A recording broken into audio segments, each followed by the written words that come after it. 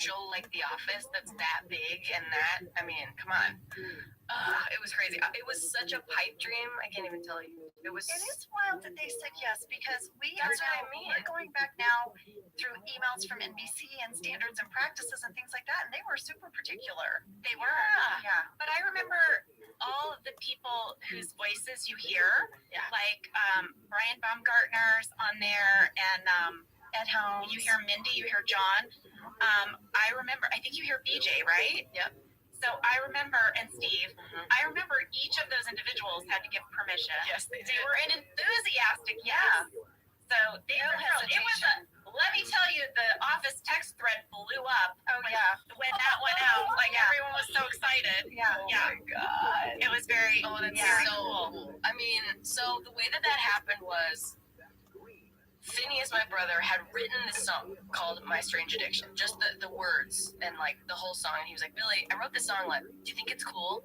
And he played it for me, and he had this beat to it that was like so goofy. And I was like, dude, this reminds me of the song that they danced to, the scar. It reminds me of the scar.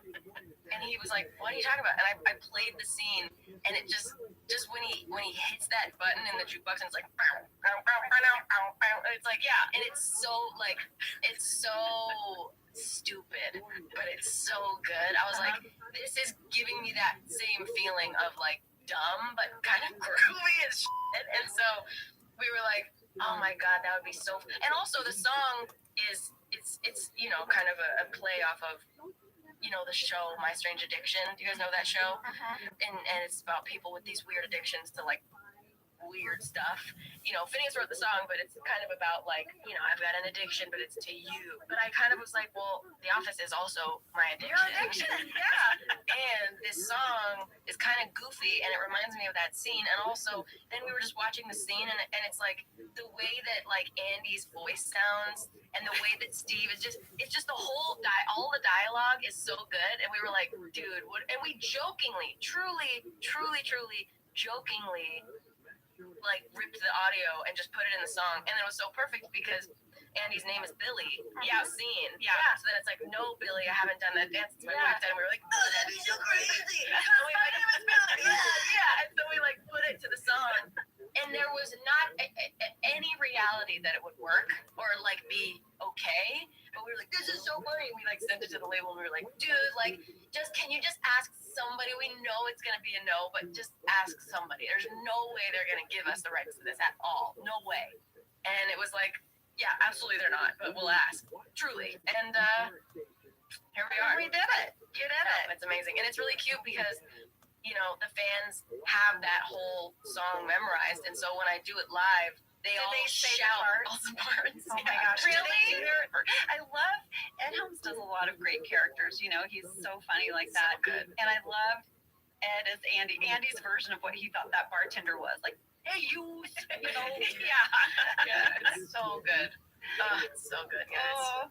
Guys, I just love this. We're having the best time. I know. I'm just like, so cool. I feel like I'm gonna have sore cheeks because I know, I feel the same. And there's a lot of things that I love in the world, and there's a lot of things that I'm passionate about. And I try not to be like a nerd about it. And truly, when I meet other people that like The Office, I'm like, okay, whatever. Like, I don't care. I'm like, I'm not trying to relate to people about it. You tell me I don't have to go to the gym when I'm with you.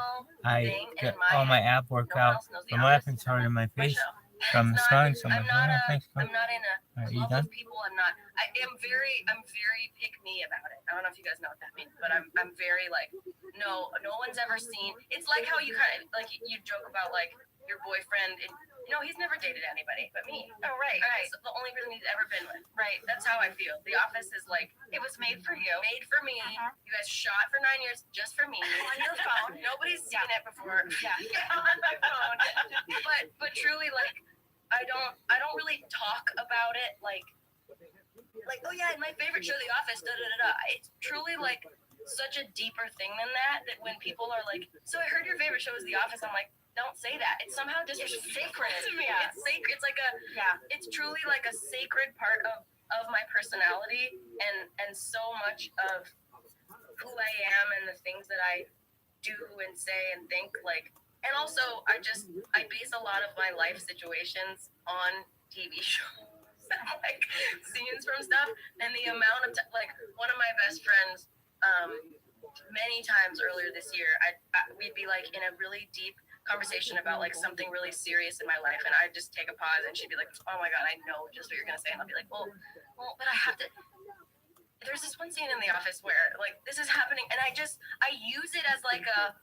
This reminds me of that one scene and how they feel here, and I really feel like that right now. It's stupid, guys. Like you really have raised me in a way. There are things that when they sort of get like, I don't know what the phrase is, but like kind of in your bones, you know what I mean? Yeah. Like then they become sacred to you, and like if someone asks you about it, you're like, okay, first of all, how dare you? I know. That was mine. I know. But at the same time, you're like, okay, Let's talk about it.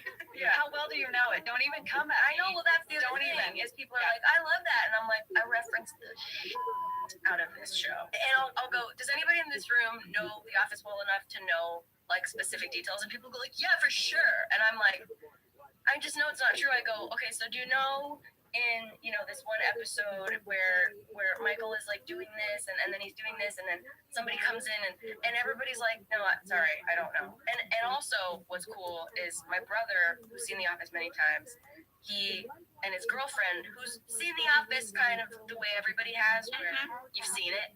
She's never really watched it all the way through, and so they've been watching it all the way through for the first time, like as a whole since it came out for Phineas too.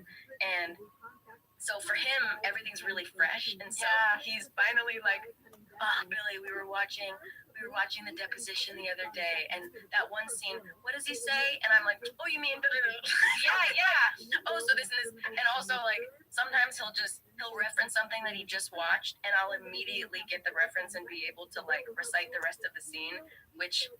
It's like a whole new level of your siblinghood. It really is a whole new layer. Wow, you can finally see me. Yeah. Oh, that's cool. Do you want to do a scene with us? Oh yes. Do you want to be in a scene with us? We printed out a scene from the show. Okay. First of all, Billy, I went to our actual shooting draft. So this is as we held it in our hands. Wow. Let's see. Oh my gosh, in 2004. This is from 2004. I was 2, you guys. Oh my gosh, I was 2 years old. Look, I highlighted your parts. Jenna, you will play Pam. Okay.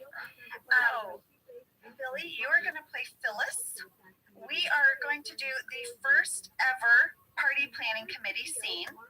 Oh yeah, I know this scene quite well. Season 1, episode 4, The Alliance. Sure is. Okay, I'm going to also read our stage direction. Party planning committee, here we go. Interior conference room. Pam, Phyllis, and Angela, semicolon, the party committee. Well, for decorations, maybe we could do. No, that's stupid. Forget it. What?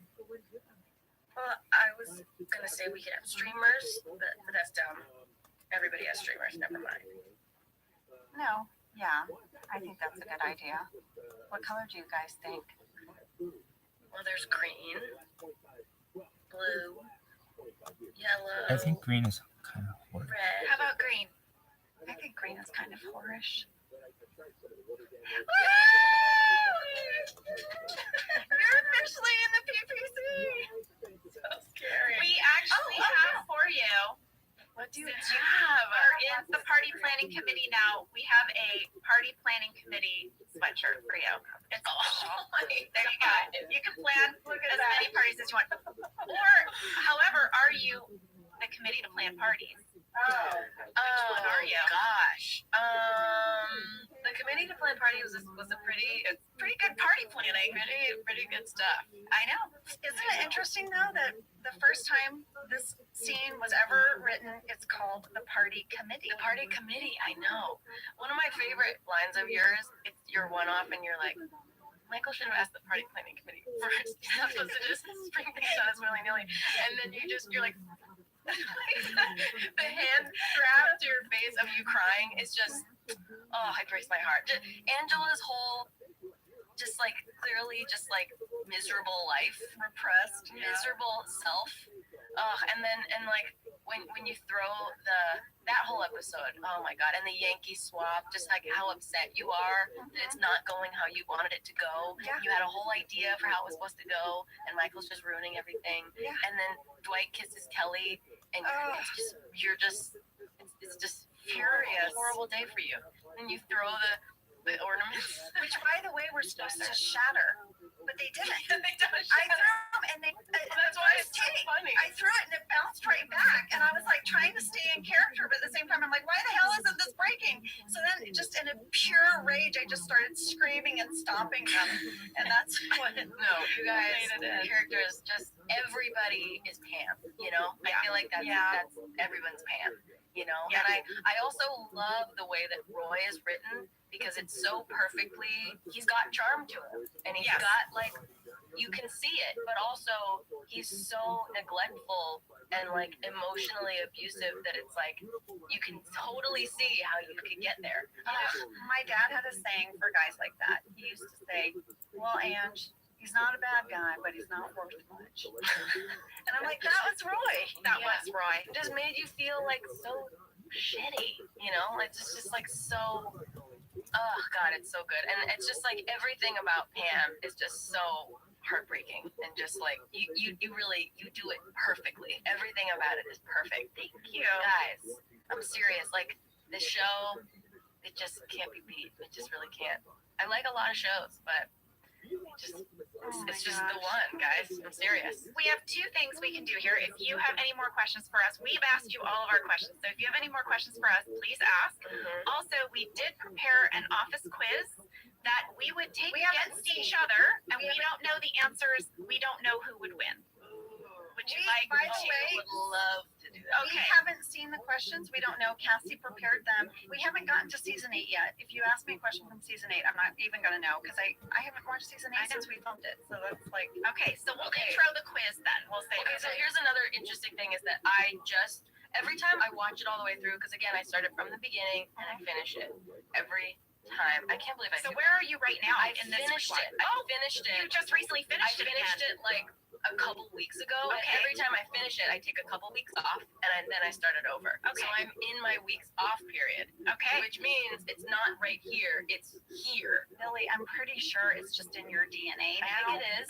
I think it is. I think. But for instance, and I think about this all the time, when Rain came over and did the office quiz with me, I was watching it, but I hadn't gotten to when Nellie is in the show. Yeah. And so she wasn't on my mind. I was just not there yet. And so he asked me a question about Nellie, and also I was nervous as shit. Dwight Schrute sitting in front of my face in my parents' house, and I was 16. Like, oh my God. I was so intimidated and nervous that when he asked me a question about Nellie, I just like, my brain just didn't work, and I just like forgot about her character for 2 seconds. And it was Until you said her name, so I embarrassing. forgot I really what hope there's Catherine no Tate's character's name was. Ellie character Yeah. question. I completely So we haven't gotten there yet. Yeah. Okay, here we go. Here we go. Office quiz with Billie Eilish. Yes, starting hopefully from easy questions, and it'll get Oh my harder. God, Cassie. Okay, How many questions are there? there's 10. Is it just anybody shout it out, whoever's first? I think so. But then you said, Cassie, if we shout it at the same time, we each get a point, and she has tiebreakers at the end. What? I didn't know any of these rules. Okay, here we Oh go. yeah, sorry, that was a private conversation I had with Cassie. I didn't tell you. Okay. All right, here we go. What body part did Michael accidentally grill Foot. because he likes His to foot. foot? Angela got it first. Okay, I didn't realize we could break in before the question was over. Yeah, it's Oh. true. I'm a rule follower. I know, For it's the true. end. No, Okay, it's fine. vicious. I'm All sorry, right. competitive. Number 2, besides the bride, who wore white to Phyllis's Kelly. wedding? Oh, Billy. Okay. 3, what does Michael give Toby as a goodbye present? A rock.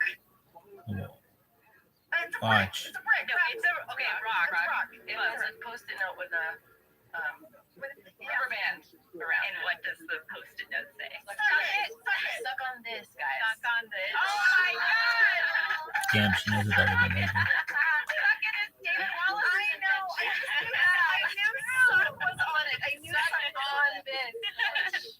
Okay. All right. Who are the members of the Finer Things Club? Oscar, Pam, Toby. Angela got it. Quiet on that one. You guys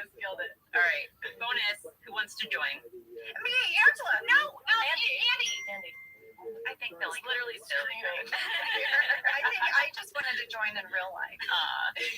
Okay, what is Stanley's favorite day? Pretzel day. I feel like they all got it. Yeah. Okay, good. Finally. All right. In Second Life, Dwight creates a character that is exactly like himself in real life, but he can fly. All right. What's the name of the song Jan keeps playing during dinner party? That one night. I don't know what the name is. They That never one talk about night. the name. By Hunter. By That Hunter. one night. Yes. But they never talk about the name.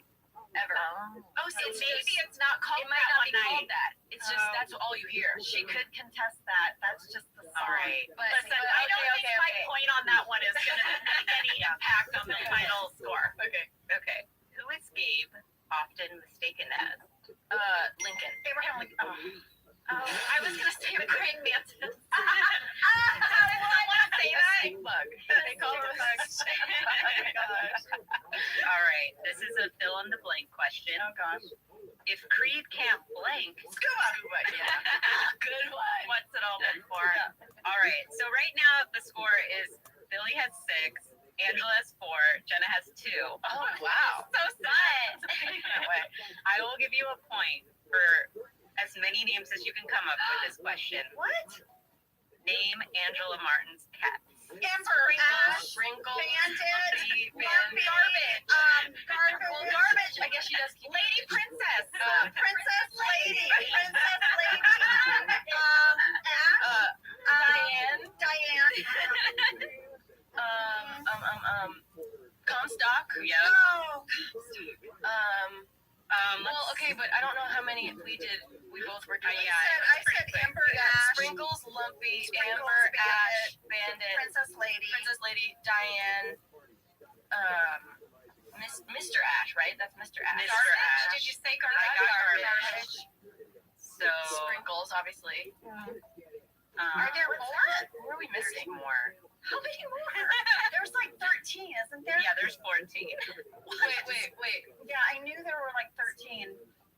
Yeah, there's 8 the one with left. the one with the Is there one named Jenny? No. Does she say them all when Dwight is saying that he doesn't like sleeping on? No, she only says like 4. Yeah, She says only Amber, 4. Ash, And the other Lumpy, ones- Diane.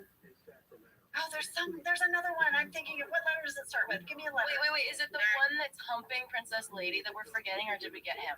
I think that's Mr. Ash. Yeah, Mr. Ash. That's right, Yeah. Mr. Ash. Give me a letter. I'll that say starts with- there are 2 that start with P.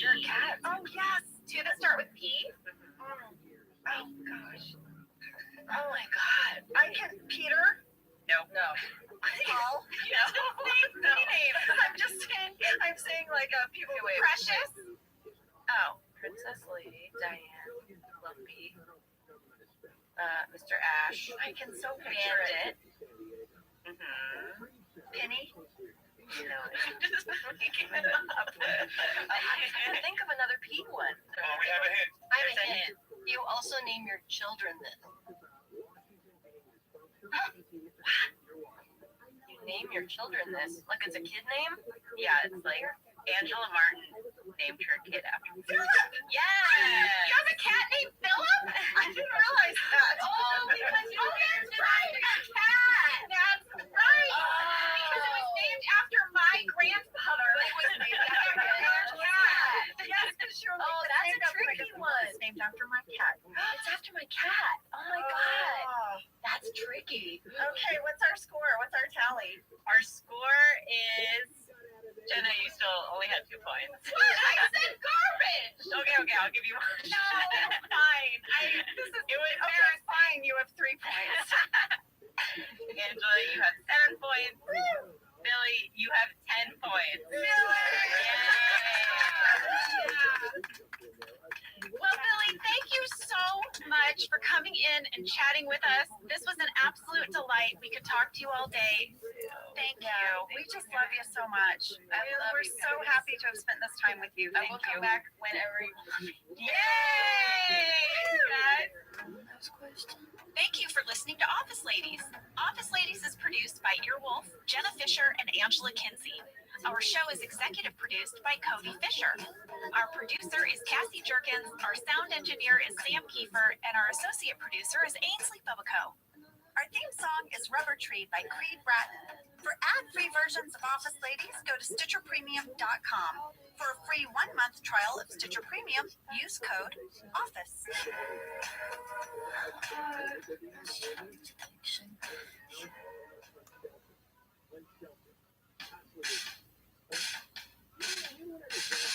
I'm Jenna Fisher. And I'm Angela Kinsey. We were on The Office together. And we're best friends. And now we're doing the Ultimate Office Rewatch podcast just for you. Each week, we will break down an episode of The Office and give exclusive behind-the-scenes stories that only 2 people who were there can tell you. We're the Office Ladies. Hello, everybody. Hi there. It's time. It is time. We have arrived at Threat Level Midnight. It is season 7, episode 17. It was directed by Tucker Gates, written by BJ Novak, and guess who is here with us today? BJ Novak! Woo! All the Tucker Gates fans are like, oh, okay, that's okay too. But, BJ, we're so excited that you're going to talk about this episode with us. I absolutely loved rewatching it. I watched the extended version on the DVD, great. which is also amazing. I watched the extended version, and then I went back and I watched the client because I was like, I need to know where it all began. Yeah. I need to see it again. Oh my God, I forgot so many different twists and turns of Michael Yes, Starr. the great thing that we discovered with the client, I feel, is how many things you learn about someone by watching something they didn't know was revealing something about them, you know? So Michael's screenplay, like, I forget it, brother, and that Dwight, oh wow, okay, he changed Dwight, you know, all these little things. It's not just what a stupid screenplay, it's you actually get a window into who he was writing it, which is so cute and hard to watch, which is like a lot of Michael Scott. So, yeah, I let me just say how happy I am that you brought me on to talk about this. This is my happiest experience probably with an episode, and it's the one that I, especially last time you had me on about Scott's thoughts, and it was like, I know, right? Let's get into it. That's the least comfortable one that I worked on. This is the most joyous. Like, this was really a victory lap for Steve and the whole cast, for me and the writers. It was just like, it was really a pure joyous episode. We could have done a 2-hour version, so I'm just happy to reminisce about it. Angela, weren't you saying that on the commentary, Dave Rogers was talking about the joy? Yes, on the DVD commentary, there are you, Craig Robinson, Creed Bratton, Charlie Grandy, and Dave Rogers. And Dave shared how jazzed everyone was after the table read. He said the table read was so electric and everyone was so into it and having such a ball. Steve was so into it, and everyone left feeling super pumped after the table read. They couldn't wait to dive in this episode. Like, all departments were so excited. Yeah, and you see that in the episode. Well, BJ, where did the idea for doing Threat Level Midnight as a full episode come from? It came directly from Steve. When we went into the final season, I might be conflating memories, but as I remember it, Greg Daniels asked him, is there anything you want to do before you leave? And he said, let me think about it. And then one day, I remember was walking from the writers' building to the part of the parking lot where you run into each other, right? Yeah, right. Between like the writer's office, which is part of Dunderville, and the other part. And Steve is there like with his suit and untucked shirt, you know. Steve was like, hey, I realized the episode I want to do. I want to see Threat Level Midnight. And I was so excited to run back and tell the writers. And it's like, you know, when you get news before anyone else, like I had just received this news. You got the little nugget. I was like, I talked to Steve. Like, Steve, here's what Steve wants to do. Threat Level Midnight, and everyone lit into a big grin. It's like, we can grant that wish. That is a great wish. And probably because I reported it with such excitement, it seemed like I was the guy to write it. And I was, you know, I got the assignment. I was going to ask you that. How did you get assigned this script? Do you think it was because you're the person who ran into him in the parking lot? I think the fact that I came in with that grin was intoxicating to the room, and I was the right messenger of it. But I also think because I had been there I had been there from the client. Not all the writers were still there. It was only a few of us that had been there back then.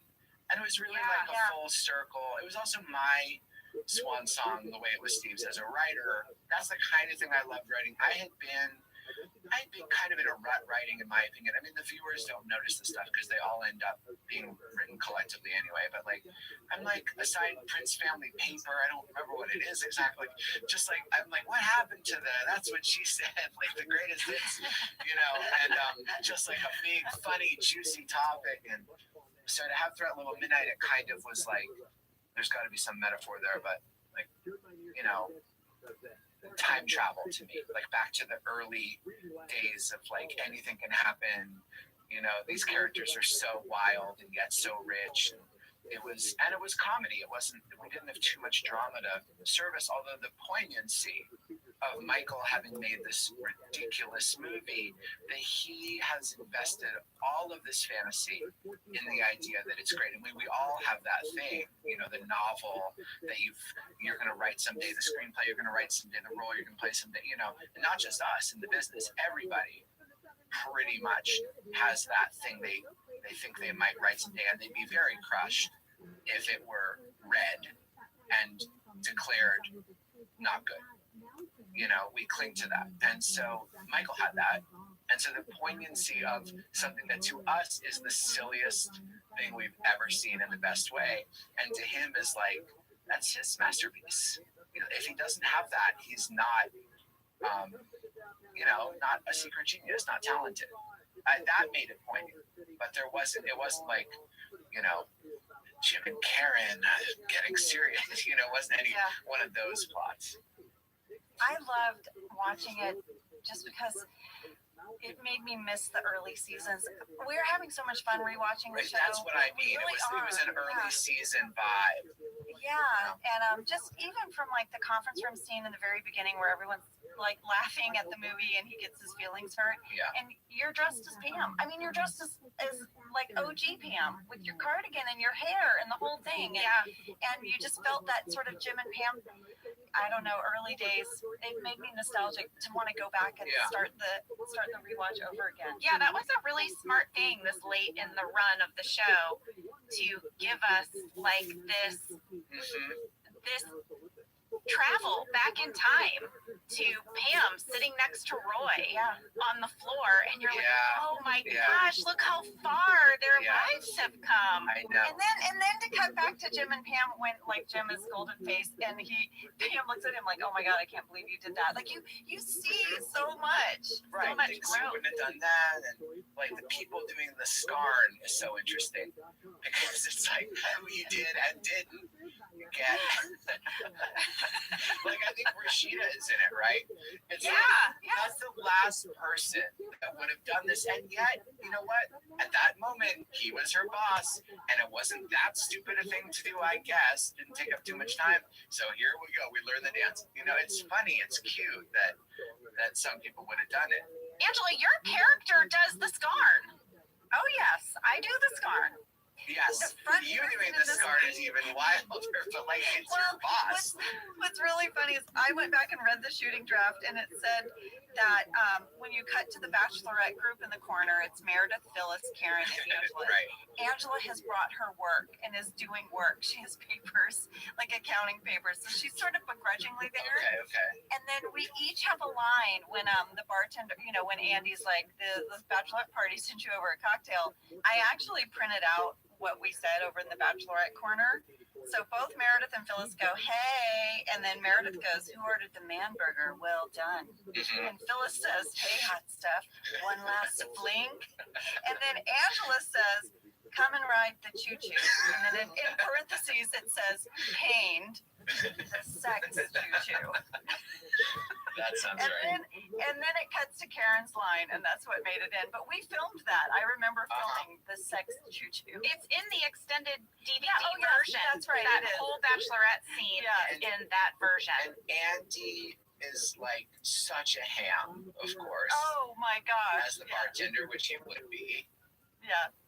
So yeah, that was very fun doing all that math. But I think a lot of it, which is sweet and part of the spirit of The Office too, is that people just do things when someone is excited about it.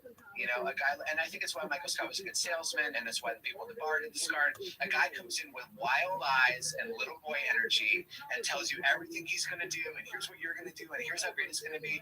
And like, you're just like, okay, sure. Like, it's harder to like cross your arms and be like, no, thank you. Some people do that, but people just do things, and that's what you sent me last night. The David Wallace talking head that got cut, where he says, I should have done it. You know, like, I think at the end of the day, you look back on things, and the people who do say, I'm not doing that, they regret it. Like, life is short. No one's paying attention to what you do. Like, even if you David Wallace, shouldn't be in this movie, like, whatever. You'll all not work here someday. Just say yes, you know? That energy, that little boy, wild-eyed energy, where someone gets an idea and then you end up doing something that you didn't think you were going to do, is literally every situation I've ever been in with John Krasinski. Yeah. Right? Doesn't John? He'll could be like, Jenna, get Lee. We're going to Vegas this weekend. I'm like, we are? We're going to Vegas? He's like, we're doing it. I have tickets. I'm like, you have a ticket in my name? No. I have tickets. You get tickets. We're going. Well, I heard about this trip. Did this trip Yes, happen, we or is this? This was a real trip. Yes. Okay. One, we're standing out in the parking lot of Dunder Mifflin. We're doing some scene. John's on the phone. He comes back. He's like, what are you doing this weekend? I'm like, I don't know. I think Lee and I might. He goes, you're going to Vegas. We're all going to Vegas. I'm like, we are? We're going to Vegas? He's like, yeah. Can you make a 6:30 flight? And I'm like, and then I call Lee and I'm like, I think we're going to Vegas. It's the best. It's why he's so successful. It's why Michael Scott was successful in his way. It's all of us should be more like that, because think of how it feels on the other side. I mean, you were that person. If someone comes up to you with that wild excitement and says, you're going to Vegas, you're like, we are? Okay, I have 3 things I need to take care of. How quickly can I, you know? I have to undo 3 things Someone's that I just was gotta make going to a do this decision. weekend. Yeah, and the worst is when you make plans with someone, they're like, I don't know, where do you want to go? You know? Oh, no, then you're never even going to Chili's that way, you know?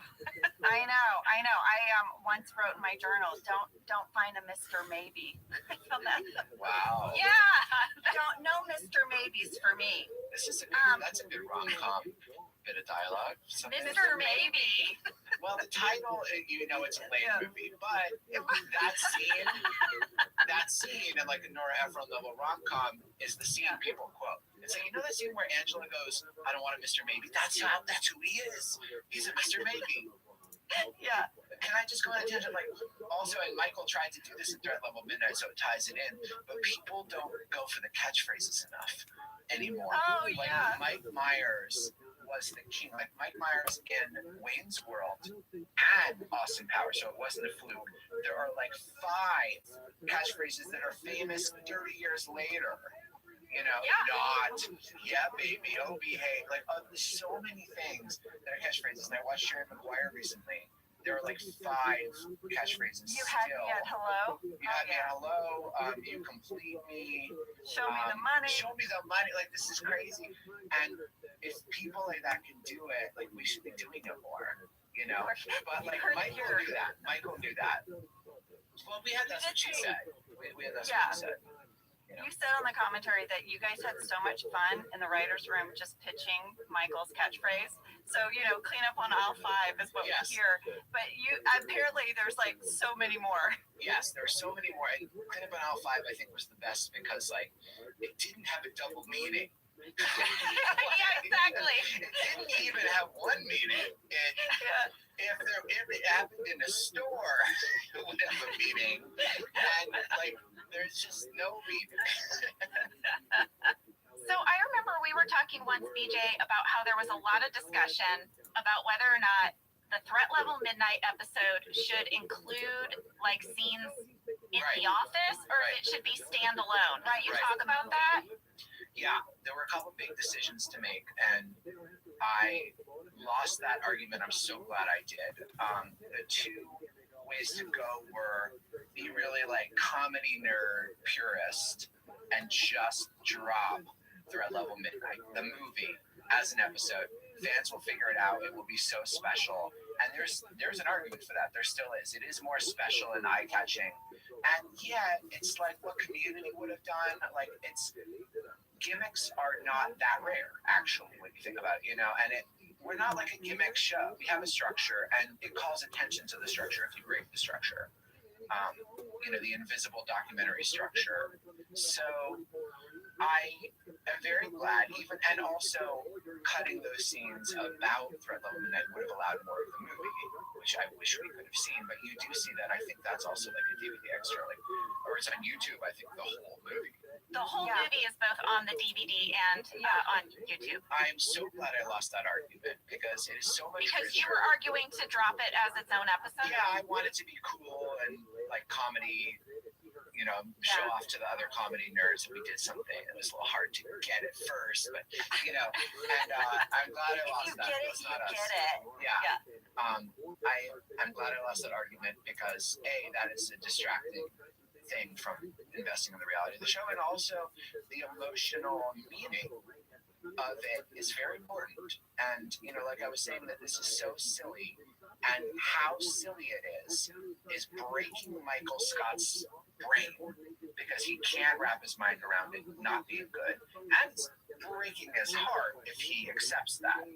And Holly is there to take him from the fantasy kid version of him, which is like, I can be Sylvester Stallone if I want, to the adult version, which is you are a wonderful guy who made a silly movie at one point with his friends.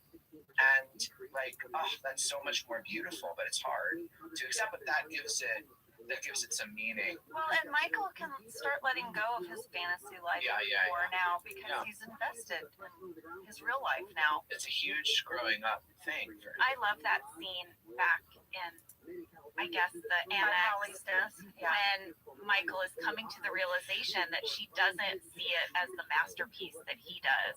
Yeah. And she has that line where she says, I think it's a really fun thing you did with your friends.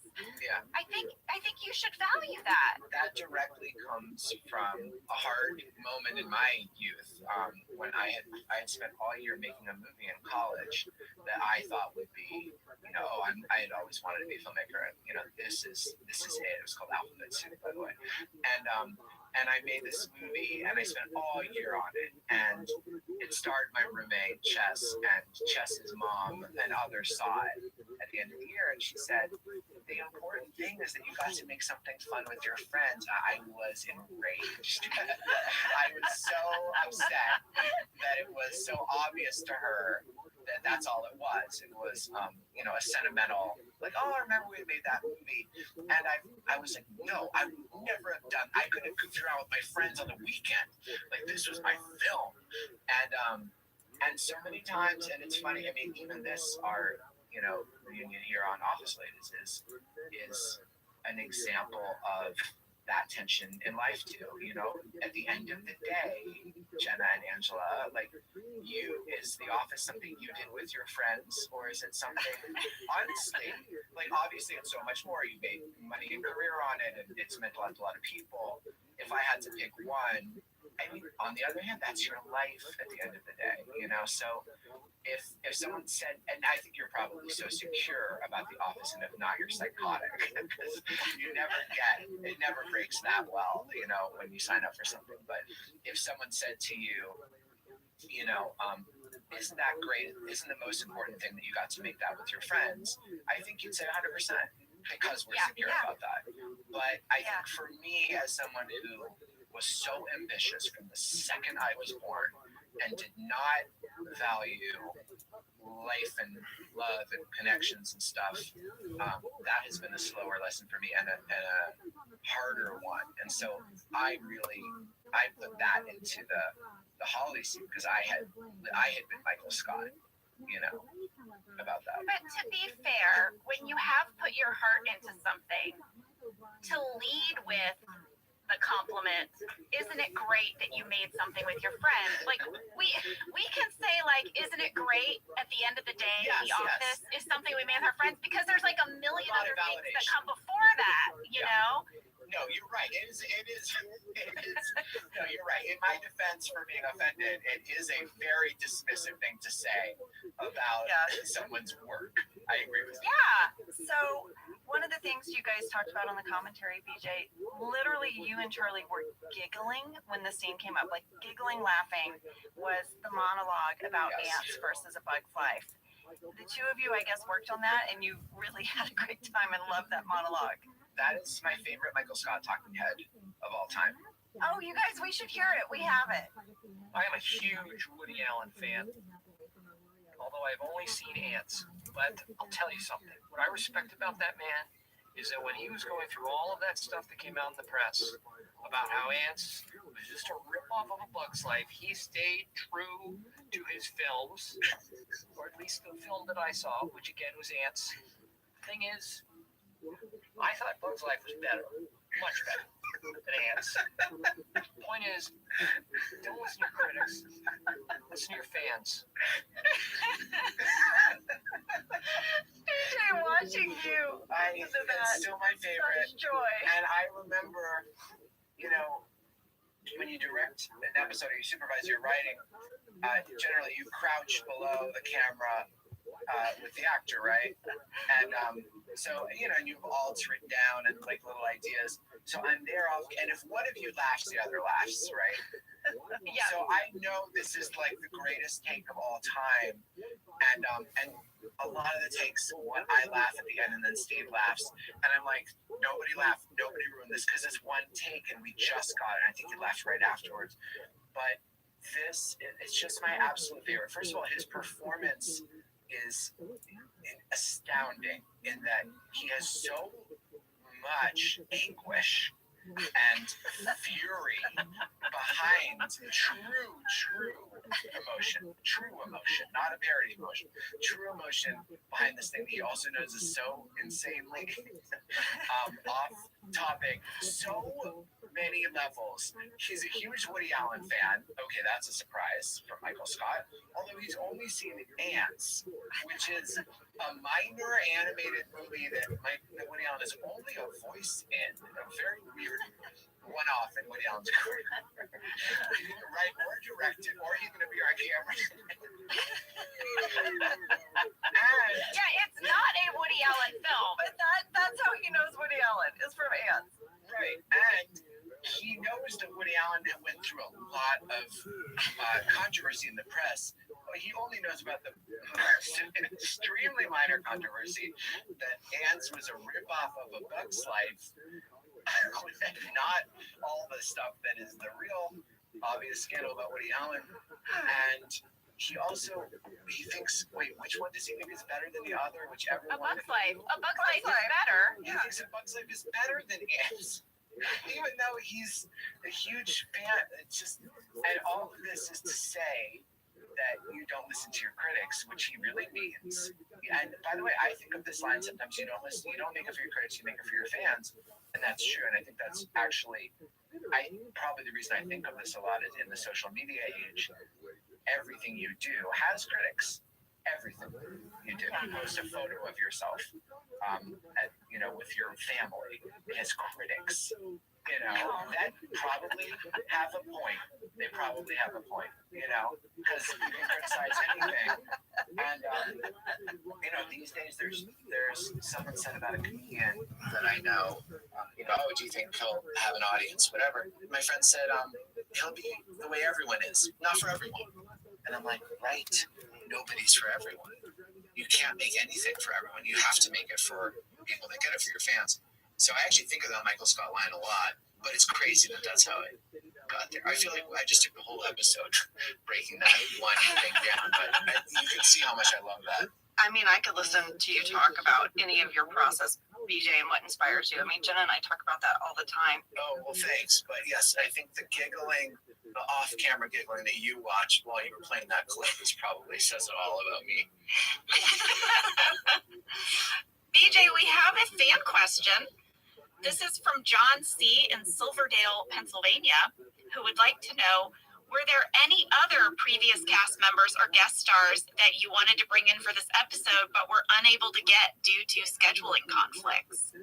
You brought back so many people. Yes, I think Amy Adams couldn't do it. Yes, Randy said that you guys tried to get Amy Adams back, and she was doing a film, and she was really bummed out. She even sent like a letter. She said, "Thank you so much for thinking of me," and that she was so bummed that she couldn't be in it. That was really classy, and I didn't remember that. But it just goes to show, like, we thought, like, well, Amy Adams, she was doing such enormous movies, and she had been like on a few episodes. What are the, she didn't want to come back to do a guest like flashback in Thriller Midnight, but she did. You know, she didn't do it, but she wanted to. That alone says a lot about her and about the show. So, BJ, do you remember what role she was going to play? I don't. Well, I found an old interview with you. Okay, great. And you said that she was going to play a floozy who was in bed with Michael Scarn, that Dwight would wake him up and tell him about the mission from the president. And in the scene, Michael was going to tell her that he was unsatisfied with their empty lovemaking because no one has ever been as good as his wife. And then there was going to be a talking head with Katie where she says, with embarrassment, how she did the role because she had some interest in acting back in the day, and then you were going to kind of catch up with what she's up to now. I love the word floozy would only have been, I must have really been channeling Michael Scott, because I can't imagine saying, oh yeah, she'd play a floozy. I'm not totally sure what a floozy is, but I know it's like a dime a dozen dame from an old type of movie. Right, yeah. That was just, it was clearly so much fun. We could have gone on forever. It was really fun to see all the warehouse guys doing the Scarn. Yep. And you got Dave Keckner back. Oh my gosh, everybody. It felt like everyone was there. Yeah, Melora. I actually love that. I love that song. And I also really love, I think the end credits of the episode has like the Will Smith version of the Scarn, where like, Oh, it's a totally different song. It's not even the Oh, it's Scarn. not even It the is song, the yeah. Threat Level Midnight. yes, yes, yes. Andy Bernard. Song. Yeah. Sung by Ed Helms. Yeah. You know, Will Smith-esque style rap. Right, and that was Michael's vision, that it was a Will Smith. It's so good. I think Charlie wrote that. It's so funny. Makes all the ladies feel all right, from Madonna to Madeleine Albright. And I did admire that Michael Scott would pick such strong women as his dream women. It's sort of true, right? I know. I really thought like that was a great choice. Michael is sort of like an instinctive feminist. He does admire, like Jan. You know, he likes a strong woman. He thinks they're sexy. You know. And I think that is cool about Michael. I guess that to him, his go-to dream women would be Madonna and Madeleine Albright back whenever he wrote this thing in 2003 or whatever. It's funny. Well, we have it. Here it is. Oh, yeah. Red level midnight, base on the furnace feel all right. From Madonna to Madeleine, all right. Red level midnight, it's a level threat. He's the greatest fucking star I ever seen yet. Red level what? Midnight. Red level who? Michael Scarn. Red level what? Apartheid. Gotta fight it. Freeman and a piece of it. Fighting apartheid, which he probably meant, but it was like the cause of the moment when he was writing that lyric. Just so smart. So last week we talked to Billie Eilish, and we talked about how she sampled Threat Level Midnight for her song My Strange Addiction. BJ, what was it like when you got the call that you had to give permission? Because your voice is in it. I knew who Billie Eilish was. I didn't really know her music then. Now I'm a fan, and now I'm friends with her brother Phineas, who does a lot of that stuff. He composed the score to my movie Vengeance. But at the time, I just knew she was like some cool singer, so I was like, oh, cool.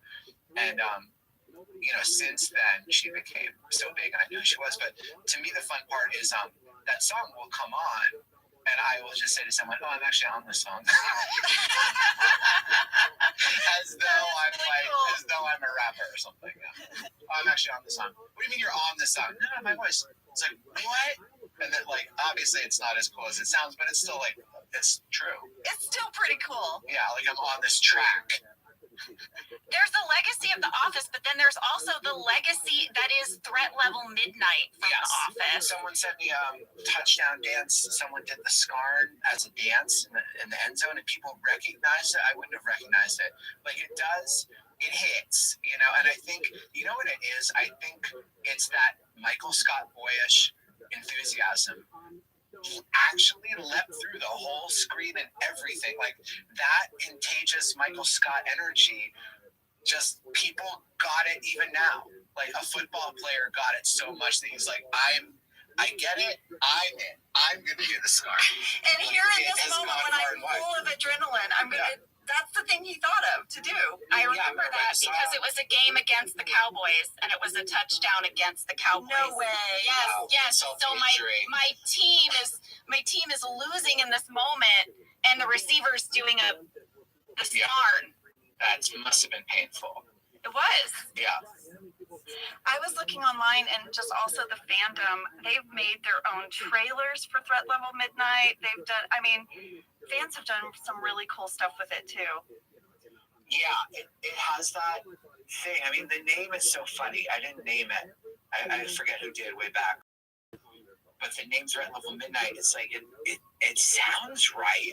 It has the right ring to it for like a Sylvester Stallone 80s movie, but like, that's not a level, midnight. Well, BJ, is there anything that we have not had a chance to discuss? The takeaway for me, besides how fun it is to talk about this, is how similar talking about this with you two is to the spirit of Threat Level Midnight, which is, it really is about how much fun it was to do something when you were younger that you took so seriously. And we are very lucky in that, you know, we are just a, you know, little part of the hundreds of people who made The Office what it was. But we are very lucky that our thing is something that everyone validates us for and we're proud of. But I think that over time you realize, oh, that was my heart and soul in life, no matter what anyone thought of it. And that is what Michael realizes. That is what I realize over time. I'm sure it's what you're realizing with your show. So this sort of Threat Level Midnight was a trip down memory lane for The Office writers and cast and crew. And it was a trip down memory lane for Michael Scott in a painful way for him, because he had to confront his delusions of grandeur that he hadn't given up. So yeah, just talking about it with you, I feel like Michael and Holly, you know, I feel like we're doing that kind of thing. It's so fun. Oh, BJ, we love having you on the show. You're always so generous with us, and it's just good to see you. I love it. It's great to see you. Thank you, BJ. All right, see you soon. Love you. Thank you. Love you. Thanks, love you too. Bye. Bye.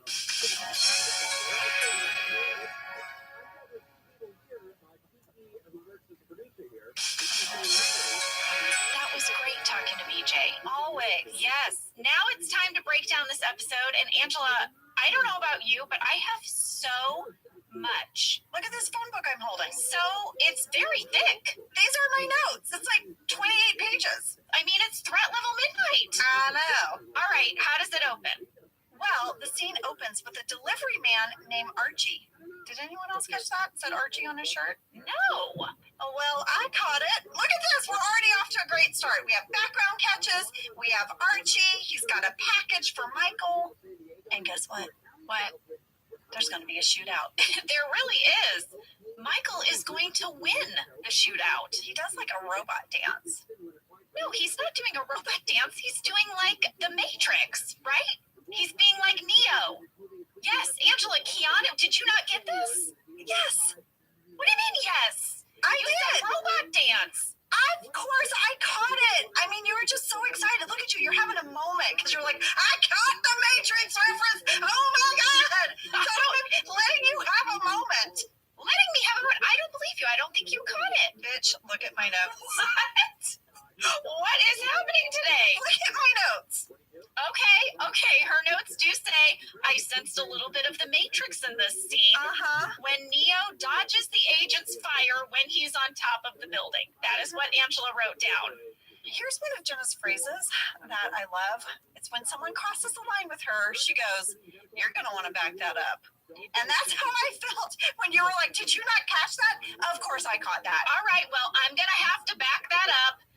You caught it. Thank goodness. I would have been confused. Okay, we can continue being friends now. We can't. There is no spoon. Well, we had a fan question from Kendall T. in Durham, Maine, who asked, who plays the delivery man that Michael Scarn shoots at the beginning of the episode? Archie? Yes, Archie. So the actor who played Archie was an actor named Greg Collins, who Randy Cordray pitched for the role because the actor who was originally scripted to play this part was not available. Michael Naughton. Michael Naughton, Michael's improv teacher from Email Surveillance. I'm sorry, but that would have been amazing. That would have been so funny. I mean, that's the guy who took away Michael's pretend guns in improv class. Also, you guys, if you ever get a chance to see Michael Naughton on stage, he's so hilarious. Well, I thought Greg Collins did a wonderful job. He did. He was perfect. He even looked how I thought a delivery guy in this type of movie would look. Yes. Did you notice at 41 seconds his shirt is unbuttoned all of a sudden? No, I didn't. Was that to show the blood? Yes. So he had like a navy button up, and then all of a sudden at 41 seconds, it's unbuttoned. I love that.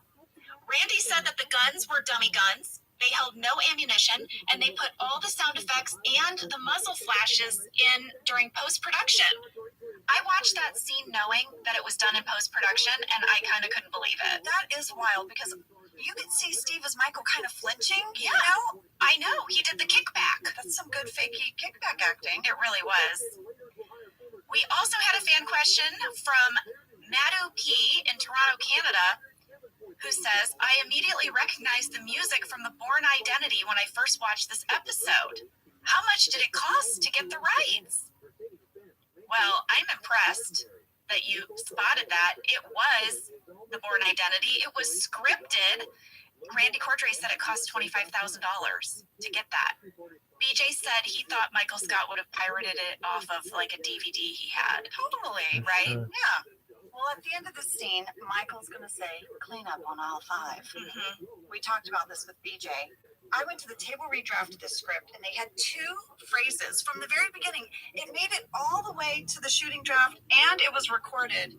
But they ultimately went with clean up on aisle 5. The other one was return to sender. It even made it into the bloopers. I think we should hear it. Return to sender. Clean up on aisle 5. Okay, so clearly clean up on aisle 5 is the thing that made everyone crack up, and that's how it won. It seems like it, doesn't Yeah. it? And then Michael has this talking head where he says, after 3 years of writing, 1 year of shooting, 4 years of reshooting, and 2 years of editing, I have finally completed my movie, Threat Level Midnight. Jenna, it took Michael Scott and you and I the same amount of time to write something. Are you talking about our book? Yes, it took us 3 years and 7 months to write our book. So the episode begins with Erin making an announcement in the bullpen. Michael is with her.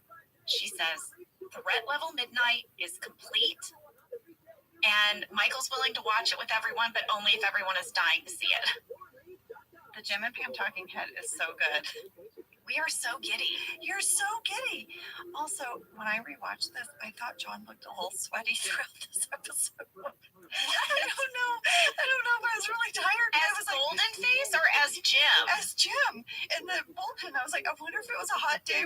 I even went to the shooting draft to see the week we filmed it, to see the date. I was like, oh, I bet it was in the summer. No, it was January. But JK, you look a little sweaty. I wonder what that was about. Just him? I thought so. Sorry, JK. I just thought you looked. You had a little bit of a glow. He had a glow. He had a glow. All right. Pam tells Michael they definitely want to watch the movie, and after he leaves, she gives the bullpen a little pep talk to set the right mood for watching this movie. Kind of a mom speech.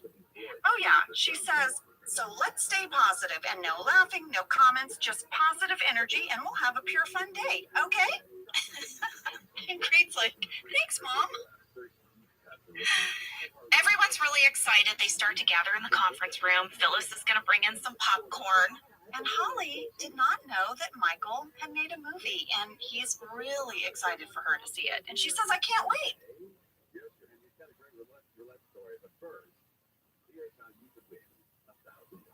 Now, your chance to win $1,000. Just enter the nationwide keywords on our website. Grand. That's grand. GRAND. Enter it now at AFIAF640.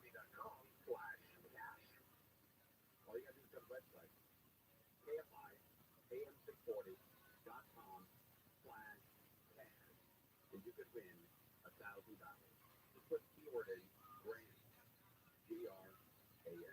Before we get pretty straightforward. Yeah. Before we get your story, there's more to that intersection story that Steve Greger's talking about. What's that? Yeah. You know, they have sometimes when you're crossing the street in Los Angeles or anywhere around the United States, perhaps around the world, it beeps for the hearing impaired, of course. Yeah. Visually impaired. Yeah, you can hear it. Yeah. Right. What was that? No, there's the term blind. Sorry about that. I don't know what area you're living in. For the seeing impaired. Yeah. So that people can know that you can cross the street. There's a beep, beep, beep, or doot, doot, doot. There's some different. Could you run through some of the other ones?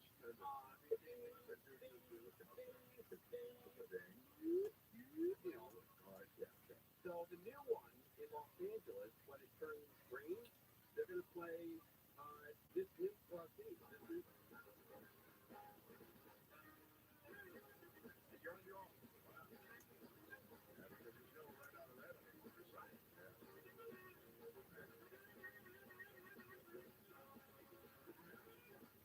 What way to go out?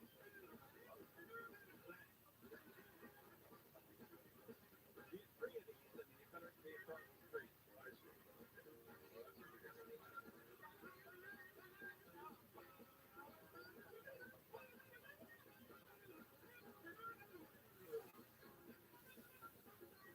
What a great scene. The second verse I've ever heard. I didn't either.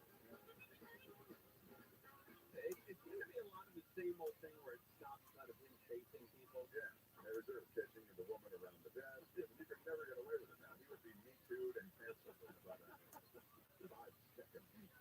Any one of his sketches would get him canceled. That's right. That's exactly right. All right, you asked Benny Hill. Benny Hill's the best. The Benny Hill theme song. If you want to look it up, Yakety Sax. Yeah, and it's and you can look it under Benny Hill theme song. If you go to a club, you should ask the DJ to play that. Did you play that in the club? You didn't play it? All right, girl, half price drink. Get to the floor. Make it good. Guys, don't chase the girls around. Maybe they could play that at the end of the night where no guys have picked up the guys that haven't picked up on girls. And all singles get onto the dance floor. Chase each other around. Last call, nice time to pick up some ass.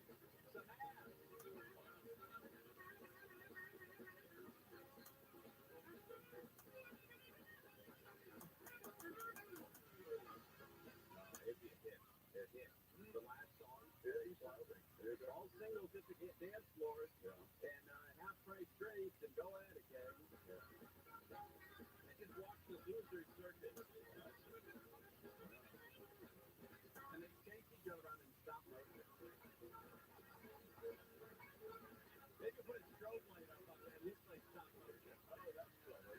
Buddy, I'd be the king of clubs, man. I would own it. I'd play YMCA in there, and everybody would do the YMCA.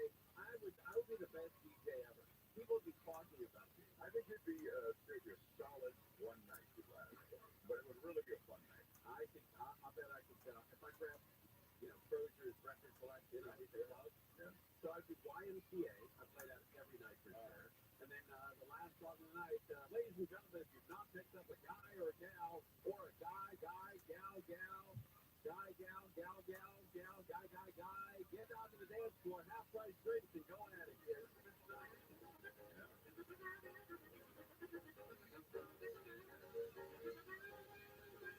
Just chase each other around. Yeah, I could see it. Well, grab it.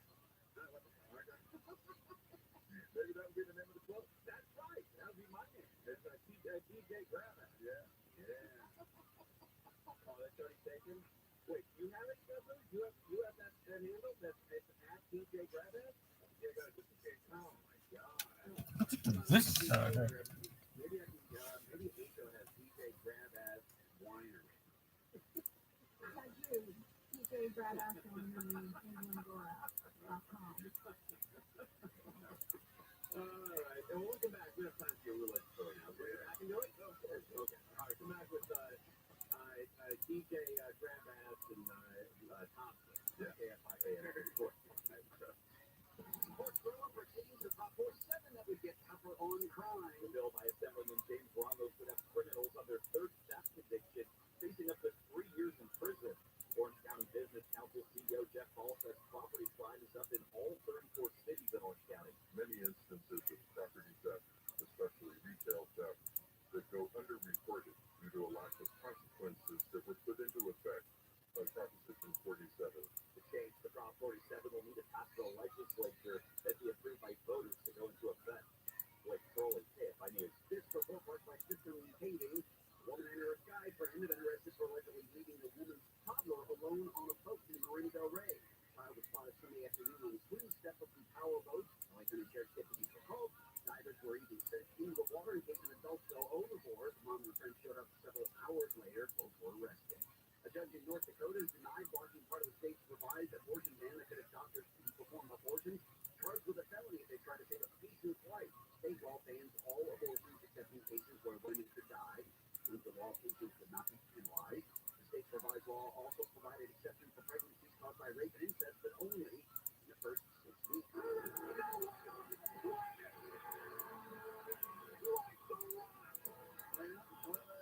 Winning like The Rock because Wayne The Rock Johnson has won the rights to his own nickname. The Rock became synonymous with Johnson's wrestling persona after he joined the WWE in 1996 under a new agreement with the company that gets to legally own the name and join the board of TKO Group, known as WWE. Rock comes from Johnson's father, who was a Hall of Famer for the organization and first white champion in the WWE history. The WWE. Johnson says he owns everything for that name, including his wrestling and Hollywood career. Gonna take a look at those three-way. Next. Let's come up Morongo. Oh, yes, man. Morongo's the place to go. You're going to get out there and enjoy some games this weekend. I think you know what I'm talking about. The Big Game Blitz is going on out there. The biggest indoor tailgate in Southern California. Got food, drinks, giveaways, and the big games. For this big game, February 11th in Morongo's ballroom. With your gift giveaway, you get a slow cooker when you're earning 500 points on the rewards card on the 30th. Man, how stoked would you feel where you're leaving Morongo, like on a Sunday morning after spending Friday and Saturday night there, and you look in the back and you got a slow cooker in the back, man. You're going to love it. Marshall Tucker Band with Jefferson Starship will be there live March 1st. That's going to be a cool night. Florida prizes get a Red Planet telescope or $500 cash when you're 3,000 points this Friday. And treat your sweetheart and yourself. So Valentine's Day hotel stay. You get a room as low as $109 a night. Wow. Morongo, man, they got it going on out there. Morongo Casino Resort and Spa. It's not for everybody. Clouds and fall tonight goes under 60 degrees. Staying overcast and cooler tomorrow. The sun and the temperatures will increase a bit each day for the weekend. 59 in Newport Beach, 64 in Diamond Bar. This crash in Garden Road. Someone was on the 22 making the way eastbound at Harbor. Good news, they cleared the stretch out of the middle lane. Still seeing quite the backup all the way from Beach Boulevard. Hey, Bill, thanks for the update. Down to 50, keyword KFI traffic. We saw Mike O'Brien looking at East LA. KFI in the sky.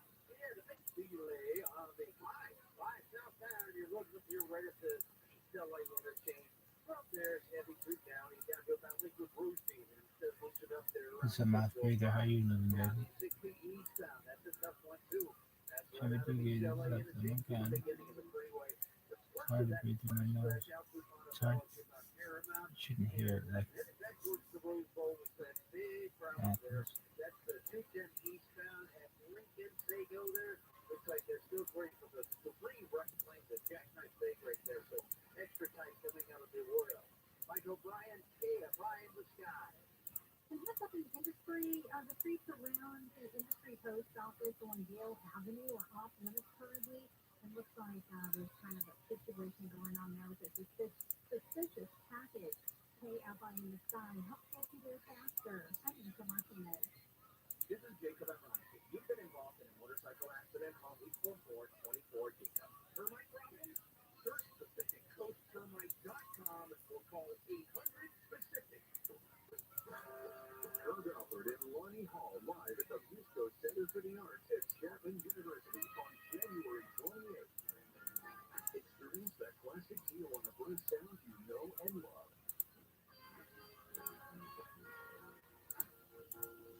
Herb Alpert and Lonnie Hall live at the Musco Center for the Arts at Chapman University.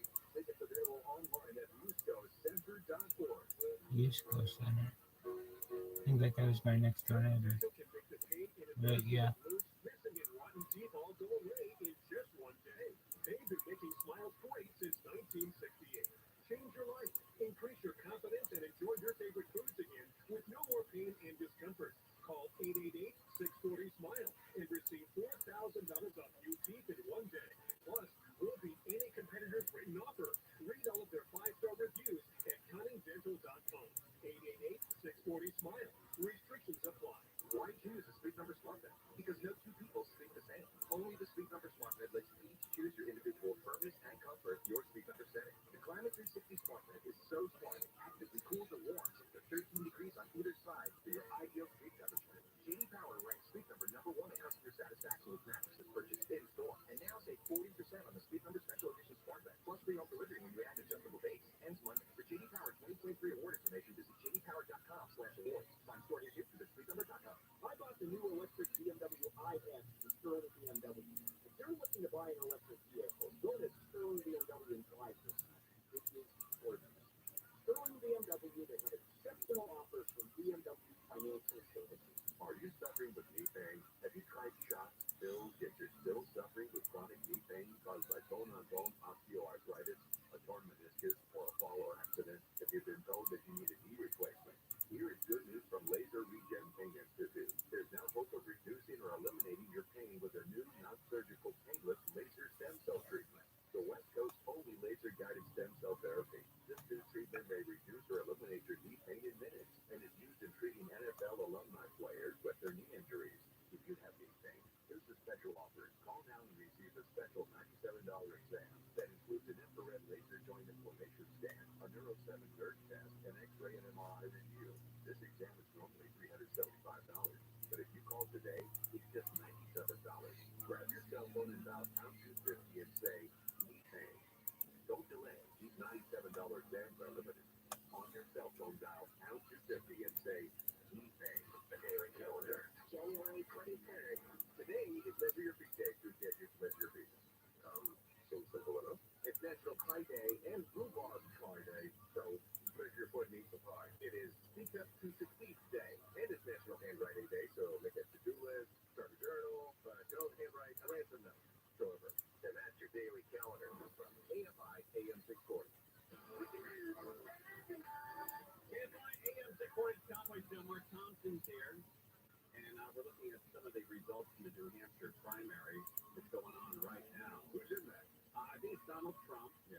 And, Nikki, you're still fine. You're still fine. Blow my mind. Haley.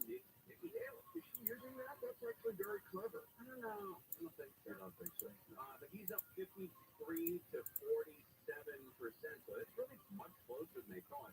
And Trump needs Nikki Haley to stay in the race because if it was just Trump and they go to primaries and these early states, nobody cares. Nobody. CNBC, MSNBC, NBC, ABC, CBS, Fox, CNN, they all go to New Hampshire to cover it. But if it's a one-man race, they wouldn't go. So they need Nikki Haley to stay out there. Yeah, you're right. Yeah. All right, so there's my politics tonight. All right, so you went to Las Vegas. Went there for the football. This past weekend. That wasn't on the air. No, the other button. I'll just tell him. She calls it lost wages. Oh, clever. He said clever. Yeah. All right, so. Yeah, I didn't say that. Yeah, very clever. I haven't heard that. Yeah. Yeah, that's good. Lost wages? Yeah. Because you lose a lot of money there, so you lose your wages. Now, it does make sense. It tracks. It really does. All right. Just started their doing prep classes at the Brownies. Huh? Well, she's off. Good start. Oh, she's great. She's great. Yeah. What do I tell people about you? What about your sleep? That if I get a good night's sleep, I'm the sharpest of my. That's exactly right. Yeah. Thank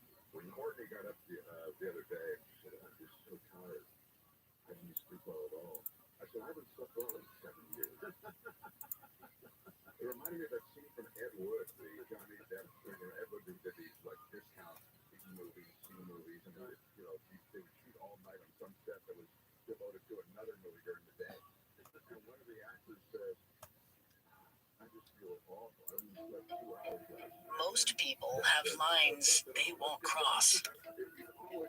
Things they won't do.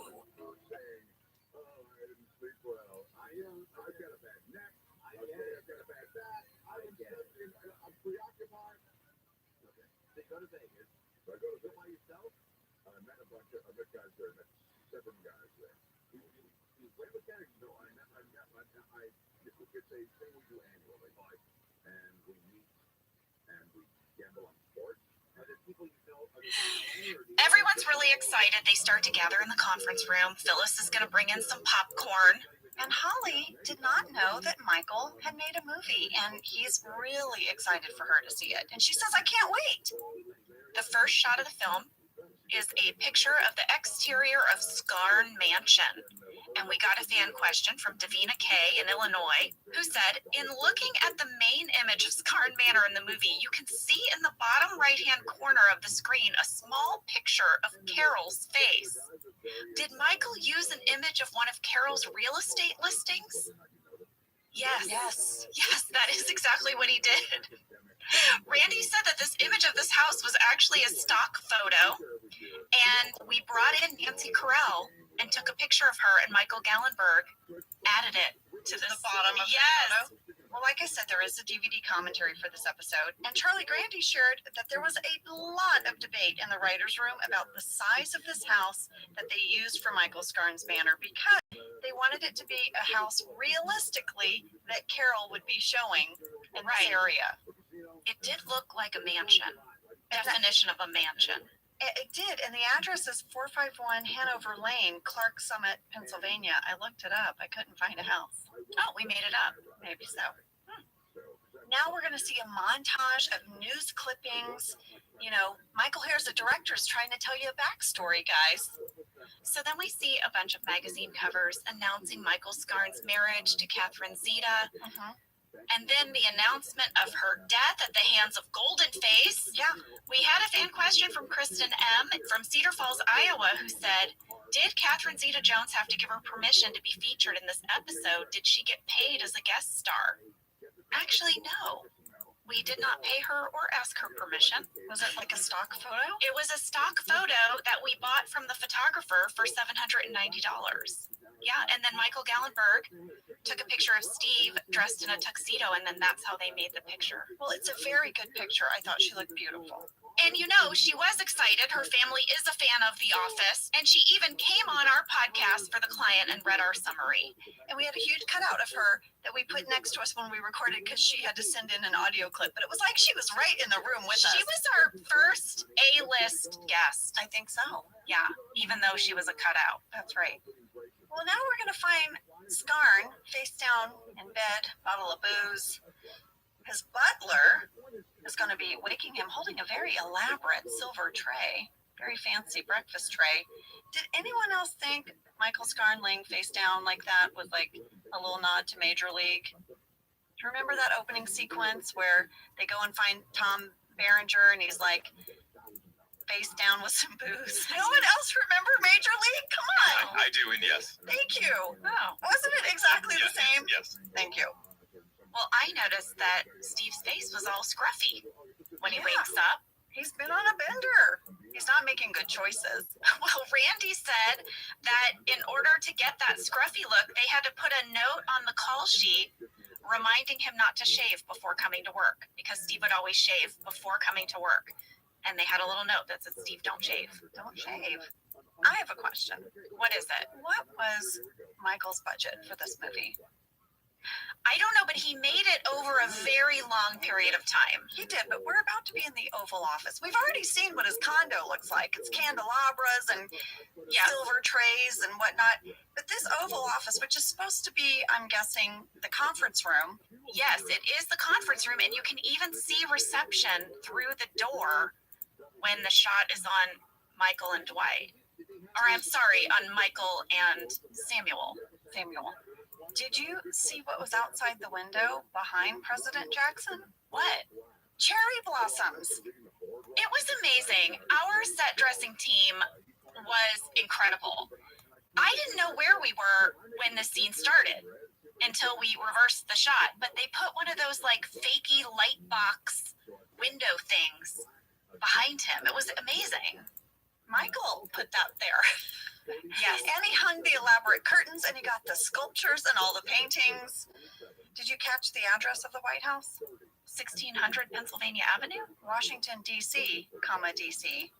Oh, no, I did not. Washington, D.C., D.C. Well, in this scene, the president is going to explain that Skarn's old enemy Golden Face is planning to bomb the NHL All-Star Game, and he's also taken hostages. Now, this is really personal for the president because he owns the stadium. It's his retirement plan. I know. That's what the president is going to retire doing, is owning this one stadium. Skarn can't decide if he's going to take this job on or not, so he's got to flip a coin 7 times. Best out of 7. And he doesn't edit around that. You're going to see all 7 coin flips. That's right. So something BJ said in an interview that I thought was so funny, because, you know, there is an obsession with all-star games in this movie. He said he thought that Michael Scott would view an all-star game as the most important event in sports, even though in real life they're kind of irrelevant. It's more about the championship game. Yes. He said he also liked that Golden Face had a thing for all-star games, and he had previously blown up the WNBA all-star game, which is how Catherine Zeta-Skarn died. Did anyone else catch at 4 minutes and 10 seconds that Daryl is clean-shaven? I did. It's the first time we've seen Daryl without facial hair. Ever. In an episode of The Office. Yeah. We got a fan question from Piotr G in Poland who said, did the writers have to plan out a theoretical timeline for Michael's film schedule so that hair and wardrobe could represent it? For example, in addition to the fact that Daryl is clean-shaven, I noticed that we see Jim and Pam's season 1 and 2 hairstyle. Kelly has her updo. Oh, yeah. Angela has her braid from the early days. I can only imagine the amount of planning and wardrobe meetings. Oh, yes, this was a whole thing. Just speaking of Daryl, Randy said that we had to pick up some Daryl work from a previous episode, and hair and makeup had to add back a fake, like, mustache goatee for Daryl to match at one point. Oh, yeah. Craig talked about this in the DVD commentary. I think it was a big thing for him. He did not want to shave, and BJ really insisted on it. I guess BJ wanted the character that Daryl plays, President Jackson, to be distinct in time from Daryl Philbin. But that meant he had to get this weird fakey beard in between as they cut back and forth. BJ also shared that they had to glue sideburns onto his face. I didn't even notice that. Yeah. You know where you can really see it? Well, first of all, if you go to 1 minute, 55 seconds, you can see it. But then later in the episode, when he's on the ice skating rink, is when I really saw it. Oh, okay. Yeah, fakey sideburns. Well, we all know Michael's going to take the job. He didn't need to flip the coin 7 times. No. Clean up on aisle 5. Clean up on aisle 5, guys. We are now going to the stadium where the hostages are being held. And we meet Golden Face, played by Jim. Also a very giddy John Krasinski who wanted the gold makeup. He was excited to become Golden Face. You have no idea how excited John was to film Threat Level Midnight. All of it. Later, we're going to get to that skating scene where he's in that just ridiculous skating outfit with the gold face. He was so on board for all of it, and you can see it in his performance. It is so incredibly charming and fun. John's performance as Golden Face is one of my favorite parts of Threat Level Midnight. Same. John is going to have a talking head where he said, obviously, you know, he didn't love the dialogue of Golden Face. He didn't love saying that he was going to dig up Skarn's wife and hump her real good. Yeah, but he obviously took the part to impress a receptionist. This scene was longer. It's in the extended cut that's on the DVD. I remember it. It's amazing. Yeah, so Golden Face leaves, and when he does, the hostages quickly are like, we've got to pick a leader. I went to the shooting draft as well because I wanted to read it. Roy says we need to choose a leader, someone tough enough to take on Golden Face. And Pam says, I can be the leader. Kevin's like, what makes you so tough? And Pam says, I have experience as a leader, a negotiator, a general, and a cop. In other words, I'm a mom. I remember that line. Everyone smiles and nods. Toby puts his hand on Pam's leg and says, yeah, it'll be Sandra. That was your character's name. So then Golden Face is going to re-enter, and Pam goes, gulp. I remember that too. Jenna, you had to do that gulp so many times because you guys kept laughing, and it's in the bloopers, and I want you to hear it. So, have you chosen a leader yet? Gulp. Oh, God. Gulp. Don't look at me. Gulp. I mean, oh, that was fun. I remember, so that was shot in the warehouse. You can probably tell they tried to dress it as if we were behind the scenes at a hockey stadium, but I have strong memories of shooting those scenes. There's a few others in the bloopers too. It looked like you guys were having a lot of fun. There's one that I can't play because it's all visual, but Brian as Kevin has to stand up, but his hands are tied. Yeah. And he kind of flops over on you guys as he tries to get up, and it's so funny. Well, big twist in the plot is coming up. Skarn finds out that the All-Star game is sold out, and the only way he's going to be able to get in is to be a player in the game. But he doesn't know how to skate. And that's when we meet Cherokee Jack. You know that Creed's part of Cherokee Jack was initially scripted to be Idris Elba? No way. Yes, but we couldn't get him. He was filming a movie in like Hungary or something. And Did Randy tell you that? I didn't know that. Randy said that the logistics of getting Idris on an international flight for one day of shooting in Van Nuys was, quote, too big a hurdle to overcome. So BJ pivoted. He rewrote the part for Creed, which I love. Oh my God, I loved everything about it. I loved his tassel jacket. It's very Karate Kid. You got to mop the ice. Mop the ice? Why do I have to mop the ice? You'll see. We also got a fan question from Angie in Birmingham, Alabama, who said, what is the song that is playing while Michael is mopping the ice? Angie, that is the Billy Joel song, Running on Ice. Randy said it cost us $40,000 for that song in that montage of Michael doing his Bowflex and mopping the ice. Steve doing the Bowflexes in the bloopers. There's no music. You know, they added the music later. It looks like they're like throwing water on him. I don't know, but he's going, and he just cracks himself up. I also noticed there are really good like figure skaters skating behind Michael as he's learning to skate. I saw that as well. Next up, our director, Michael, is going to do that classic thing that happens in movies where they show a passage of time with this calendar, right? Mm-hmm. The dates are falling on the ground. It's one of those page-a-day tear-off calendars. Well, it was a Dave Barry calendar, and BJ told us that Dave Barry was a favorite of his in his formative years, and he loved his comedy. He would read Dave's books out loud at summer camps to make other kids laugh. And so he was really excited to have this calendar be part of Fred Level Midnight. I love that. I love imagining BJ at summer camp reading a Dave Barry book to the other campers. It's so cute. Randy also shared with us that when they reached out to Dave Barry's legal representation to see if they could use his calendar, his assistant Judy Smith was a huge fan of the show. That always helps. Yes. Dave was out of town, but Judy tracked him down, got his permission. So Randy said a big thank you to Judy Smith for helping us make this happen. And on the commentary, Charlie shared that Dave Barry also sent in a letter to the writers and an autographed photograph of himself, and the writers hung it in the writers' room. That is so cool. That must have been such a weird full circle moment for BJ. I know. Ugh. Can I interrupt our breakdown for one quick second to tell you a TMI thing? What's going on? I'm wearing a new bra. Oh. I wanted to get new bras. Okay. And I love it. It's great. It's a Natori, a brand that I learned about. my left boob is kind of fallen out Of your the bra? cup. Right now? It's not completely falling out, but it's more out, and I can just feel that it's not symmetrically supported. I think maybe I got too small a size. You need to, well, we know you have a big rack.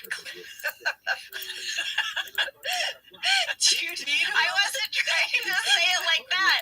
I'm saying I think I didn't, I didn't want to take that. No, I don't know. I've tried scooping it. I saw you fidgeting. And I know. And that was the thing. I would fidget again, but I was getting self-conscious about constantly tugging at my left boob. But here's the thing. I didn't do the extra step of having the lady with the tape measure help measure me for the correct bra size because I didn't want to deal with it. Right. And now I think I bought the wrong size. But everything else about it I like. It's just I don't have symmetrical cup support, boob support. Two things are going through my mind right now. One is that the left side doesn't fit, but the right side does. Yeah, So correct. left side bigger? Left side's always been bigger. Okay. It's over my heart, and I think that's actually really common that your left breast is larger than your right. Cassie? No, I've never gotten them properly measured. Okay. Okay. Here's my other thing that's going through my mind. I went to get my mammogram. Guys, I'd been putting it off. Jenna fussed at me hardcore. She was like, lady, it is time. Go do it. I'm bad about that stuff. Keep I'm it bad good about mammogram, making bro. doctor's My appointments. So grandmother I had went. it. I was so You proud. did. I was so proud of you. I texted you. I'm going to get my flippin' mammogram. I went in there. I put on the little pink robe, that opens in the front. She sent me a photo from the mammogram In place the robe, saying it's happening. It's happening. Look, you should be proud of me. the lady, her name was Ashley. She said, step up to the machine, turn your cheek to the left. Did my right boob first. Turn your cheek to the left. I'm going to take your right boob. I'm going to put it on this metal tray. And then I'm going to hit this button and it's going to compress it. But I need you to lean into it. Squished my boob. And then I had to hold it. And then all the lights flickered and everything stopped and the machine broke. With my right boob in it, the machine broke. They hit a button, released my boob, and then the lady was like, I don't know what just happened. I don't know. The computer's frozen. And then it said emergency shutdown. Your boob broke the mammogram machine, This lady. was the joke. The nurse kind of was like, your boob broke it. Anyway, so they couldn't fix the machine, and I left. So there you go. Josh kind of jokes that whenever I get around any kind of electrical device, it shortens out. Maybe I have tungsten. Maybe I have tungsten in my boobs.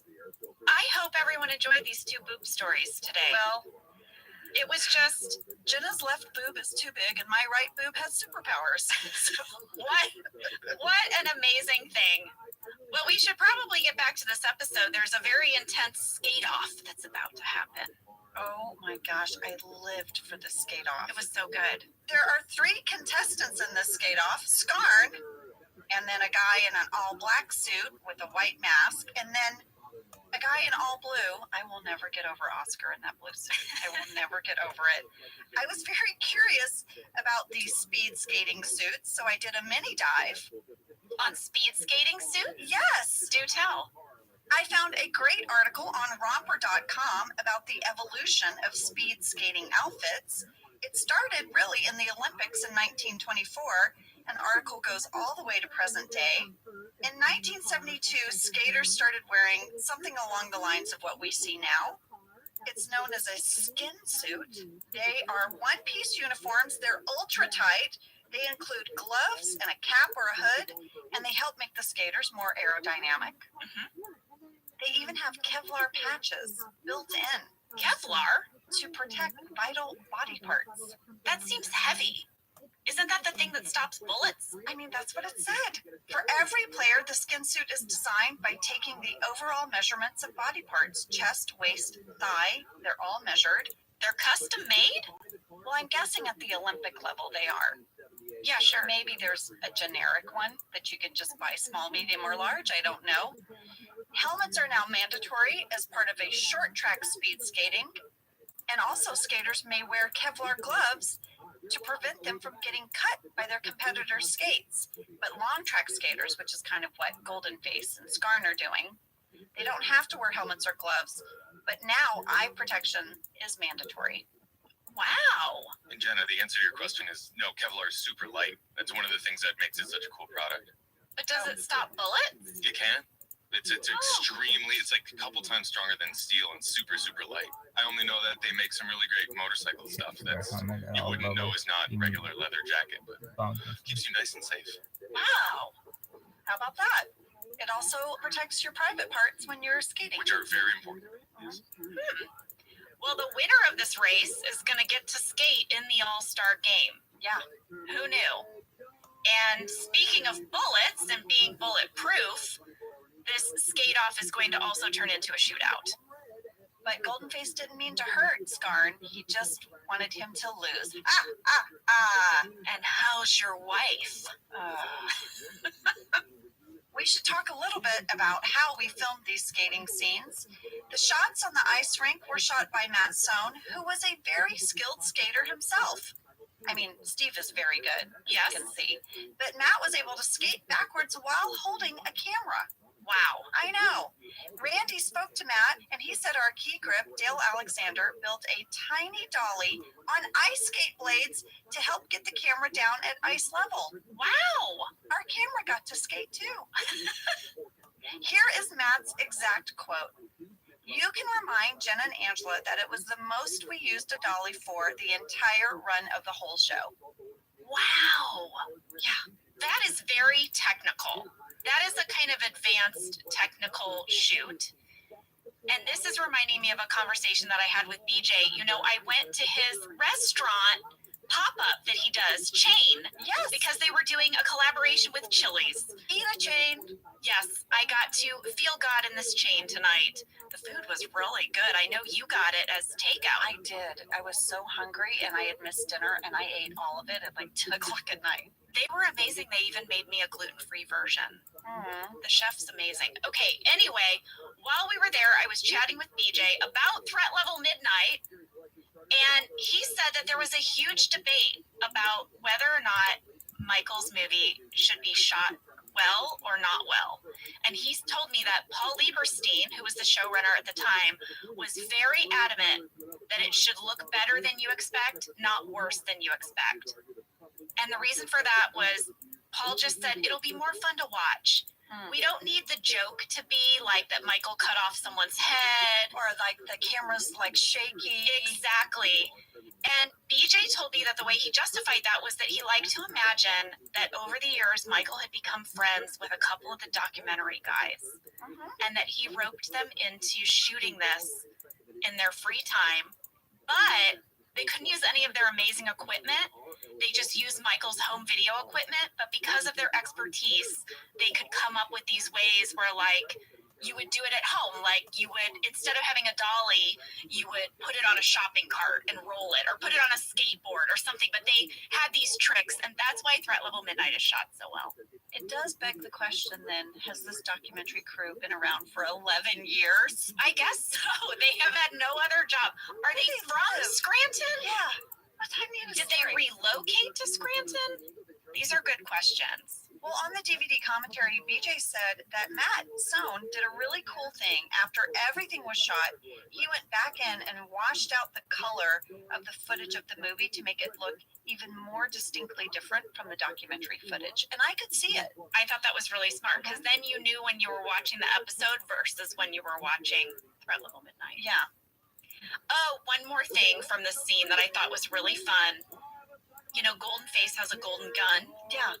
BJ said Phil Shea just took it upon himself to make a golden gun. It was not scripted that way. Oh, it was perfect. I know, and BJ was so tickled when he got to the ice rink and he saw the gold gun for Golden Face. But this is just the example of how every department was so excited to be a part of this project. It's so true. Skarn is going to realize that he's got to take out the guy who won. Well, he was number 2, so if number 1 is gone, he'll get the slot. That's right. So he strangles Oscar's character with an American flag. Yeah, he apologizes. This scene is much longer in the DVD version. So much longer. Oscar really makes a meal out of like his like legs kicking and Yes. like all of it. It's pretty hilarious. One of my favorite details is that after Oscar has died, he continues to blink. Yeah. Did you notice? Oh, I noticed. This death scene is making everyone in the conference room a little uncomfortable. They're like, wow, that was dark. Yeah. Well, you have to believe that they watched the extended cut. Yes. Back at Scarn Manor, Samuel is going to reveal some information. He has intercepted a name, Jasmine Winsong, but he doesn't know who the Funky Cat is. And Scarn says, not who, what? Because the Funky Cat is the hippest jazz club in town. Well, lady, before we go to the Funky Cat, I think we should take a little break. Yeah. Because You're going to put your boob back in your bra? I actually am going to go and see if maybe I do some adjustments, if I can make some more room on the left side. I'll let you know. When we come back, Jenna's boob will be in place, and we're going to meet Jasmine Winsong.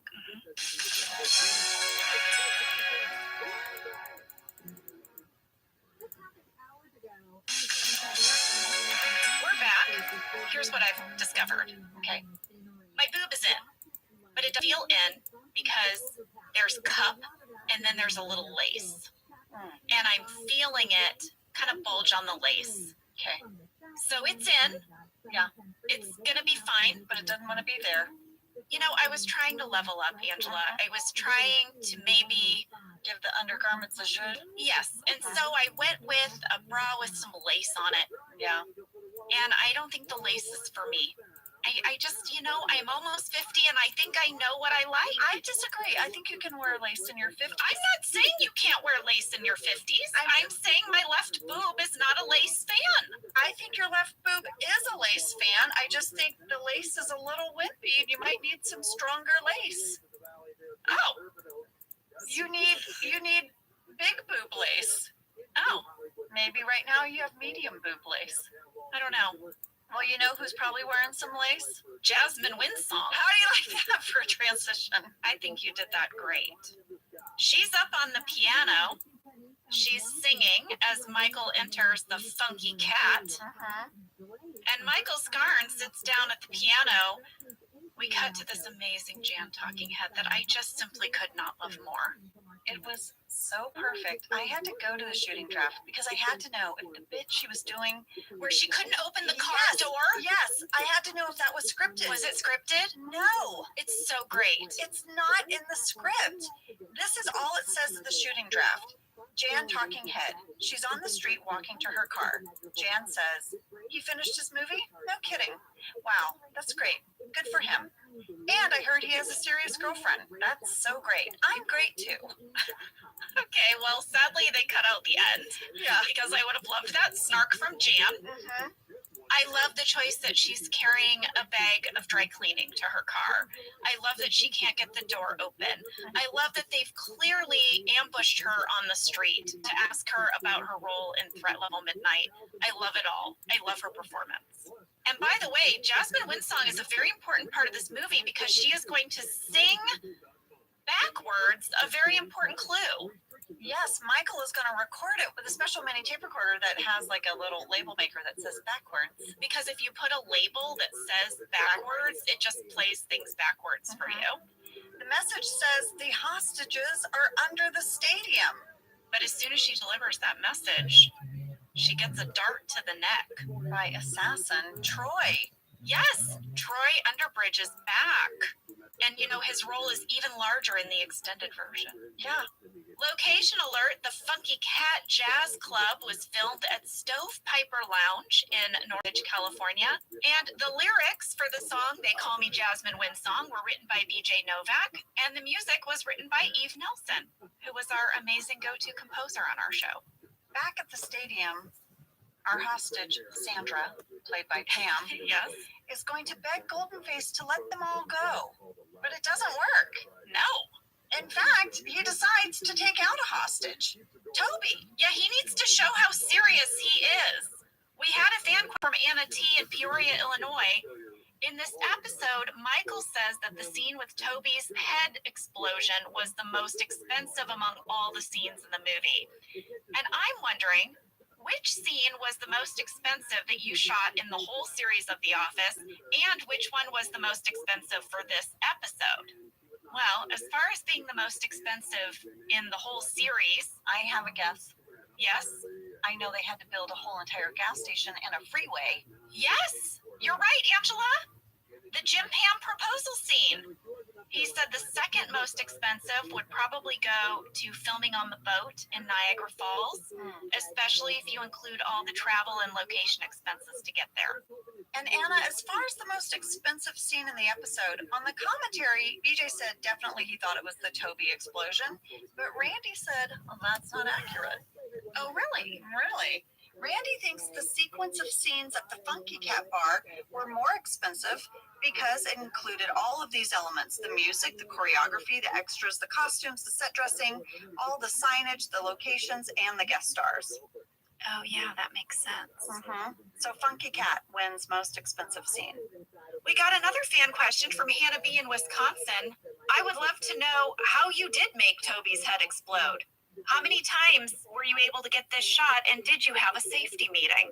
Well, Hannah, BJ said they made 2 Toby heads, and in order to make the heads, Paul had to sit in a full-face plaster mold for hours of time that BJ said he could have been producing our show, but instead he was just sitting in a face mold. After that was done, to get this shot, they rigged each of the molds with mild explosives. They filled one of them with blood, and then they set up cameras from 3 different angles, and they filmed them exploding in slow motion. When they went back to review the footage, they said the one that was filled with blood was just too disturbing. Oh, It I was bet. just too gruesome. It needed to look super fakey. It did. So that's why they ended up using the one that they did. I do remember Paul talking about sitting in all that plaster, though, and he said it was a miserable experience. I mean, Claustrophobic, like Yes. for hours. Like, don't you have like a little tiny straw you breathe through? yeah. Ugh. Randy confirmed that yes, we definitely had a safety meeting. Oh yeah. We had to discuss protecting the camera crew from the shards of Toby's plaster flying, yes, everywhere. But we removed the cast from the shot, you can tell, which is very funny. No one is sitting around the dummy Toby. And the whole thing cost about $5,700 in special effects and labor. Scarlett and Samuel are going to arrive to save the hostages. It's very exciting. I know. And for some reason, Golden Faces reveal where the bomb is hidden. It's in the puck. Yeah, He tosses it to Scarn, and Scarn holds it and starts to reminisce about his life with his wife. There's like a little montage playing on the hockey puck.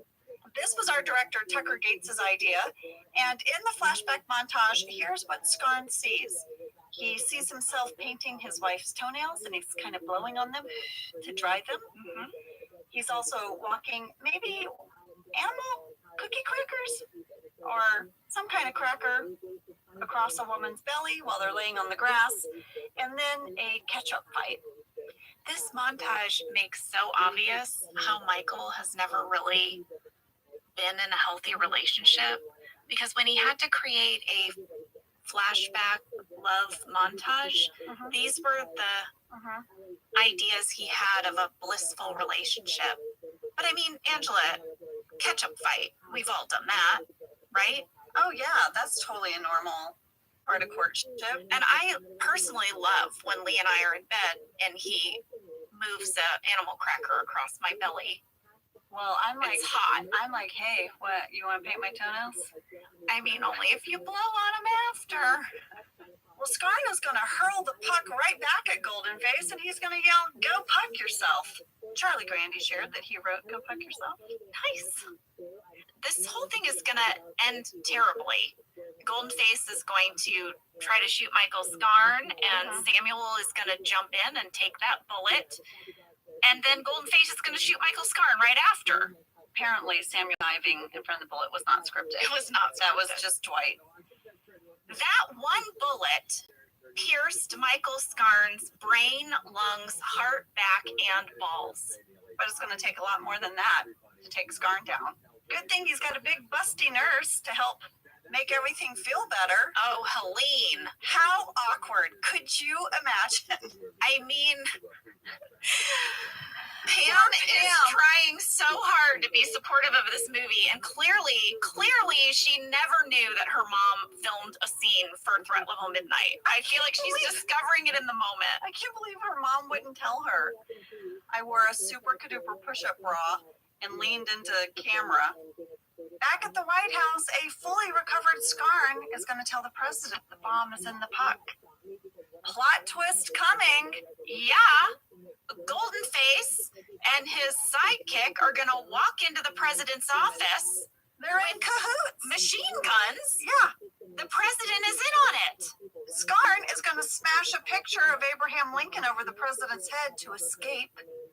Carrie Kimper pitched the joke of Michael smashing the painting over the president's head. Well, Randy said that picture was a public domain image. It was free to use, and our art department printed multiple copies of it on easy-to-tear paper. I love the choice that Craig made as the president in this movie to sort of stick his head out in anticipation of getting the Abraham Lincoln portrait on his head. Yeah. It's so good. It's so good. I also love whenever Andy's character, Billy the bartender, is in a scene, and when it cuts to Andy, he's mouthing the words. Yes, in the So we had a fan question from Tom M. in Grand Rapids, Michigan, who said, I imagine this was a tricky episode to film since you have to act in this movie how your character would act, and none of the characters are professional actors, except for maybe Andy. How hard was it as an actor to act poorly? Were there takes where maybe your acting was too good? Tom, this is really interesting because we did all put a lot of thought into what kind of performers were each of our characters. And again, kind of like what BJ said about how Paul didn't want the camera work to be terrible, we were also directed to not be awful actors. Maybe a little stiff, maybe camera aware. Yes. Yeah. But you've seen those videos that people post, maybe where they're acting out a skit at their job. I watched some of those on YouTube because I was like, I think that would be Pam. Like Pam would just say all of her lines very simply with earnestness, almost as if she was reading them. Yeah. Without any pauses. Yes, exactly. Without any inflections. Well, we're not at this part yet, but I can tell you when I had to learn the dance, I had to take the hip sass down a notch. Oh, because of your natural hip sass? I like to, sashay, and I had to tone that down. We are finally going to make it to the bar, and we see Billy played by Andy. Oh, Andy was so excited to make this character happen. Billy's TV doesn't work. How's that for problems? And I loved it when Michael's like, don't ever change, Billy. At 12 minutes, 52 seconds, when the group of bachelorettes give Michael a drink, did anyone else think it looked like my husband's? The F train to Brooklyn extra bitters? Yes, I did, Angela. Yeah, with the little toothpick? The whole thing. We talked about this with BJ. All of the bachelorettes actually had a line. It's in the extended cut on the DVD if you want to see the full scene. Yes. I've got a location alert. This location was the same as the Funky Cat. We just used a different side of the bar. Oh, yeah. So smart. Well, Karen is going to have a talking head saying, why did you single my line out? Like a million years later. And at 13 minutes, 4 seconds for my background folks, you will see another cameo callback. Dan Gore is exiting the cafe behind Karen's talking head. You know, Dan played Karen's baby daddy. Yes. Didn't he dress as a hot dog in a photo on her desk or something like that? What's up, That's baby? amazing. As the scene continues in the bar, we find out that Scarn is really depressed, and Billy is going to cheer him up. He tells a random kid in overalls, who is this kid? That kid was played by Joshua Reed. All I could think of was like, is this a shroot? It's like, is one of Dwight's nephews or cousins in town? Anyway, he tells the little boy to hit G9 on the jukebox. It's time to dance the Scarn. Oh, we talked about this with BJ. It was so fun. All you guys are so funny. I love all the cameos in the background of this scene. We've got the whole warehouse. And then we have Leo from Vance Refrigeration, but not Gino. I guess in real life, Gene was like, nah, I don't want to I want to do the Scarn. Well, Leo's having a good time. And we also have Todd Packer. Yeah. I will tell you, the day we filmed this was such a blast. We, of course, had to learn the dance and practice it a few times. And we also had to figure out how our character would dance, how up for it they would be. And I just have such fond memories of this day. We had a fan question from Avery G in Idaho who asked, who choreographed the scarn? Well, I'll tell you, first of all, the lyrics were by BJ and the music was by Eve Nelson again. And the choreography was by Marianne Kellogg. She's done all our choreography on the show and she's great. Well, she was very patient with us. If you look at the group who learned the scarn, we are all different levels of dance skill set. I mean, this is not a difficult dance, though. It's not, but we had to get the timing right. But we also had to make it look like we didn't overknow it. Do you know what I mean? I do. Back in the conference room, the scarn is giving Jim the giggles. He can't stop laughing. Here's a tidbit for you. On the DVD, they said we shot this conference room scene with everyone reacting on the first day. So nothing had been filmed yet. So John is laughing at nothing. Wait, so the entire time we cut back to the conference room, all of us are watching nothing? Nothing. Can you believe that? I mean, I don't even remember it that way. That's what's so crazy. I was there. BJ said John, when he's having this laughing fit, is watching nothing, and he was amazed at how well it timed out. Wow. Well, the laughing is going to really upset Michael, and so much so he's going to pause the movie and walk out. Yep. And everyone is like, no, no, no, the movie's great. Don't leave. And that's when Michael turns to Holly and says if she liked the movie, and she says, which part? Oh, no. Yeah, this leads to that scene in the annex that we talked all about with BJ, and Michael's talking head about ants versus a bug's life. Yeah. And Michael, who is heartbroken that Holly does not understand how important this movie is to him, is going to watch the rest of the movie without her. Yeah. Mm-hmm. But as he watches it without her, he starts to sort of see it through her filter, right? Yeah. And as he's looking at her empty seat, he then looks out the conference room window, and there she is. She's watching it. He runs out to her. He apologizes. She apologizes. They kiss. They go back in to watch it together. They're a couple. They really are. She gets him, and she's making him a better person. Yes. Yes, I think that was the whole point of this plot, was to mature Michael. Mm-hmm. Lady, we had a fan question from Paige M in Philly. Paige asks, when everyone is watching Threat Level Midnight for the second time, Michael gets up to check on Holly. At that time, Golden Face is telling Pam why his face is gold. However, the audience misses it because we are listening to Michael and Holly's conversation. I want to know, what was he saying? I actually found this scene in the shooting draft, but it's also in the extended movie on the DVD as well. I'm going to set it up from the shooting draft, and then I'm going to play the clip. Great. The script said, interior stadium warehouse. The hostages are scared. Kevin is praying. Roy says to Pam, now's your chance. Go talk to Golden Face. See what you can do.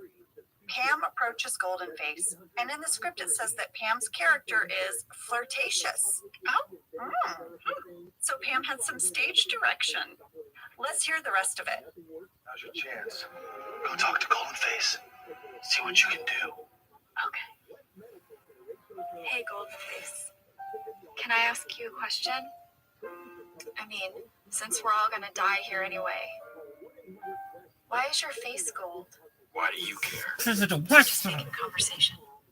I worked in a gold factory. We had a boss who only cared about money. He wouldn't give us lunch break, so we had to eat the gold. And then one day, I looked in the mirror and,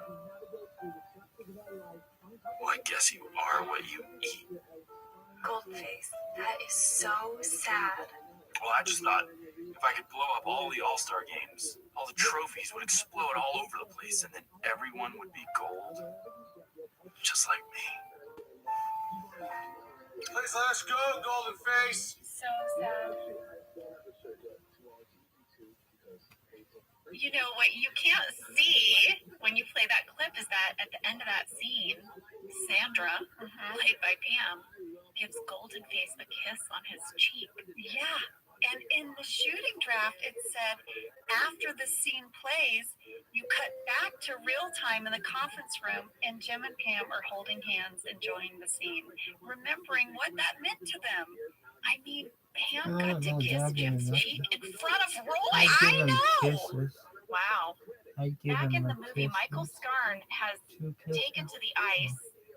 I really love the detail that Michael tells us in the conference room, which is that he filmed this during an actual Scranton High School hockey game, and that it was kind of a big deal because they were trying to qualify, and then the team got disqualified because Michael messed things He ruined all of their dreams of like going on and winning a championship. They had had an undefeated season up until now. Yeah. And they were disqualified because this idiot took to the ice to film his movie. Well, the actual location of this shoot was at the Valencia Ice Station, and all of those people were extras that we hired, of course. It's a big production. It really was. Cherokee Jack is going to visit Scarn from the dead? Is he a ghost? Yeah. Yeah. And he's going to tell Scarn to take out all of his frustrations on that hockey puck. And Scarn hits it so hard that it flies into space. It hits a satellite. Yeah, all of a sudden Billy's TV works again.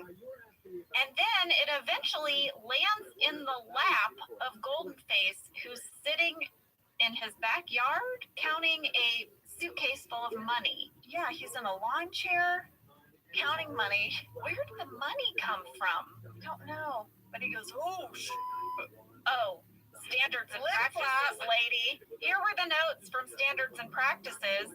Scene 86. Please lose the underlined. Or have the explosion start sooner when we see the puck land on Goldenface's lap and he says, oh, shh. And they underlined the shh. Somebody was like, listen, they're not going to take us seriously unless you underline it. It's in bold. They put it in bold, too. Here's my other note. Make it bold, underline it. Do you have a highlighter? Highlight it. Put an arrow by it. So that's why we can see John's mouth go into the shh. We were allowed that silent lip flap, but the explosion had to go off before we heard him make the sound. Underline it. Exactly.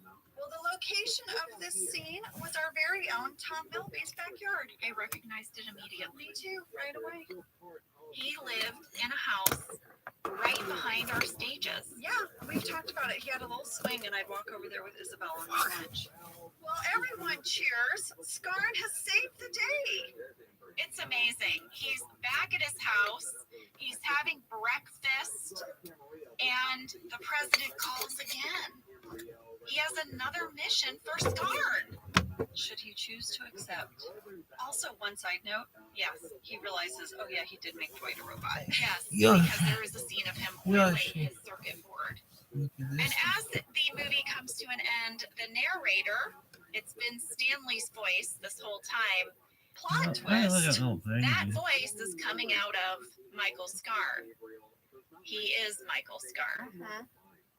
He's been narrating his own story the whole time. The Office erupts in cheers. It's a huge hit. Everybody loved Threat Level Midnight. Yeah, it was a pretty fun day at the office. You know, the episode ends with the sort of end credits for the movie and the theme song of Threat Level Midnight that we talked about with BJ. I thought it was really cute. On the DVD, this is how that song is credited. It says, theme from Threat Level Midnight, music and lyrics by Michael Scott, performed by Andrew Bernard, inspired by the music of Will Smith. I just love when Michael always gives credit to who inspired him. Well, on the DVD, BJ and Charlie talked about this final rap at the end, and Charlie wrote it, and BJ said he remembered that Charlie wrote it in what seemed to be like 5 minutes. It just flowed. Yeah. Well, at the end of the credits, there was going to be an additional tag of Dwight as Samuel coming in and telling you to go home. Go home. The movie's over, like at the end of Ferris Bueller. Yeah. But we didn't have time. It's really cute, though. It's in the extended cut. Well, that was our breakdown of Threat Level Midnight, but I do have one more little tidbit to share, Angela. Last year, there was a band called The Network who appeared on The Tonight Show, and they performed a song called Threat Level Midnight. Oh, yeah? The network is a new wave band, but they are a side project of the rock band Green Day. Oh, Billy Joe, our best friend. Your best friend. I'm kind of glomming on now. You hung out. I met him. We hung out. We had a really nice conversation. The three of us are basically best friends now, Angela. In your mind. We have a photo to prove it. We'll put it in stories because I'm dying to prove our friendship. But anyway, it's a really fun song. And actually, when they went to release this, Billy Joe texted me this song out of nowhere with no context. I didn't even know he had started watching The Office yet. It's really catchy. And my family listens to it all the time. So I thought maybe we could end this episode by playing it. Let's hear it. Threat Level Midnight by the network. Yes.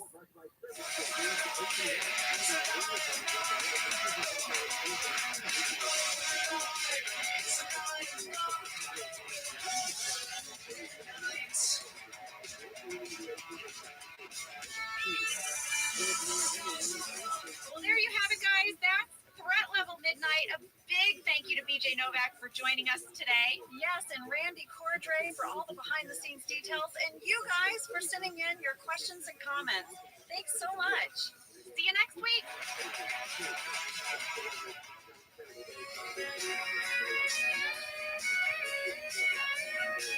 Thank you for listening to Office Ladies. Office Ladies is produced by Earwolf, Jenna Fisher, and Angela Kinsey. Our show is executive produced by Cody Fisher. Our producer is Cassie Jerkins, our sound engineer is Sam Kiefer, and our associate producer is Ainsley Bobico. Our theme song is Rubber Tree by Creed Bratton. For ad-free versions of Office Ladies, go to StitcherPremium.com. For a free 1-month trial of Stitcher Premium, use code OFFICE.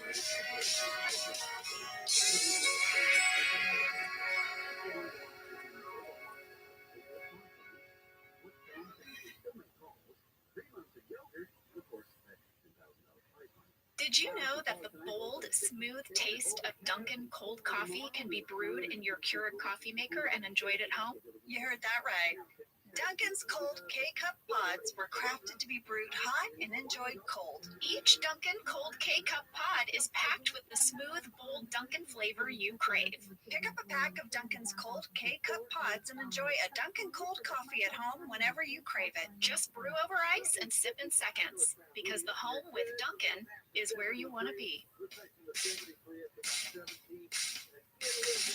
I'm Jenna Fisher. And I'm Angela Kinsey. We were on The Office together. And we're best friends. And now we're doing the Ultimate Office Rewatch podcast just for you. Each week, we will break down an episode of The Office and give exclusive behind-the-scenes stories that only two people who were there can tell you. We're the Office Ladies. Hello. Hi there. This is Season 7, Episode 18, Todd Packer. I mean, it's pretty cool if your character gets its own episode. Like, I would have loved an episode called Angela Martin. You're so right. Right? Pam Beasley. Kaboom. Well, this is Todd Packer. Yeah, it is. It was written by Amelie Gillette, directed by Randall Einhorn. Here's your summary. The gang is upset when traveling salesman Todd Packer is offered a permanent sales position in the office. It causes such contempt that Dwight and Jim join forces to oust him. Meanwhile, Andy really wants a new computer. I mean, yeah. Real bad. He is very envious that Pam bought a new one for the reception desk. Before we jump into Fast Facts, I just have to share something with everyone. What is it? Jenna was the first person here today at Earwolf, and apparently she found the thermostat because it was pretty chilly today. And Jenna cranked it. I mean, too warm. It's balmy in here. Like, my glass has a little bit of like a frosty side. I'm loving it. I feel like when you go to a restaurant and they're like, "Don't worry, we have a heat lamp on the patio," and then they sit you right under it, and you're like, "Ugh. Should we turn it down? I can't believe I'm saying that. I can't believe it." It feels like we go into like a movie and it's so warm you go, well, I'll be sleeping through this. Oh no. Oh no, I'm sorry. I was so cold when I got here. This is going to be Sleepy Todd Packer. Anyway, let's get into some Fast Facts. Fast fact number 1. This episode aired on February 24th, 2011. And this is the first script by new writer Amelie Gillette. Before joining The Office, she worked for the online magazine, the AV Club, and each week they wrote a review of our Office episodes after they aired live. Did she have to write her own review? No. Also, when she worked there, she did not write the reviews, but she did write an article about the 2007 Office convention. And when Amelie joined The Office, the AV Club put this little note on their website that I thought was really charming. Okay, here's what it says. In case you haven't heard, big ups are due to the lovely and talented Ms. Amelie Gillette, who will be joining the writing staff of The Office. Any of our TV Club regulars will tell you they have no intention of giving the show higher ratings just to suck up to her and maybe get a television writing gig of their own. They'll tell you that, but I won't. I preemptively declare all Amelie Gillette episodes of The Office to be an A+ rating or higher. Aww. And then they went on to say, longtime readers also know that Nathan Rabin has traditionally covered The Office for TV Club. You'll also notice he's not anymore. We felt that anyone who is friends with Amelie should no longer write about the show, so we've brought in TV critic, scholar, and Office fan Miles McNutt, who we're sure will do an excellent job and never befriend Amelie. He had to stay unbiased. Yes. Yeah. Please welcome him and keep your comments section hazing to a minimum. So Miles McNutt did write a review of Todd Packer. Okay. He gave it a B-. Okay. He really liked Jim and Dwight banding together. He liked the Kevin storyline. He liked Pam and Andy and all of that. He basically liked the episode. I mean, I read the review, but here's the thing. Why the B-? Yeah, he doesn't like Todd Packer. Oh, well, then that's a tough episode to review. If Todd Packer's your least favorite character, Yeah. He literally said he doesn't like Todd Packer or any episodes that feature his character, B-. no.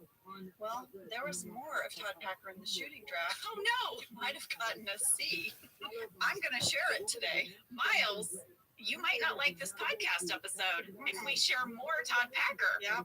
Well, if you're looking for more Dave Keckner, I can help you out with fast fact number 2. Okay. Dave Keckner, of course, played Todd Packer. Oh, yes. Thank you, Angela. This is a fan question from Ella S. in Washington, who said, I believe the actor who played Todd Packer auditioned first to play Michael Scott. Did he get a callback for this side character because he was such a good actor? Well, Ella, you are correct. He did originally audition for the role of Michael Scott. Dave was at a fan expo in Boston, and he spoke about auditioning for Michael Scott and also about the fact that he was not even the original Todd Packer. Oh, yeah. I remember that. I had auditioned for The Office, but they were using the same pilot episode from the British Office and just changed some American references. I was a huge fan of the British version of The Office. So when I'm reading for Michael's part, I can't get past Ricky Gervais the way he did it. Like, I can't think of anything else. So I didn't get it, obviously. So then I went on to work on something else. They were on episode 3 of the first season. They had hired an actor, and it just wasn't working. So they went on, they started shooting the 4th episode thinking we'll go back to this. I didn't audition for that part because I was out of town shooting Snakes on a Plane. You're welcome. So I get back to town. I've known Steve Carell since 1990. I get back to town and Steve tells to Greg Daniels, why not Keckner? Well, there's a reason, a million reasons why not, but they ignored all of those and hired me anyway. But something like that is in my wheelhouse. It's very easy for me to play, and I love it. If you think about it, Todd Packer is like you're invited to someone's very nice house. They've drawn you a nice bath, and you get in that bathtub and you splash out all the water, you dirty all their towels, and walk out naked, or they're having a children's party in the house. That's what it's like to play Todd Packer. I could hear Kate Flannery's laugh. Kate Flannery was on the stage with him. Yeah. So, Angela, I think something we haven't talked about before is that there was an actor cast in the role of Todd Packer. Yeah. We shot for a couple days with him in the first season, and it just was not clicking. Right. And They recast him with Dave Koechner. and now he's got a whole Now episode. he has a whole episode. And the minute, to Dave's credit, the minute he walked on stage, he was Todd Packer. He We was. were like, oh my God. It's like you knew Rain would be Dwight, Yes. You knew Dave Koechner would be Todd Packer. Well, moving on to fast fact number 3, I've got a little nerdy production speak coming your way. You know I love it. I love it when you geek out. Randy Cordray told me that this episode was a bottle show. The name of this is called Bottle Show. Look how tickled you are just saying bottle show. Bottle Show. Tell us what a bottle show is. A bottle show is a Hollywood television term for an episode that basically stays within its established sets. It doesn't have very many guest roles. It has very minimal stunts, I like bottle minimal shows. special effects, minimal visual effects. They are the least expensive episodes to produce in a season. Did we have to have so many bottle episodes a season for our budget? Yes, Angela. Randy explained the budget process to me, which, again, I was geeking out. He said that the studio gave us a master budget each season, and it was a huge number, and They had to allocate it for the whole year for each episode. yeah, he would have to meet with our production accountant, who was named Carolyn Hayes. I remember Carolyn. Yes. And our UPM, Steve Burgess, and Randy, they would all sit down together and they would have to divide the budget into all the different categories that they had to pay for a particular episode. And that included salaries for all the cast and crew, writers, directors, rentals, editing, post-production, literally everything. Locations, props, music, All of it. that sounds so intimidating to me. That is like that if a train left at 3 p.m. like equation. No, please don't make me do that. So they would have a discussion with the writers to get sort of a general idea of what the season was going to be like, but they had to set this budget not really knowing any scripts specifically. How do you do that? He said, you just do your best, and not all episodes end up costing the same. Some of them went way over the per episode budget. Examples of those this season would be Threat Level Midnight, Andy's Play, and The Search. And in order to balance the books, the writers would have to include a certain number of bottle shows. And here's one of your bottle shows. I feel like Carolyn and Randy and Steve Burgess would all be really good at that Price is Right game where you have to guess the items. Yes. For sure. Well, lady, that's all I got. We could go to a break, and then when we come back, we have a very interesting cold open. With the most disgusting sounds. If you just listen to the cold open, it'll make you gag. Oh, I didn't even think of that. We'll be back.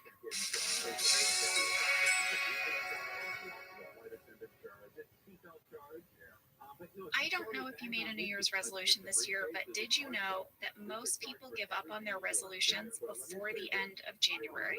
But guess what? Walmart Plus can help you save your resolutions this year by saving you time and money. Walmart Plus is the membership with benefits like free delivery, gas discounts, video streaming, plus so much more. I decided in January that I just wanted to get a few new things for my wardrobe.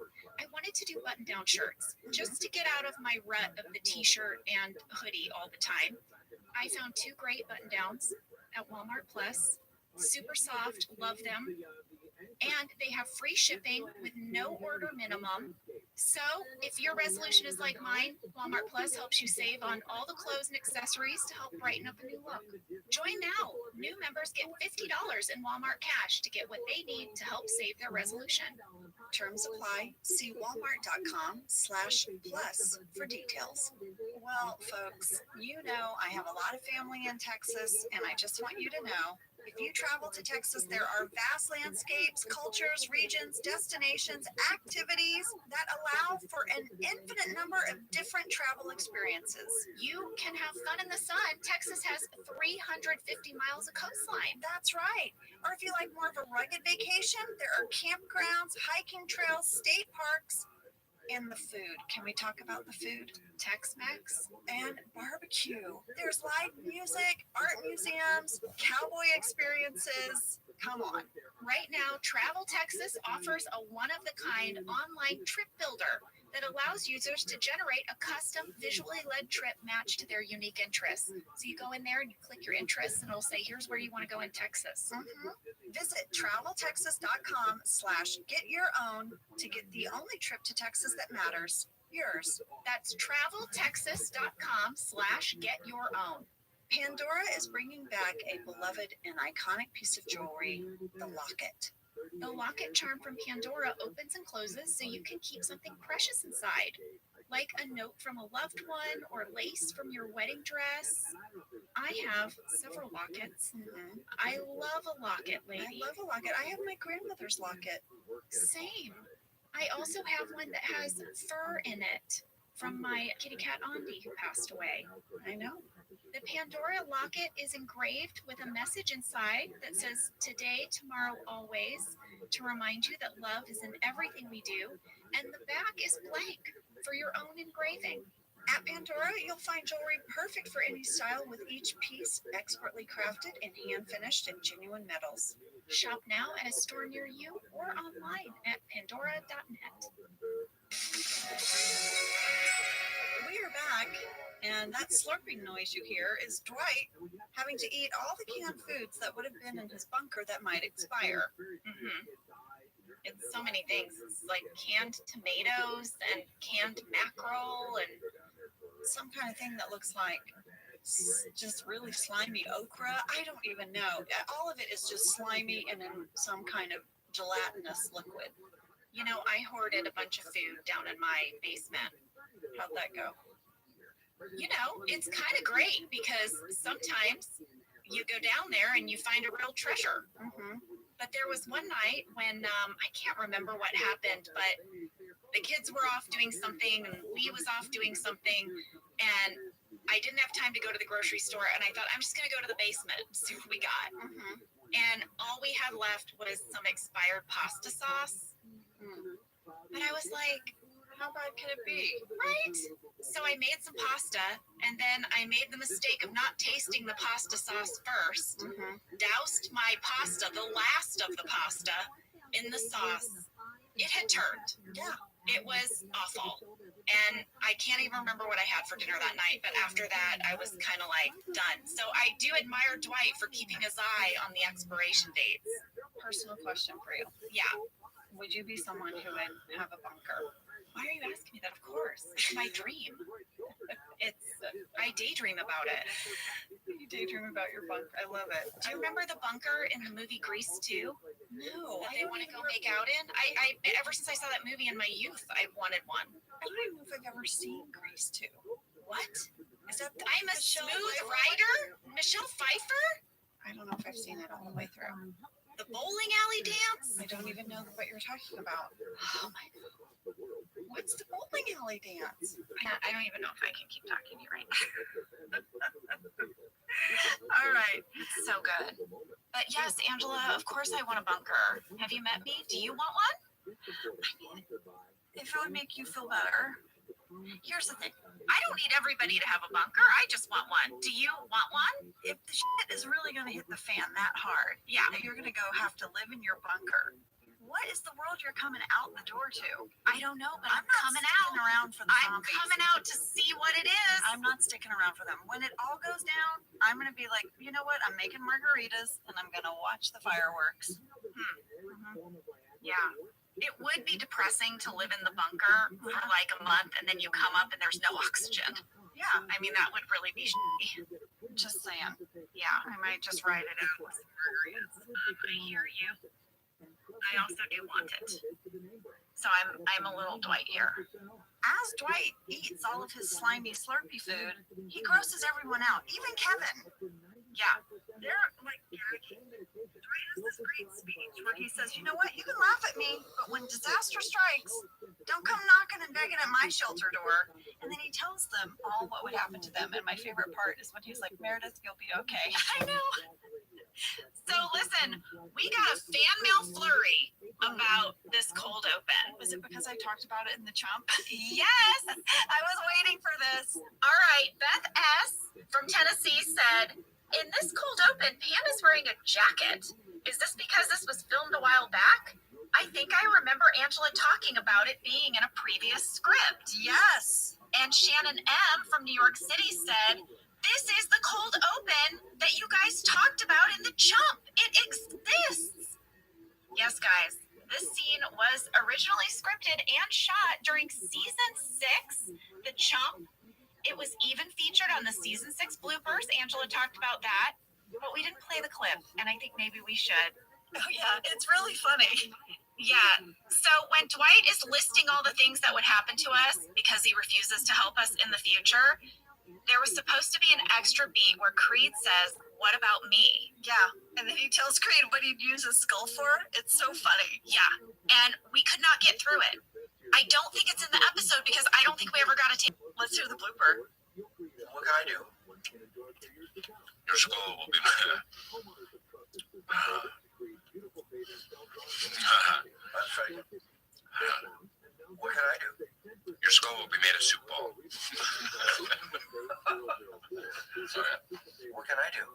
Your skull will be made a soup ball.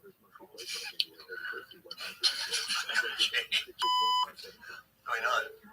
What can I do? I'm sorry. What can I do? Your skull will be a soup bowl. Cool.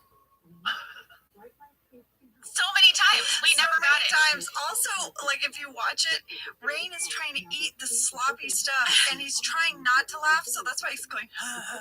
And we did finally get through one. And John, whose shoulders, it's just his shoulders. It's Creed's face over John's shoulder, but you can see John's shoulders. He's doing a shimmy because he's laughing. John was laughing so hard. And Rain ate through all of God, he ate so much. The episode is going to start with Todd Packer being back in Scranton. You want to know why he's decided to get off the road? Please tell me. It's because, to quote Todd Packer, all right, truth is I got a couple of love bumps on my ding-dong. So, game over. Yeah, Michael is thrilled. He's so happy. He wants Todd Packer back. But it's going to need the approval of Holly. I guess she has to rubber stamp this. And Todd turns on the charm. He's like, I'm sorry, I thought I was meeting Holly, not Jennifer Aniston. And Holly is charmed. This scene was longer in the shooting draft. Todd and Holly had an extra beat in that conference room. Oh, I want to hear this. Okay. This is how it read in the shooting draft. Interior conference room, Holly and Packer sit together. Packer is on his best behavior. Michael paces outside. The scene opens with Todd trying to charm Holly about his love of music and who his favorite musician is. And he compares sort of this musician's songs and lyrics to what Scranton means to him. You have to hear it. Do you have any more questions for me? No. I just want to add one last thing. I spend a lot of time on the road listening to music. And one of my favorite artists is John Cougar Mellencamp. He sings about the importance of hometown. Holly, this is my hometown, and this branch is my little pink house. Yeah, that's then she's like, well, your cells speak for themselves. Michael loves you. You got the job. I'm speechless over that. I know. That was really brilliant writing. And when I watched it, it had this moment where I was like, wait, Todd Packer, he's kind of being relatable. Yeah. What's happening? Well, Michael is going to introduce this news to the bullpen. Todd Packer is back. He's going to be a permanent salesman. At 3 minutes, 22 seconds, I wrote down double smear. From Phyllis? No, from Pam and Angela. Did you not see us? It goes from me to you. And I laughed out loud because I feel like I have been at dinner parties or other events with you where we have given each other those looks when we run into a real life Todd Packer of sorts. Yes, I loved that. I love that. And then it also cuts over to Phyllis and she looks like she smelled a fart. I didn't get that one. I was still laughing about our double smear. Aaron and Gabe arrived late. I guess Gabe fell in the shower. Gabe is being written more and more ridiculous as these episodes go. It's true. Well, when Erin arrives, she is very excited to see a brand new computer on her desk. It's a humongous monitor. We got a fan question from Amy M. in Winnipeg. Ever since I started working in an office myself, it has bothered me that Pam bought an iMac for Erin when the rest of the office has PCs. If they have any kind of shared system, this doesn't make any sense from an IT perspective. Was this a paid plug for Apple? That is such a good catch. It's like that one member of your family when everyone has an iPhone and they have an Android and you try to send pictures and videos and they're all little tiny compressed pieces of crap. Cassie. Yeah, Cassie, we're looking at you. You know what? I loved your speech though, where you're like, I'm sorry, but I don't buy into the crap where every year there's a new upgrade and you got to pay for it and you got to change your toggle and blah, blah. It's too much. It's too much. Cassie's our wild card. I know. She is. She doesn't go with the Flow. but she does go with the flow. She doesn't go with the trends. Cassie, Cassie, if there was a third phone that wasn't an iPhone or an Android, would that be your phone? I mean, I do miss Nokia playing Snake. See what I'm saying? Well, I'll tell you what, Amy from Winnipeg, this was not a paid plug for Apple. However, Phil Shea did have a deal arranged with Apple International out of Cupertino, California, where we could use their products on air for free. But when we turned in our rough cut of this episode to the network, we got a very strongly worded note from advertising and sales. Not standards and practices. No, this time we're getting the shame from advertising and sales. Some ad sales snark. Let's hear it. They said that we had to lose the Apple logo on the back of Erin's monitor or they were going to pixelate it for us. I mean, we'd already shot the episode. The thing is like burned into the back of the monitor. You know what I'm saying? So what'd they do? Well, I guess rather than have them blur it, Randy said we had it digitally removed.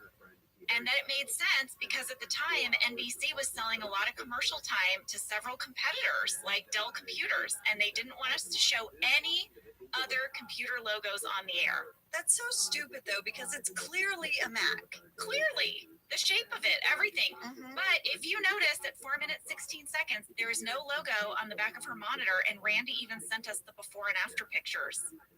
I love that he does that. Logo, no logo. There was more to the scene. After Erin gives Pam a big hug, they would have gone over to her new computer and Erin would have said the following: "Oh my God, I can have 2 boxes open at one time." Then Erin would run her hand across the top of the computer and say, "It's not too hot." Then she would look down by her feet and say, "And I've got so much more room down here. I can have crazy legs." And she starts to kick her legs around. I remember shooting that. I remember the crazy legs part. Now that you say it. Pam is so tickled. She goes over to Jim and she's like, "I did something else for somebody." And then we have a little bit of Jim sass. Yeah, he knows the feeling because he cleaned up their daughter for an hour at 4 a.m.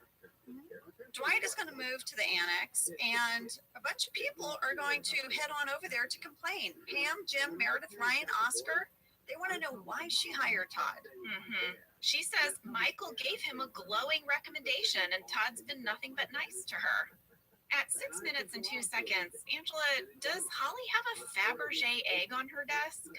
And why? I did not see that. Well, check it out. But also, what happened to Fluffy? Fluffy is not there. I know. None of her old stuff is there. Nothing. I know. But this egg has suddenly appeared. Back in the bullpen, Andy's going to try to gather people around his computer to watch the Yarmouth Regatta. But it was having trouble loading and it froze. He got very upset. We had a fan question from Alexandra B. in North Carolina who said, "I used to race small sailboats growing up, and I was impressed with the terminology the writers had Andy use when he was watching the regatta on his computer. Not to mention, it was a hilariously perfect joke for Andy to be so hyped about a sailing regatta. My husband and I yell, 'Luff him up,' to each other almost daily." Well, I was curious where Yarmouth is. What is this regatta? I Googled it. Oh, This is what I found. If you guys out there know more about it, let me know. There is a regatta held in Yarmouth, which is on the Isle of Wight in the UK. Oh, yeah. It looks like it's held usually in July. It's sponsored by Tattinger Champagne and hosted by the Royal Solent Yacht Club. I had to look up Solent. Did you know what Solent was? No, what is it? It is the strait between the Isle of Wight and Great Britain. It's about 20 miles long and varies in width. And it's a shipping lane for passengers, freight, and military vessels, and I guess also for yachting. Oh, for this race? Yeah, I guess they hold lots of races there. And there was a webcam where you can look at the Solent, and I did, and I found it very calming. I went on last night. That's so you. I could see you doing that. Yeah, it's just a really picturesque area. So I think maybe that's the regatta that Andy was watching. Sounds like it. He gets very angry when he can't watch it, and he yells at Pam. He says he deserves a new computer as well. And she explains that if she buys Andy a new computer, she's going to have to buy one for everyone in sales, and she just doesn't have the budget for it. Yeah, it's a domino effect. Who made these decisions before she was office administrator? Who handled all this? No. Well, here we go to the kitchen. Todd Packer is in there with Holly and Kevin and Dwight. And Todd Packer's kind of showing off the saltier side of his personality. He calls his daughter a bitch. I know. What? And then he makes fun of Kevin's weight. But Dwight kind of comes to Kevin's defense. And it's sort of sweet. We got a fan question about it from Gwen in North Carolina, who said, the last thing I expected from a scene involving Dwight, Kevin, and Todd Packer was a heartfelt moment. Dwight is so kind here, and it really shows how united the group is against Packer.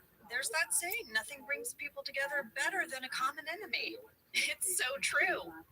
Gwen wanted to know whose idea was it to have this exchange.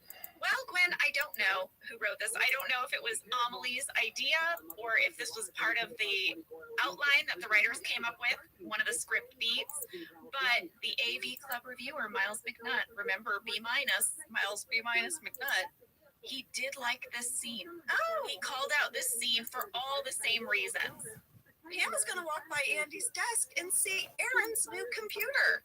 Aaron gave it to him, and Pam is not happy. That's right. At 9 minutes, you'll notice no logo again on the back of that monitor. Well, Pam is going to put her foot down. She's going to tell Andy he has to switch the computers back immediately.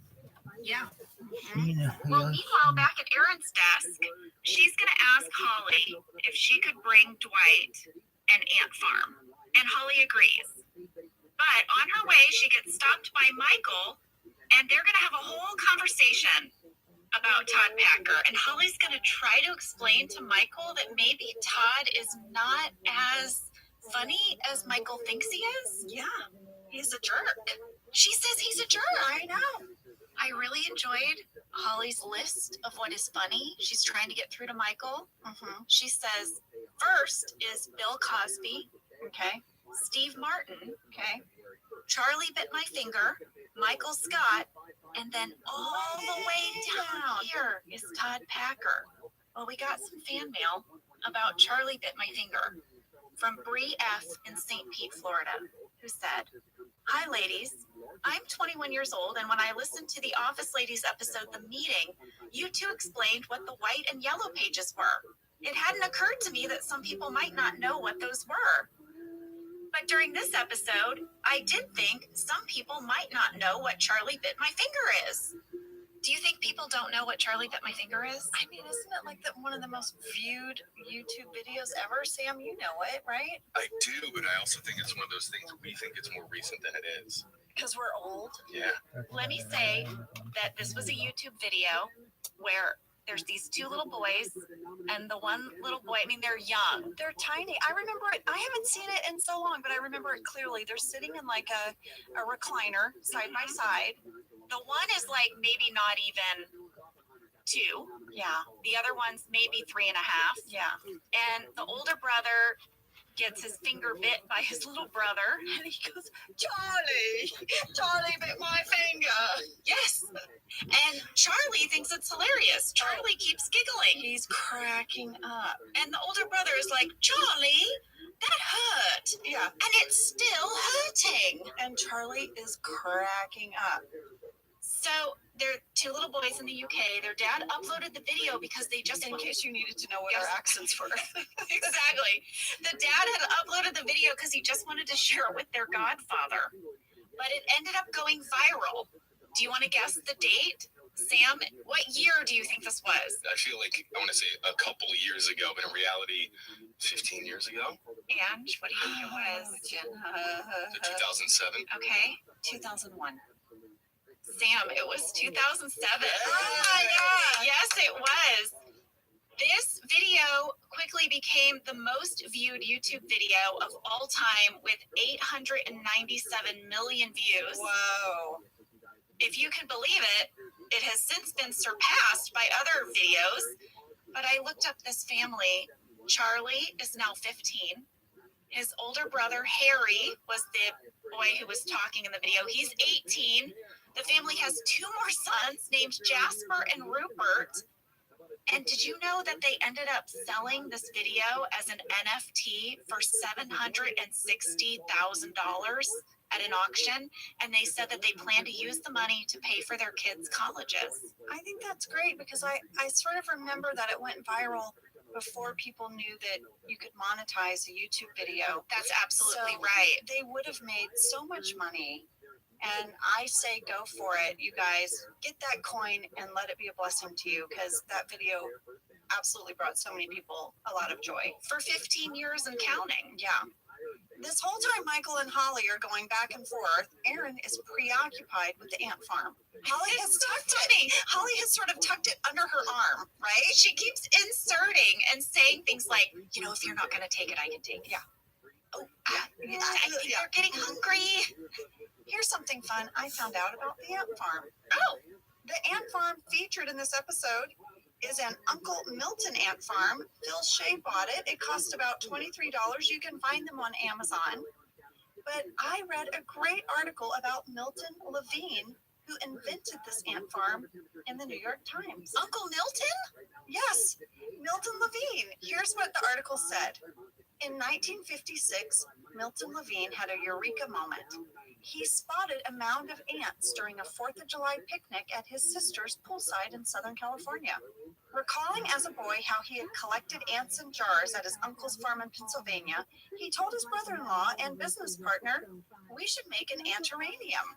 The resulting product, Uncle Milton's ant farm, has been a staple in children's bedrooms ever since. More than 20 million have been sold. The thing that fascinates me about this, because as a parent, I have looked into the ant farm, is that they send you a little tube of ants. A little vial of them. Yeah. Live ants that you add to the farm. But how many times, Angela, do you think that the transfer from the tube to the house has gone awry? I know. I'm sure I'm going to say this wrong. I'm positive I am. But the type of ants that are in the ant farm are Poganomerex californicus, red ants from California. Oh, just like the ones he saw in the little mound by the pool. Mr. Levine, he was quoted as saying this about the ants. Okay. I found out their most amazing feat yet, he said. They put 3 kids through college. Aww. Mr. Levine passed away. He was 97 years old, and his company, the Uncle Milton Industries, was sold to Transom Capital Group for more than $20 million. Wow. Wow, that really shows you how a little idea can turn into something that's in every kid's bedroom. Yes, Jenna. Mr. Levine once said of his company's success, most novelties, if they last 1 season, it's a lot. If they last 2 seasons, it's a phenomenon. But to last 35 years is unheard of. It's true. I know. Well, I loved that. I think we should take a break. Oh, yes, because when we come back, I want to share with you guys that this scene would have continued, and we learn a little bit about Holly's friend Lois. I can't wait.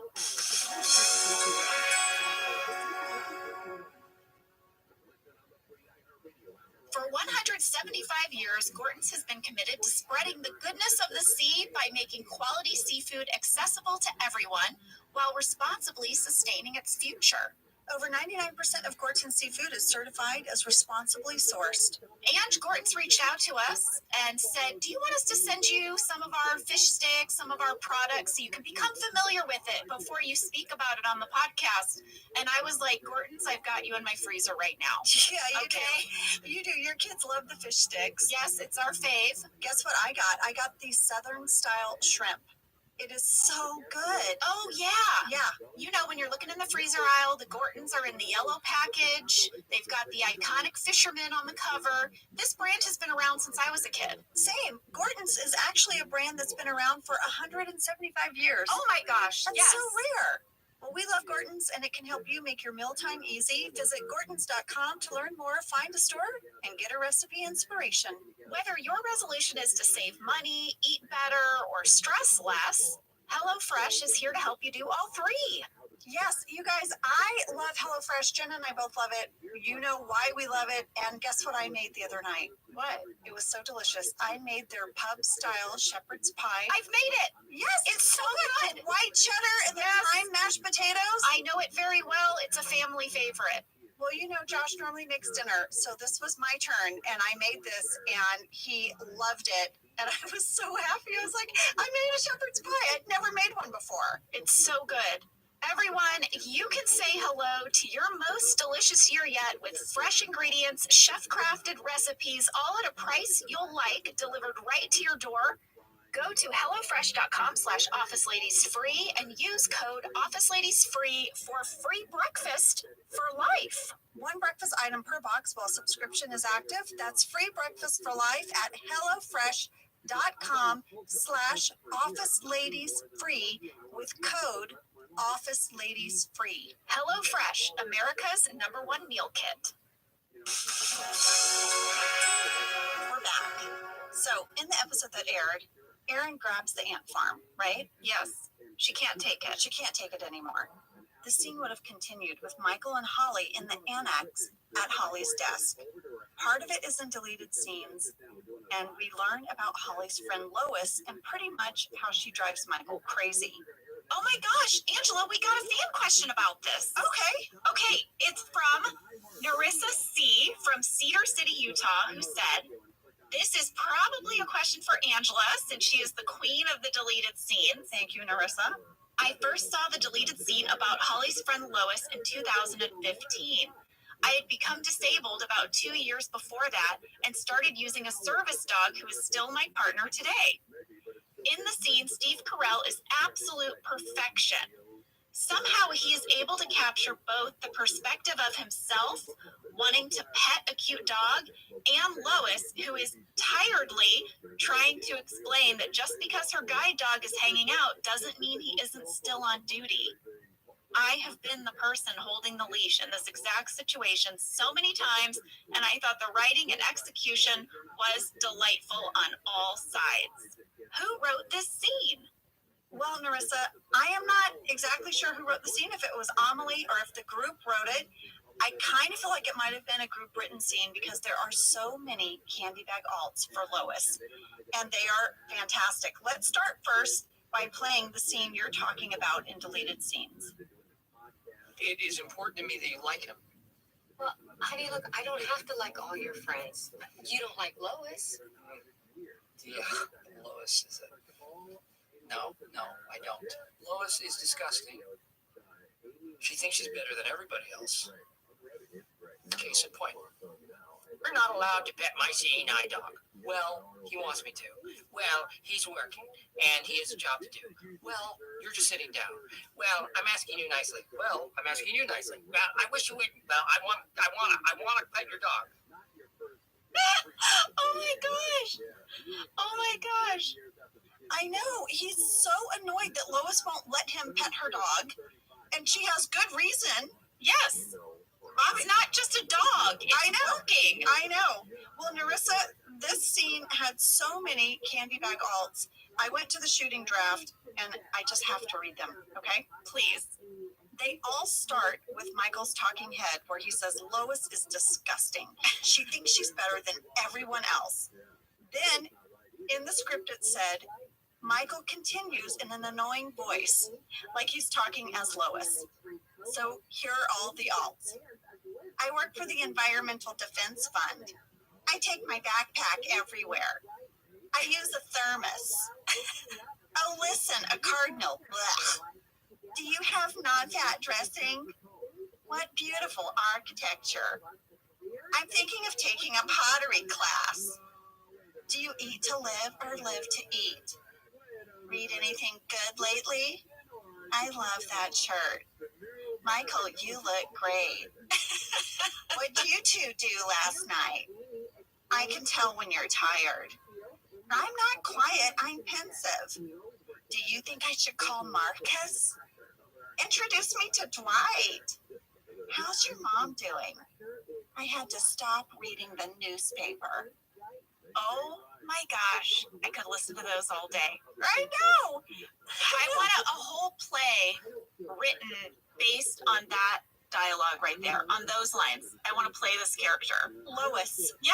I know. Who says all these things.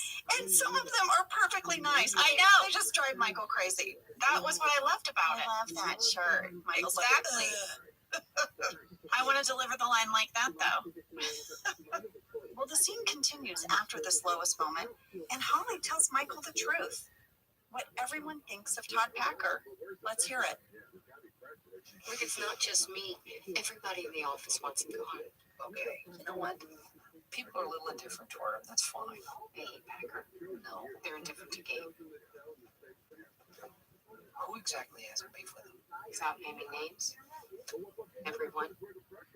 Everyone. That conversation motivates Michael to have a one-on-one conversation with Packer. Oh.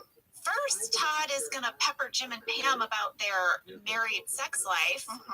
And Dwight is going to try to give Todd some hot chocolate with a laxative in it. This scene made me laugh so hard because Dwight is so bad. He's so bad at espionage. He's like, no, you should drink it. Here, drink it. Ooh, don't you want a kitchen? He has to try to explain that you can't give Todd a cup of hot chocolate with a laxative in it. Well, public service announcement, don't laxative someone. Yeah, don't do that. That's terrible. I think Jim can this because instead, Jim tells Dwight he'll come up with a bunch of other ideas. Well, there's my favorite couplet of dialogue, makes me laugh every time. When Jim's like, this isn't my best, but I could call Froggy 101, say we're the tour manager for Justin Bieber, and we're giving out free tickets, and we give a number to call for the tickets, and it's Packers. And Dwight says, who's Justice Beaver? I know. And Jim says, it's a crime-fighting beaver. Never mind. I Googled Justice Beaver, and there's so much fan art of like a very crime-fighting beaver? Fired-up beaver.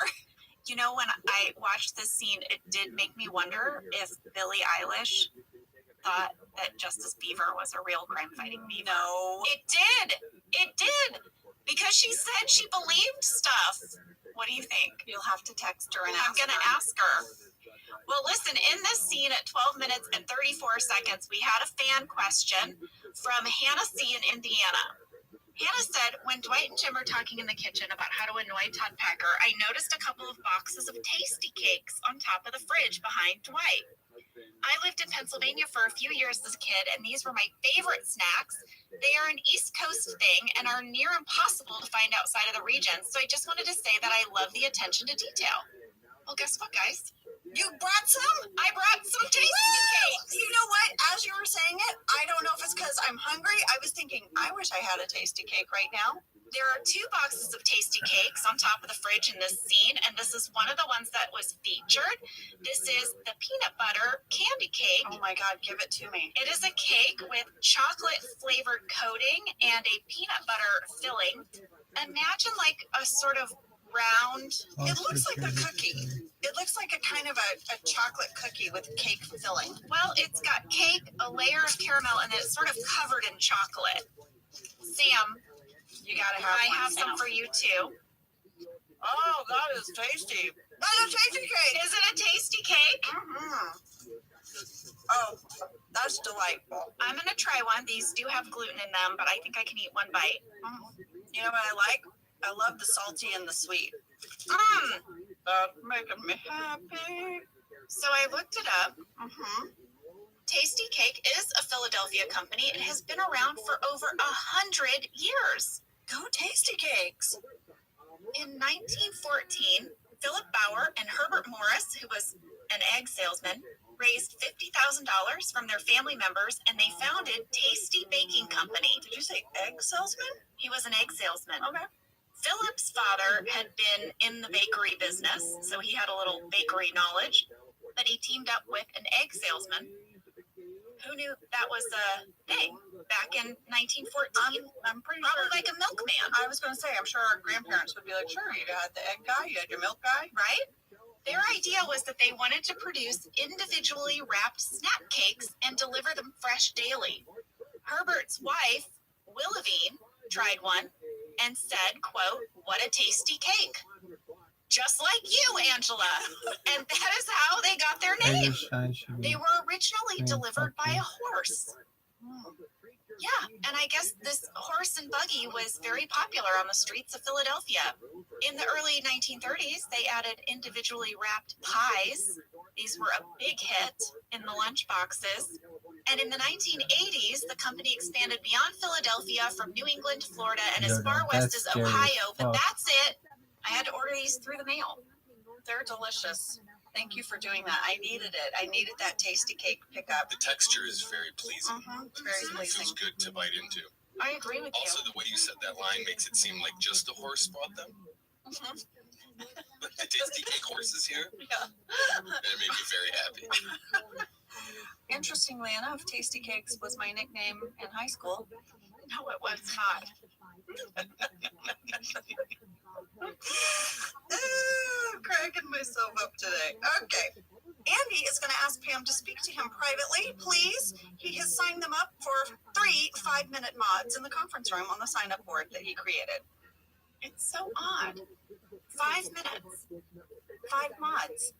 I have to think this is from Andy's RA days. Oh, yes. Right? Yes. You have 2 mods with the RA. I Googled mods. Is this a college term?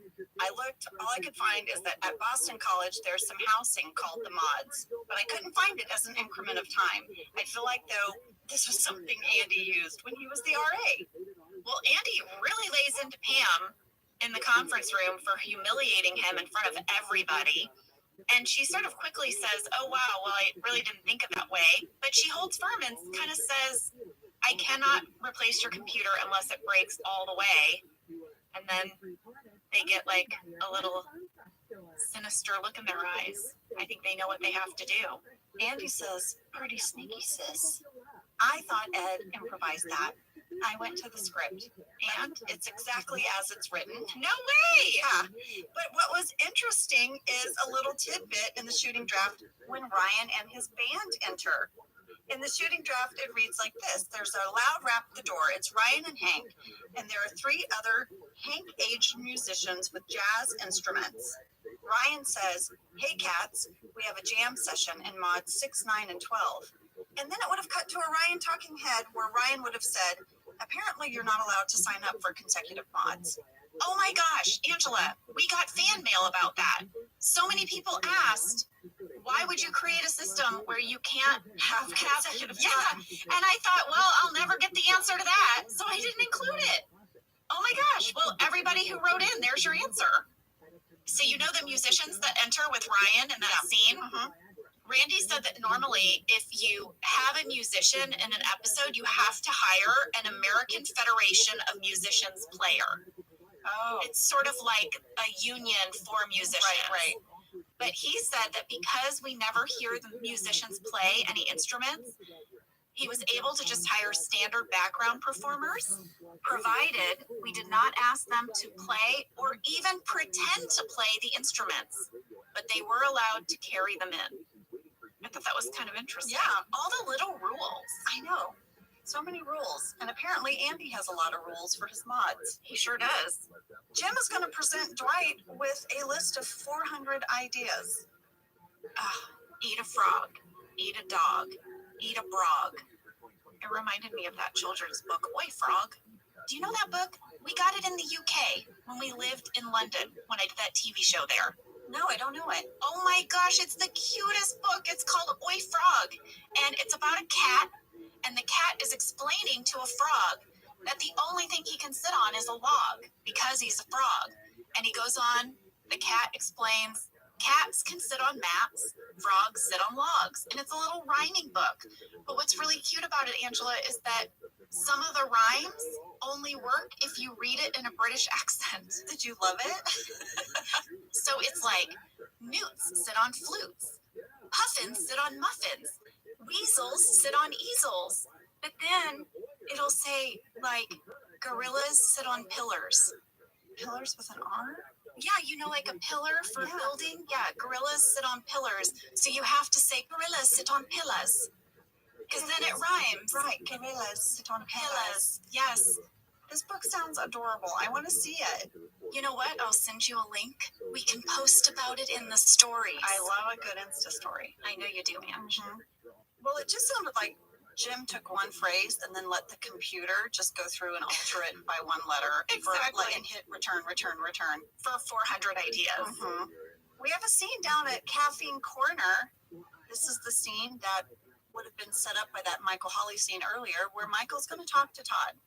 In the shooting draft, it started with this. Packer and Michael are drinking at the bar. Hank has a 76ers tip cup. Packer to Hank. Hey, 76ers fan. Todd puts a buck in the tip jar. Hank nods and smiles. Michael is delighted. Michael's like, hey, Packer, you need to take some of that charm upstairs to the bullpen. And he explains to him, you've been on the road a long time. You've been an outdoor cat.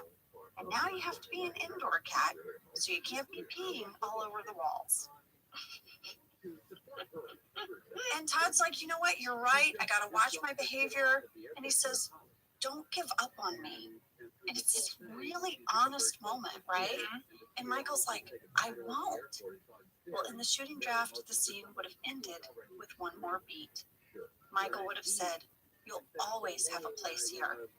And then Hank would place 2 biscotti treats in front of Michael and Packer. And Packer would say, ew, get this dick cookie out of my face. Sorry, Miles. That's more Todd Packer for you. Well, after this conversation, Michael is going to bring Todd to the bullpen to publicly apologize to Kevin. Yeah, it doesn't go well. No one buys this. They're all like, this is a fake apology, even though Kevin's like, no, I don't need this. I'm fine. Yeah. And then Packer's like, okay, you want a real apology? Here it goes. Kevin, I am so sorry. You are skinny and a genius. Yeah. And Michael's like, okay, that didn't turn out how I wanted it to. So Michael starts to try to justify why Todd Packer also has other things going on in his life, just like everyone else, right? Yeah, trying to create some sympathy for Todd. Yeah. There's a moment I barely got through. I could barely say my line without laughing. I just thought we should hear it. Packer is a survivor of divorce, Stanley. Packer doesn't speak with his child, Meredith. Packer never lived up to his parents' expectations, Andy. Angela loves pussycats. Packer... No, I was going to say dogs. Okay, you know what? This is over. Apology has been issued, and we're through with it. Packer's going to be here until the day he dies, just like the rest of us. I loved that so much when I watched it because I didn't remember the line. I was going to say dogs. So here's the thing. One of the reasons why I kept breaking when we shot this is because in the shooting draft, it was written like this. Right after the line where Michael says, and, you know, Andy, Todd never lived up to his parents' expectations. There was a beat where Michael scanned the room. Who else? Who else can I connect Todd Packer to? And it said, Michael spots Angela. And then you kind of hear him trying to make a connection. Michael says, Packer and Angela, Packer and Angela, Packer and Angela. Oh, Angela loves pussycats and Packer loves. And then Angela goes, don't, no. But it was that buildup. You know how Steve could do that? Yes. That moment where he's scanning the room and then it's like, Packer, Angela, I got it. Yes. Every time that got me.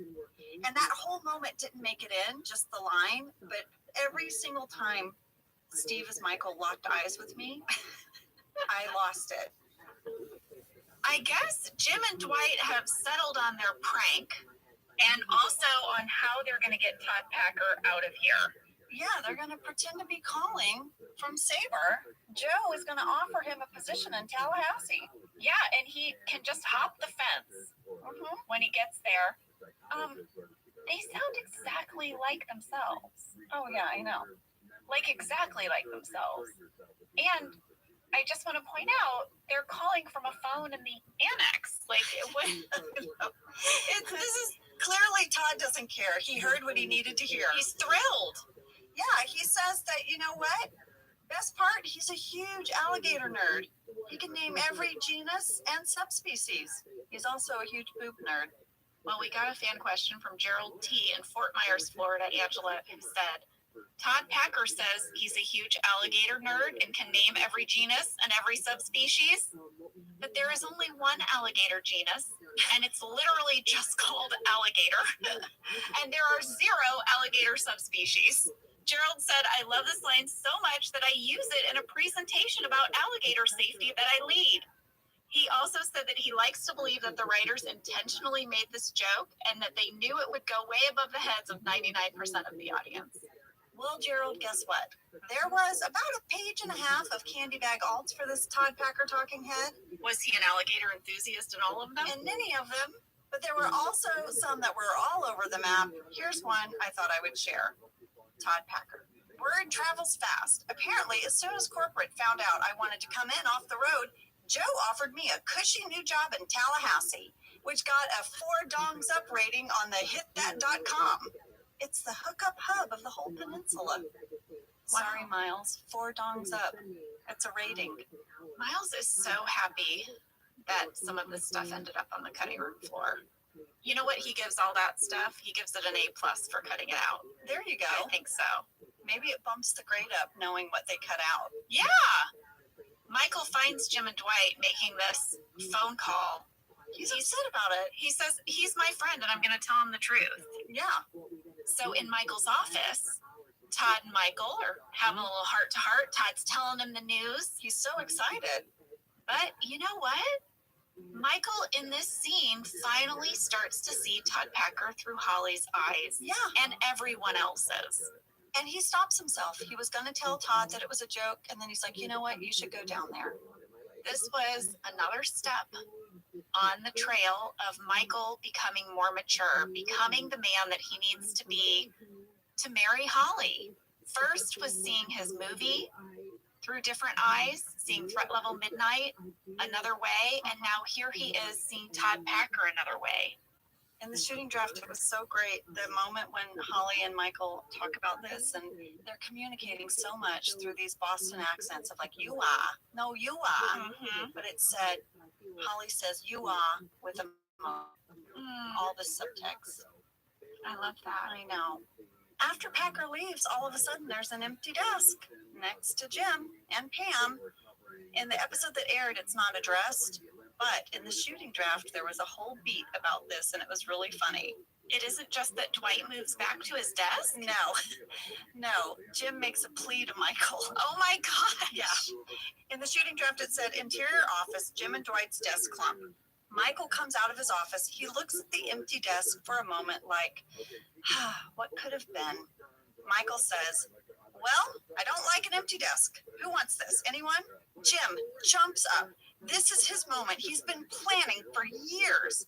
Jim says, no one needs to be here. We could get rid of it. 2-person clump. Less distractions, more walking space, a little stage for you to perform in. Michael says, maybe. Dwight starts walking through the kitchen. Jim sees him and gets more anxious. Jim says to Michael, do this. You can do this. Please, please. I never ask anything of you. Dwight enters. Dwight says, my desk. Michael says, oh yeah, you should move back here. Jim goes, damn it. Dwight gives Michael a huge hug. Pam says, it's okay, honey. I told you not to let yourself know what could happen. Dwight kisses his desk. It's kind of sweet. And then he takes out a large knife and starts immediately carving his own name into the desk. Michael says, glad you're back.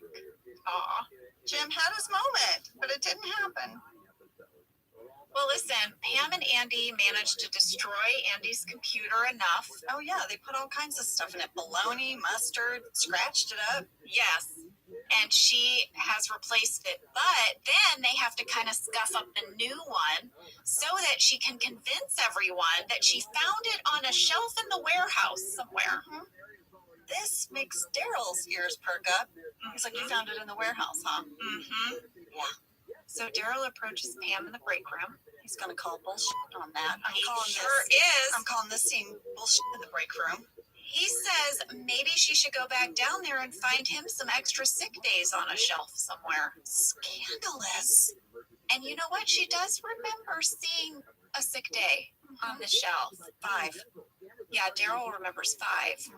Pam says 3. Agreed. We had a fan question from Amanda A. in North Carolina who said, in the tag, when Daryl asked Pam if she can find him some extra sick days, how would this work? Is this really something Pam would have control over?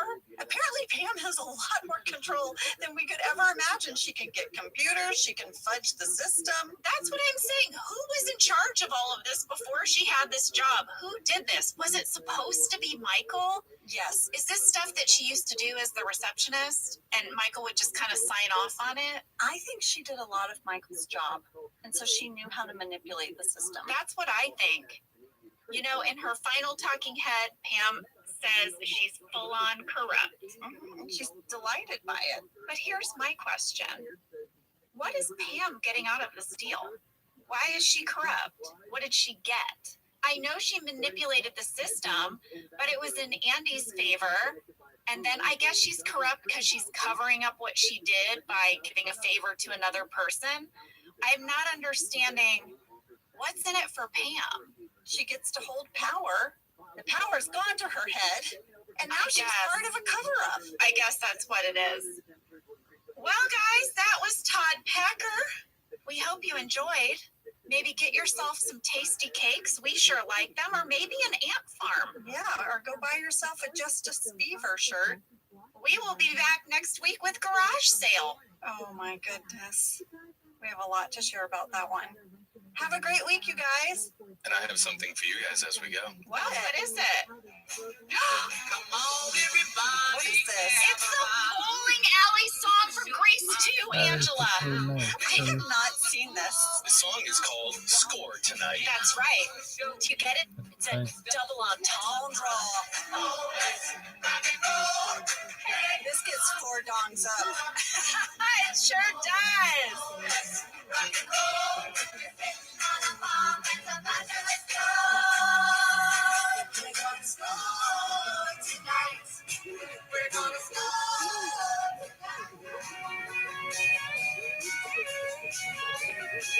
Thank you for listening to Office Ladies. Office Ladies is produced by Earwolf, Jenna Fisher, and Angela Kinsey. Our show is executive produced by Cody Fisher. Our producer is Cassie Jerkins, our sound engineer is Sam Kiefer, and our associate producer is Ainsley Boco. Our theme song is Rubber Tree by Creed Bratton. For ad-free versions of Office Ladies, go to StitcherPremium.com. For a free 1-month trial of Stitcher Premium, use code OFFICE.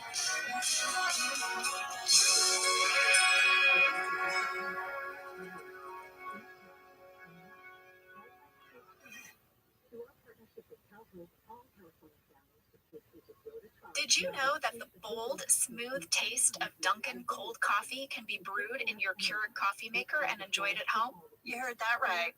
Dunkin's cold K-Cup pods were crafted to be brewed hot and enjoyed cold. Each Dunkin' cold K-Cup pod is packed with the smooth, bold Dunkin' flavor you crave. Pick up a pack of Dunkin's cold K-Cup pods and enjoy a Dunkin' cold coffee at home whenever you crave it. Just brew over ice and sip in seconds, because the home with Dunkin' is where you want to be. I'm Jenna Fisher. And I'm Angela Kinsey. We were on The Office together. And we're best friends. And now we're doing the Ultimate Office Rewatch podcast just for you. Each week, we will break down an episode of The Office and give exclusive behind-the-scenes stories that only 2 people who were there can tell you. We're the Office Ladies. Hello. Hi there.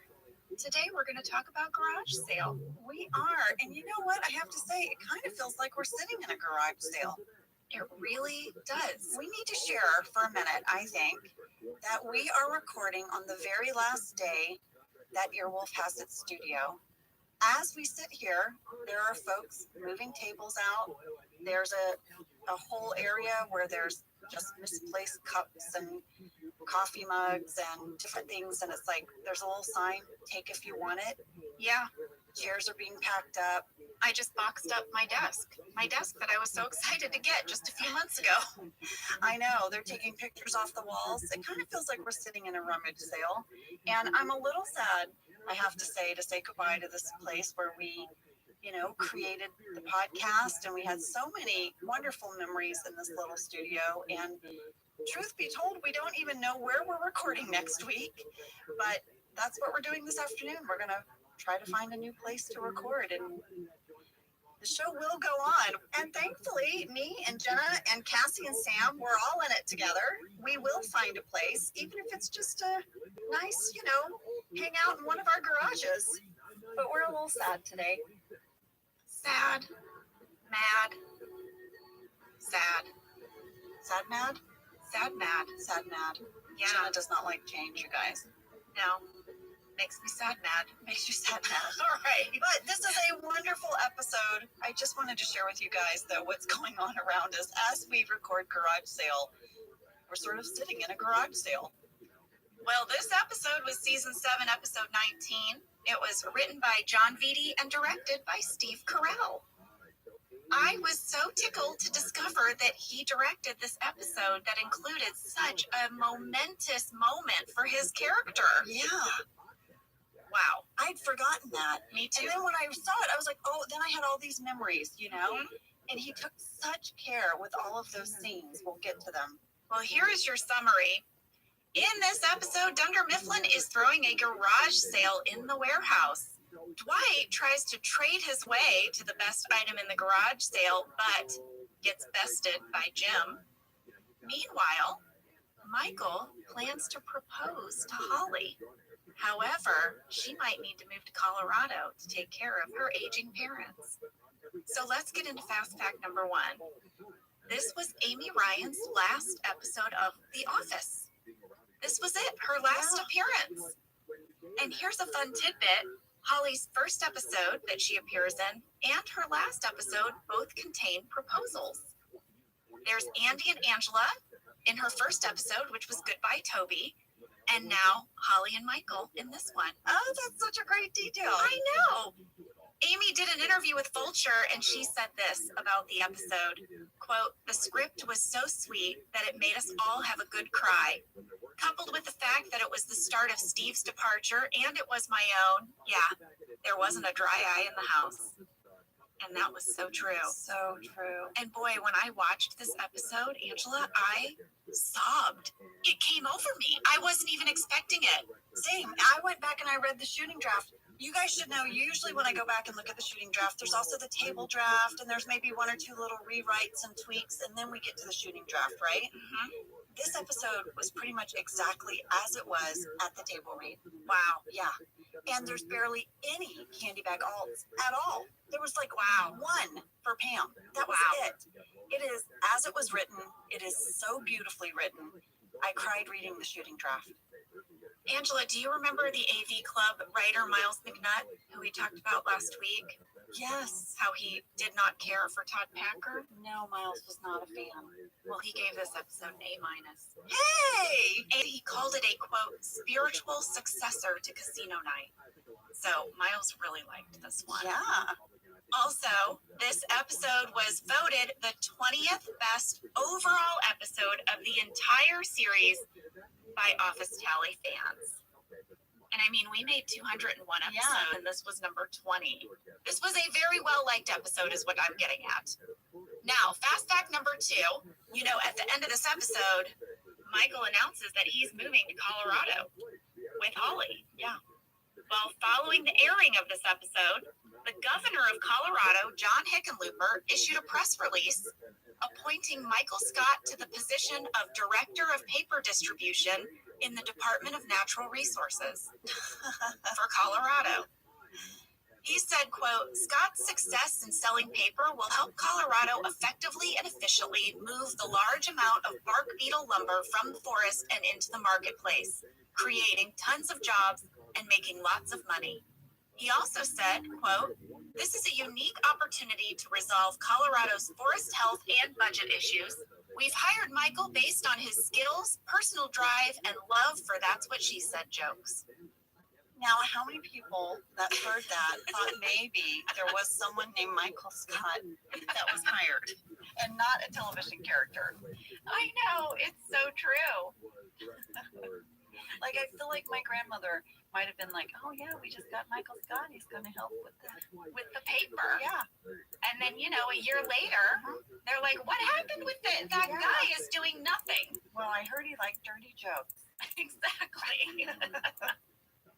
All right, that brings me to fast fact number 3, maybe one of my favorite fast facts ever, because in this episode, Dwight trades his way from a thumbtack to a pouch of magic beans.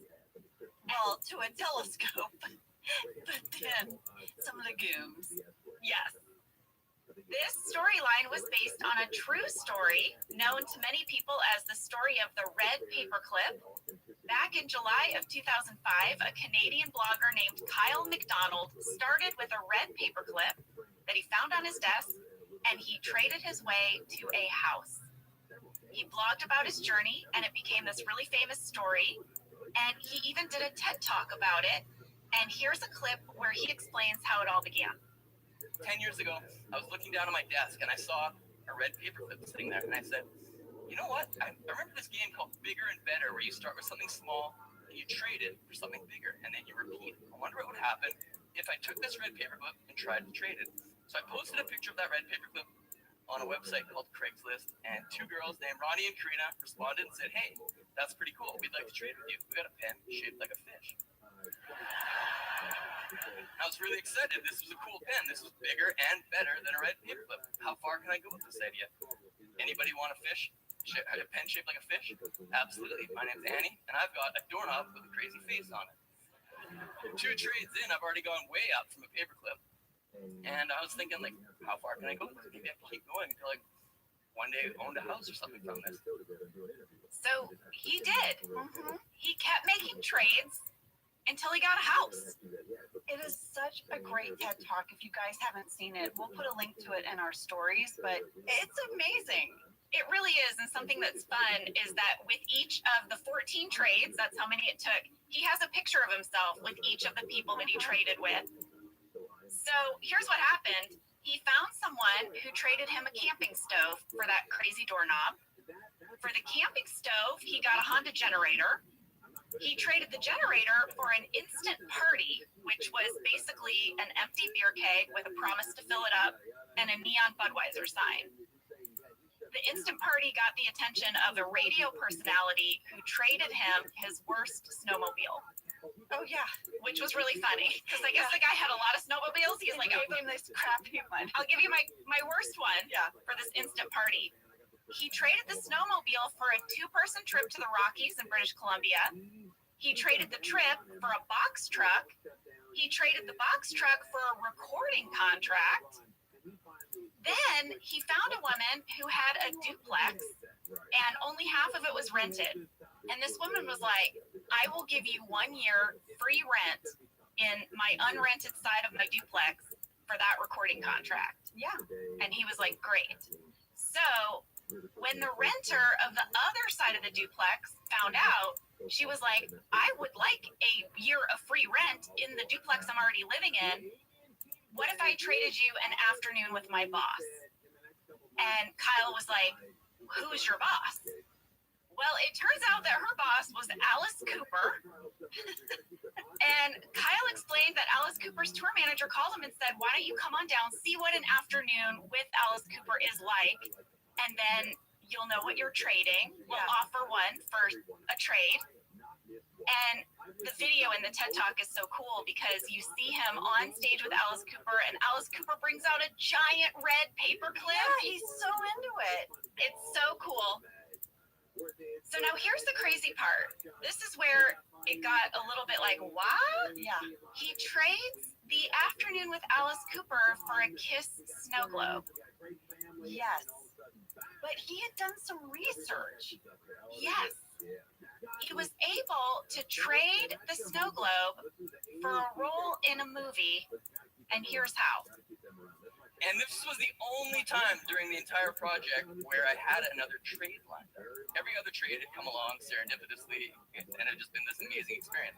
However, 2 months previous to all this guy had called me up and said, "Hey, my name's Corbin Burnson. I'm a huge Hollywood actor. I'm making a movie, and I would like to offer a paid speaking credited role in a Hollywood film. Would you be interested in trading for that?" I had just done the recording contract trade, and I was like, "Yes, absolutely. This sounds perfect." He hung up the phone, and I'm like, "Corbin Burnson, who is this guy?" Turns out he is very well known. He's been in many major movies, and he also, according to Wikipedia, has the world's largest snow globe collection, over 6,500 snow globes. Since it was Wikipedia, I knew it was true, and I just sort of kept it in the back of my head. And when Mark said he had a Kiss snow globe, I was like, "Oh, this is perfect." Called Corbin. "Corbin, you want the Kiss snow globe?" He's like, "Send me a picture." I sent him a picture. Corbin called back. "Not only do I want it, I need it." So, yeah, he kind of knew if he could get his hands on a snow globe, he'd be able to trade it for this movie role. A really unique snow globe. Yes, exactly. So now he's got this role in a movie, and here's how he trades that for a house. Following this, the economic development officer of the town of Kipling, Saskatchewan, a fellow named Bert Roach, called me up and said, "We see that you've been doing this project. Our town has a couple extra houses that we own. Would there be potential that maybe we could trade one of these houses for something you have?" And I said, "Well, right now I have a role in the movie." He's like, "Oh, that'd be perfect." What we were thinking is having a huge housewarming party, a huge celebration, inviting everyone in the world to come to Kipling, and we could offer an opportunity. We'll call it Kipling Idol, and we'll have live auditions for the movie role here, right in town. And I said, "That's absolutely perfect, Bert. What do you need to do to make this happen?" Like, "Well, we need town council approval." And I said, "All right, well, if you can get it, that'd be great." He called me back 2 weeks later. He's like, "I did it. I got town council approval. We can make the trade." Turns out town council approval is getting 2 people to put their hand in the air. But full credit to Bert, he made it happen. And we traveled to Kipling, and there we are. That's how you trade a paperclip for a house. So Kyle actually moved into the house. This is the part I was curious about because I watched the TED Talk, but I was like, so what happened after? He moved to the town of Kipling. He lived in the house. They put a giant red paper clip on the front lawn. And after a few years of living there, he decided to give the house back to the town. And the town turned it into a cafe and a tourist attraction. Aww. Yeah. He thought at first he would trade the house for something. But then he thought about it and he thought, no, I think the house had already become kind of a tourist attraction. In fact, in the listing for the house trade, he said, "Please know, this house is a tourist attraction. People will be driving by this house all the time, taking pictures with it. And there's a giant red paper clip in the front lawn that you can't move." But in the end, he decided to just return the house back to the town. And it's a really cool thing for this town that they have this story. Well, I really enjoyed that story. I loved watching the TED Talk. And then the piece of it that he spoke about the human connection along the way. Yes, me too. Here is a clip of how Kyle summed up the experience. The best part about this whole project, though, is fun making the trades for things. It's easier to tell the story with the objects, but it was the people behind it saying, "Yes, let's build something. Let's do something together. Let's collaborate. Let's see what happens." That was what One Red Paperclip was all about.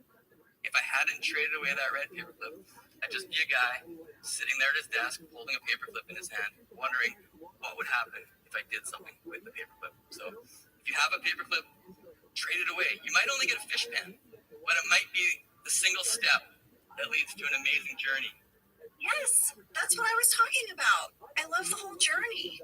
Well, lady, that's all I got. Should we take a break? And then we'll be back to break down garage sale? Yeah, because I have a table by table breakdown of what all the Dunder Mifflin crew is trying to sell.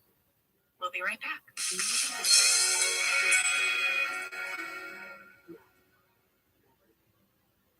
I don't know if you made a New Year's resolution this year, but did you know that most people give up on their resolutions before the end of January? But guess what? Walmart Plus can help you save your resolutions this year by saving you time and money. Walmart Plus is the membership with benefits like free delivery, gas discounts, video streaming, plus so much more. I decided in January that I get a few new things for my wardrobe. I wanted to do button-down shirts just to get out of my rut of the t-shirt and hoodie all the time. I found 2 great button-downs at Walmart Plus. Super soft, love them. And they have free shipping with no order minimum.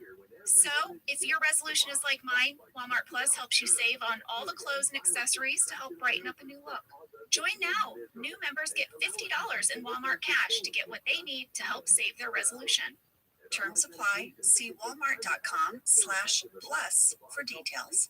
Well, folks, you know I have a lot of family in Texas, and I just want you to know, if you travel to Texas, there are vast landscapes, cultures, regions, destinations, activities that allow for an infinite number of different travel experiences. You can have fun in the sun. Texas has 350 miles of coastline. That's right.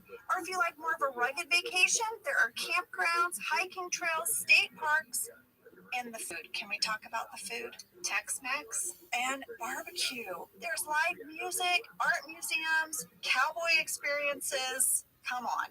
Right now, Travel Texas offers a one-of-the-kind online trip builder that allows users to generate a custom visually led trip matched to their unique interests. So you go in there and you click your interests and it'll say, here's where you want to go in Texas. Visit traveltexas.com/get-your-own to get the only trip to Texas that matters, yours. That's traveltexas.com/get-your-own. Pandora is bringing back a beloved and iconic piece of jewelry, the locket. The locket charm from Pandora opens and closes so you can keep something precious inside, like a note from a loved one or lace from your wedding dress. I have several lockets. I love a locket, lady. I love a locket. I have my grandmother's locket. Same. I also have one that has fur in it from my kitty cat Andy who passed away. I know. The Pandora locket is engraved with a message inside that says, today, tomorrow, always, to remind you that love is in everything we do, and the back is blank for your own engraving. At Pandora, you'll find jewelry perfect for any style with each piece expertly crafted and hand-finished in genuine metals. Shop now at a store near you or online at pandora.net. We are back, and there is a garage sale underway in the warehouse. Everyone is setting up. There is a great aerial view of the warehouse, as if the camera operator was up at the little top of the fakey stairs, looking down. At 0.2 seconds, you can really get a great view of the room. And I'm sure you caught this too, Jenna, but even in this wide aerial view, I could see Michael's broken plasma TV. Yes. We'll see a close-up of it later. Everyone has such great stuff at their tables. When we get to each person's table, Jenna, we'll share about what's on those tables. Well, Randy said there was a lot of licensing and legal clearance issues on this episode because of all the products shown. I bet. This all fell on our production coordinator, the wonderful Meg Shave, and it starts right away when Pam notices those Will and Grace DVDs on Oscar's table.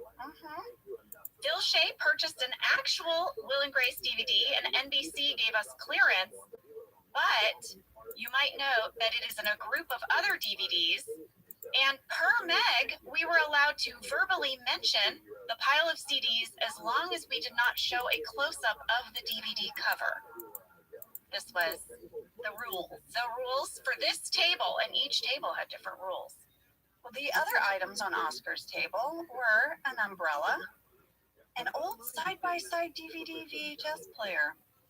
Remember those? Yes. Yeah. Oh my gosh, that's old tech. That's old tech. A rainbow kite, a fake lobster, some autumn fake flower arrangements in baskets, and did anyone else catch the set of owl figurines? I did not. He's got lots of owl tchotchkes. Now, of the things on Oscar's table, which thing would you have bought, Angela? Because I know immediately what I would have wanted. I mean, I probably would have snagged one of those owl figurines. They're kind of amazing. I didn't see them closely, so that could be the case. But what I would like is one of those fake autumn flower arrangements. Please. You would. You do love a fake flower arrangement. I just cleared a fake autumn flower arrangement off of our desk. I know, that you brought in from home. Yes. Pam is going to have a talking head that sort of explains what's happening here. She says Dunder Mifflin is having their very first garage sale. Like many Americans, we realize we have a lot of things that we really didn't need. And 10 cents of every dollar is going into the party fund so they can throw parties for themselves. All right, I'm going to have a question coming up. Okay. Because Dwight opens the doors to the warehouse. Yeah. And when he does that, there is a sign revealed. Yes. Here's what the sign says. Dunder Mifflin employees charity garage sale today only, 9 a.m. to 4 p.m. No early bird. Charity? Charity? What's the charity? The party fund? Exactly. I was like, What? Maybe Pam is more corrupt than we thought. Oh my gosh, you might be right, Angela. We had a fan question from Nicole W. in Boise, Maryland. Are they having a yard sale in the warehouse during a work day? If so, that means not only are there no sales being made, but also the warehouse can't fulfill any deliveries because they can't get any products in or out of the warehouse. These are very good points. I know. It didn't occur to me till I read the fan question that we're completely blocking off the giant door for delivery trucks. No work is being done on this day, and I do think it's a work day because everyone is dressed for work. You're not in your casual Saturday, I'm going to a garage sale clothes. No. Dwight's going to start by walking over to Meredith's table. She has a crooked sign. The sign says, jeans, $10, you wash them. That was scripted. Oh, yeah. There are a bunch of other things on her table. We have some random toys, some bike helmets, some CDs, a basketball, a globe, you know, like the globe of the earth, of the world. Yes. A stack of blue jeans, like you mentioned, a stuffed deer head, and a Valley View banner, like a school banner. What are you buying for Meredith's table? I have to ask. Blue jeans. I thought of blue jeans for your mom. Yes, so she could make stuff. My mom makes throw blankets out of old blue jeans. She also makes these adorable Christmas trees out of old denim. I thought, pile of denim, I need to buy that and send it to Birdie. I have never, ever gotten rid of a pair of blue jeans my whole life because my mom's like, I can use that. Well, Dwight is going to trade Meredith a thumbtack for her crooked sign for a half of a candle, a used candle. Yeah, he's like, listen, you're not going to sell anything with that crooked sign. This candle's been used. What do you care? Meanwhile, Kevin's going to walk up to Michael and Holly's table. He is very interested in that St. Pauli girl light up sign. Remember the one that Jan and Michael got into a huge fight about at dinner party? But it's very clear that Michael does not want to sell it. Oh, no. Michael's like, it's priceless. Holly says $10. To which Michael says, no, I paid $500 for that. And Kevin offers him $200. Insane. Michael says, no, 500. Holly says 20. Kevin says 45. Michael says, get lost. And then Michael says, that's how you do it. Yeah. And then this next line, I had to rewind it to make sure I heard it correctly. Holly says, you know, we don't have to sell that if you don't want to. If it's a problem with the neon, I can have my neon guy look at it. I was like, wait, Holly has a neon guy? Like, what is a neon guy? Why does she have one? I have so many questions. How much neon is she getting worked on? I don't know, but it's just another example of how she's perfect for Michael. Well, they get into this conversation about just in case. Yeah. Holly tells Michael, you know, we can put the sign in storage instead of selling it just in case. Because he says it belongs in a bachelor pad. Yeah. Just in case he wants to go back to that. Michael says he doesn't have a just in case, and neither does Holly. It's this really sweet moment. But right at this sweet moment, a woman walks up and asks about a slip and slide, and Michael tells her to get lost. The slip and slide woman was played by Barbara Bennett, and we had to get permission from the slip and slide people.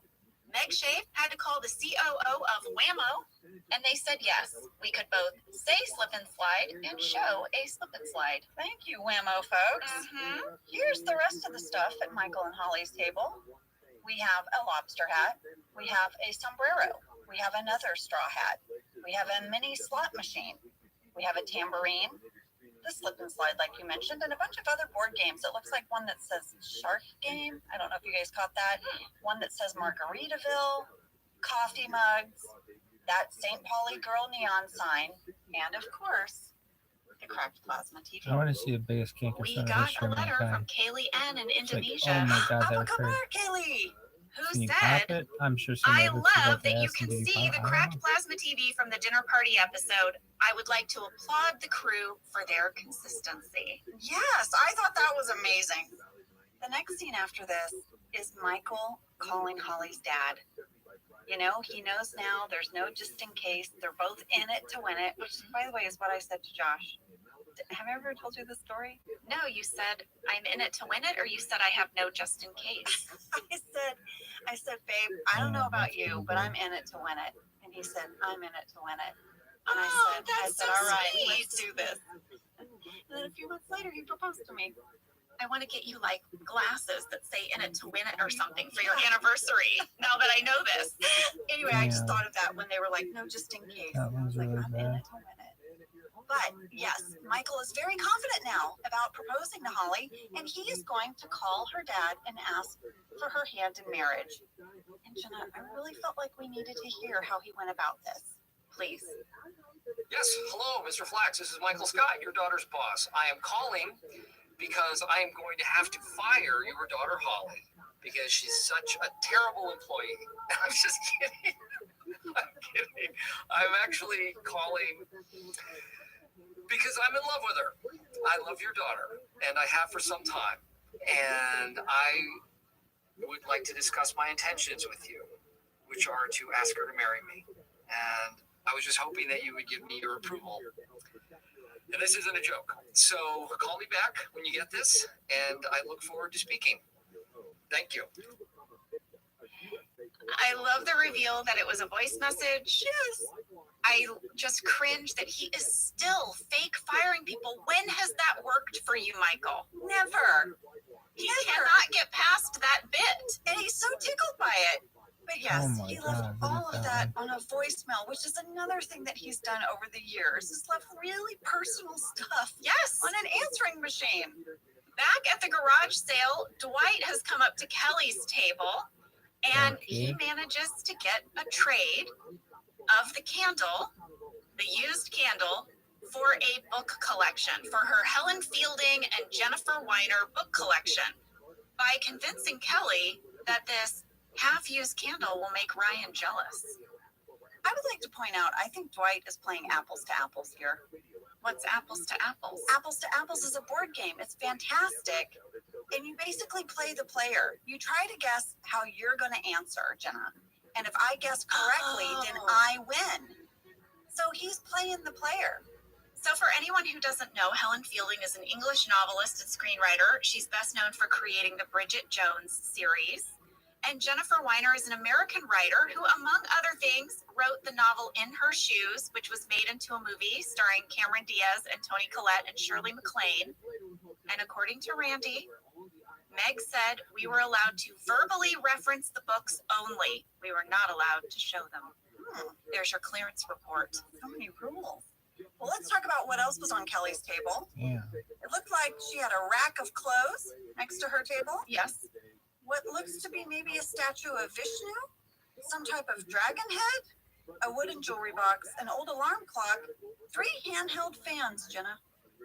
You would have bought the fans. I would have loved one of those fans. Looked like some fabric, a palm reading statue. Then she had 2 of these like plastic table centerpieces, you know, for like a party, a disco ball, and a bunch of miniature glass vases. I think I would have bought the most items at Kelly's table. I think I might have found something on the clothing rack. I could imagine going through there and finding a really great, brightly colored blazer. I would have taken the book collection that Dwight just took. Yeah. Definitely one of the fans. I don't know, maybe the palm reading thing if I was in a mood. You know, when you go to a garage sale, sometimes suddenly you're like, I'm a different person. I need a palm reading kit. You're absolutely right, because as I look at her table, my first thought was I have to have that disco ball. Right? What are you doing with that? Why do you need it? Where am I putting that? Next up is Kevin's table. Andy and Daryl walk up to check out what's there. And guess what they see? A board game. They really want to play. Dallas. Yes. This Dallas board game is real. It was scripted, and Phil Shea found it on eBay. Here are some details. It was made in 1980. It's for ages 12 and up, 2 to 7 players. 2 to 7, not 2 to 8. Yeah, what an odd choice. Cutoff. The playing time is around 120 minutes. 120 minutes? 2 hours. It takes a long time to play the Dallas board game. Holy crap! Here's the quote on the box. Take on the role of a character from the TV series in a race to amass the most wealth. That's the idea. Let me tell you, this was the biggest clearance issue for Meg. Really? Because the game had been discontinued. It was not being sold anymore. Oh, so she had to do a lot of hunting to figure out who the heck to reach out to? Yeah, who has the rights to this game? Yeah. Well, it was originally made by a company called Yaquito Publishing, but that company had been sold to Cardamundi, who told them that the game was probably commissioned by Lorimar Television, which is who made the TV show, and maybe they owned the rights to the game, but Lorimar Television no longer existed. It had been absorbed by Warner Brothers and then dissolved. So Cardamundi said, we don't know if we have the rights, but sure, use it. I was going to say, at that point, can you just say, we'll roll the dice and see if someone comes after us? Yes, I think that's basically what they did. I think this Dallas board game nowadays would be called Succession. Yeah, exactly. Well, here were the other things at Kevin's table. Did you guys see the big train set that went through a mountain? I did. I'm not sure I'm buying anything at Kevin's table. Yeah, it's a tough sell. I think the board game was the best thing. Yeah, even though it doesn't end up having all the pieces. Right, or the instructions. Well, Dwight is going to walk by Jim and Pam's table, and he is very surprised to see a packet of Dr. Copperfield's Miracle Legumes. Mm-hmm. But Jim won't sell them to Dwight.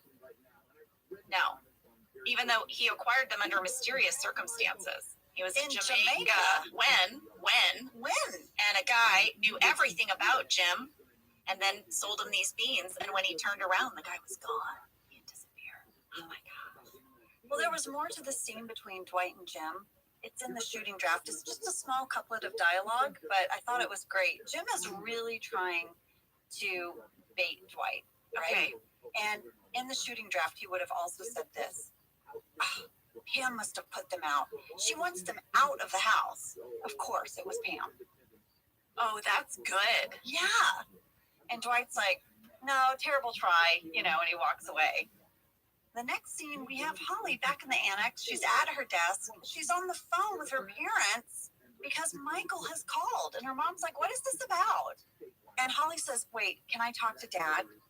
Jenna, did you hear what her dad said to her? I did, Angela. Oh my gosh! So sweet. It was so cute. This is how it read in the script. Holly's mom says, yes, here. And she passes the phone to Holly's dad. Mr. Flax gets on the phone. Hollis? Hi, Dad. There was a program on TV about India. Okay. Did you connect with Michael? Hollis. He calls her Hollis. That was what was on her nameplate.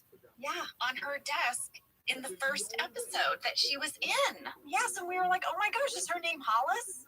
It is. It is, and her dad calls her Hollis. Although I don't know if you noticed, the nameplate that's on her desk in this scene, that's right under her computer monitor, says Holly Flax now. Mm-hmm. It doesn't say Hollis. Want to give a little shout out to the voice actors here. Holly's mom was voiced by Bonnie Bartlett, and her dad was voiced by John O'Leary. Did you see it 5 minutes and 49 seconds, Jenna? A shot of Holly's Fabergé egg? Yes, it's right next to her nameplate. Yeah. What is this egg? What is this egg? She's not selling it at the garage sale, so it's clearly very important to her. Well, if you noticed that Pam wasn't with Jim when Dwight walked up to their table, it's because she's grabbing coffee for them at the caffeine corner. She asks which one is decaf, which really pisses Hank off. Well, because he clearly doesn't know, and he's going to have to remake the coffees. I know. We had a fan question from Natalie F. in San Antonio, Texas, who said, I love when Pam asks Hank which coffee is decaf because it shows how much her character has grown and how much confidence she has gained since the cocktails episode when she had to really challenge herself to take her beer back and ask for a light after she was given the incorrect order. She really pushed herself in that moment and took so much courage, and now she doesn't even hesitate to make sure she gets what she wants. Pam's character development is one of the most inspiring things in the series. Go Pam! Aw, I just loved that letter. I do too. It's such a great observation. Yes. We got another fan question from Rachel P. in Wilmore, Kentucky, who said, I've always noticed in this episode that Pam has started to wear her shirt untucked, and that when she orders coffee at Dwight's Caffeine Corner, she asks Hank which one is decaf. Is this a hint that Pam is pregnant after her and Jim's Valentine's Day walk at work? I know that Jenna announced her pregnancy back in May of 2011, and this episode aired in March of 2011. I was just wondering, is the decaf coffee for Pam or Jenna? Well, Rachel, I was pregnant when we were shooting this episode, and I had to untuck my shirt so that no one could see my little growing belly. And also, no one knew I was pregnant. So all of a sudden, I just stopped tucking in Pam's shirt starting this week. Not only did you do that, but we've shared this before, you just went and started buying your own shirts to look like Pam shirts so that people wouldn't know you were going up a size. Yes, at a certain point, untucking my shirt, and I had been like not zipping my skirt up all the way. I was sort of like Safety pinning it. yeah, I was using a safety pin attached to a hair tie. Yes, I showed you that move. And eventually these two tricks weren't working, and I went out one weekend and I just bought myself a whole new outfit at J. Crew, and I insisted that I had to wear it. This is what Pam would wear this episode. Because if you do a fitting, They know. they measure you Oh, yeah. in your undies, Uh-huh. and they're gonna see the belly, and they're also gonna be like, oh yeah, wow, Jenna, you're totally pregnant, and I didn't want to tell people yet. So this was the beginning of my pregnancy hide. Rachel, you totally noticed it. Totally caught that, Rachel. Michael is prepping for his big proposal, which I guess includes a bunch of gasoline that he's pouring around cars. Yeah, Maybe kinda he's looks spelling out, great. will you marry me, and gasoline, and then he's going to torch it. We don't know, because thankfully Pam stops this. Yes, hopefully She you looks all better know now that was she not than she was gasoline, that younger. was just water. But I loved doing this scene. I had a very hard time not laughing because the way Steve was performing Michael, So earnest. so earnest. And I have to say, I really love where this ends up going. Oh, I did too. Well, I guess if you want any pesto or salsa, you better head over to Ryan's table. He is selling Mama Sally's homemade pesto and Senor Chico's hot cha-cha salsa. Yes, the pesto has a photo of Phyllis on it, and the salsa has a picture of Oscar. He has a talking head where he explains that his mom makes the best pesto, but she would never sell it, even though he'll sell it. He tricked her into making him hundreds of jars of. He was going to have a pesto party for his friends, and Phyllis just kind of looked like the mom he wanted for the jar. When Ryan says, and my mom was like, okay, in the shooting draft it said in like a dumb voice. I am sure you can imagine that this talking head created a back and forth with good old standards and practices. Lip flap. Yep, we got a bleep Ryan's completely with no beginning or end consonant sounds, blur the visible lip flap, or stage this. My favorite is when they say the third option is stage this off camera. Stage a talking head off camera. What is the camera on? What's the camera looking at if he's off pesto. camera? I don't know. And then, of course, we turned it in and we got a, as previously noted, blur that lip flap. Mm-hmm. Dwight is still making his trades, and his next target is Ryan. Yes, he explains in a talking head that he traded his thumbtack for Meredith's candle. Then he traded the candle for Kelly's crap, which he traded for Phyllis's garbage, for Oscar's trash, for Stanley's crap. What he got from Stanley was an old photo album, and he's going to trade that with Ryan in order to, I guess, get some pesto. Yeah, That's going to eventually lead him to getting something from Creed, and finally a really cute squid that Aaron had. You know, Jenna, at 8 minutes and 31 seconds during Dwight's talking head, where he's listing all of the trades he made, you can see in the background that both Phyllis and Aaron have wooden spice racks on their tables. Really?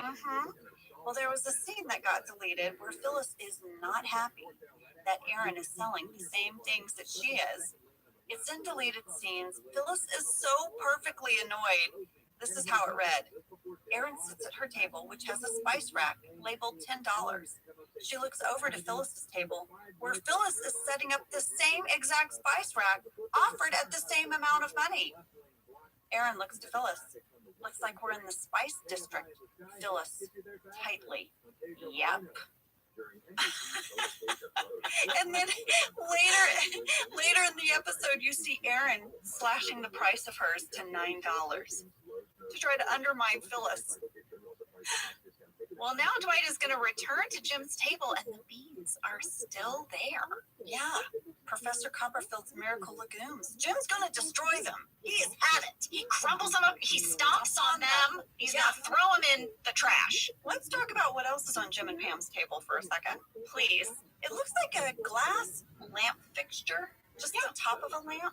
Oh, no. That's, the thing that you hang from the ceiling. Was it? I wasn't sure. 100%. I swear I had one of those in my house growing up. Oh, yeah. It was over our breakfast table. Right, and your breakfast nut. Yes. Okay. So we have the glass lamp fixture, a bike helmet, golf clubs, a bird feeder, a big green ball. What is that big green ball? I don't know. Legumes. Did you catch Jim and Pam's clown painting? Yes, I did. We also got a fan catch from Haley W. in Charlotte, North Carolina, who said, Jim and Pam also have some clown figurines for sale. And they're really creepy. They're little and they're all stacked in a row. Yeah. Haley said, did Jim's parents also have creepy clown figurines? And if so, why are Jim's parents obsessed with clowns? And why did Jim and Pam keep these for so long? Haven't they been living in this house for a while now? I have so many questions. Maybe this clown obsession of his parents explains why he has to prank Dwight. That's deep, Angela. I know. I feel like that would be something Jim would talk about in his therapy. I mean, maybe his parents pranked him his whole life with creepy clowns. What would you buy from Jim and Pam's table, Angela? Come on. Who are you talking to? What? A bird feeder. Oh, yeah, that's true. Of course. What am I thinking? What are you thinking? What would you take? Nothing. I mean, for the first time, I don't want anything from this table, really. Maybe I would buy a creepy clown figurine and then I would wrap it up as a white elephant gift. There you go. Pam is now going to invite Michael to the conference room for a meeting he called, but he doesn't remember calling any meeting. My favorite thing is when he walks in the room and he's like, hey, everybody, I just wanted to talk to you. We're talking about recycling. And Pam's like, Michael. He just went right into some, shtick. Pam was going to start to say to Michael, so look, about this proposal. He's like, no, you will not talk me out of this. And Pam's like, she's perfect for you. Oscar says she's the one. Jim and Ryan, they're all like, she's amazing. And Pam explains they just want to help him with the proposal to make it safe and responsible and realistic and doable.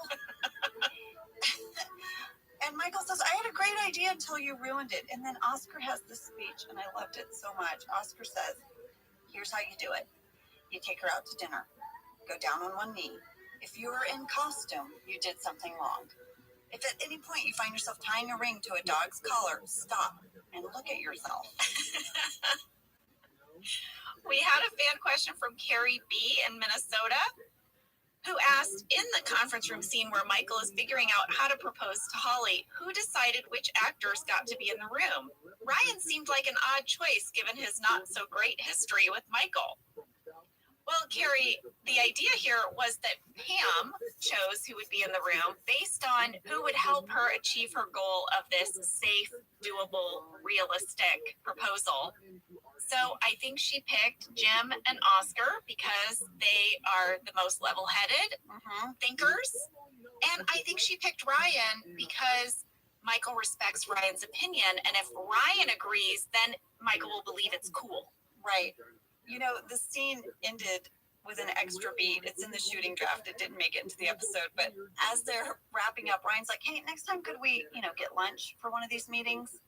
And Michael's like, yeah, of course. And he starts listing out the food he'll get. And Ryan storms out and goes, "I can't eat any of that." It's like such an odd way to end the scene. Well, lady, I think we should take a break. And when we come back, Kevin and Andy and Daryl have started playing the game of Dallas. They have some sort of wager on the line. They've got a cup of money. And we're going to learn what's on Phyllis's table. And we're going to get to that ultimate proposal.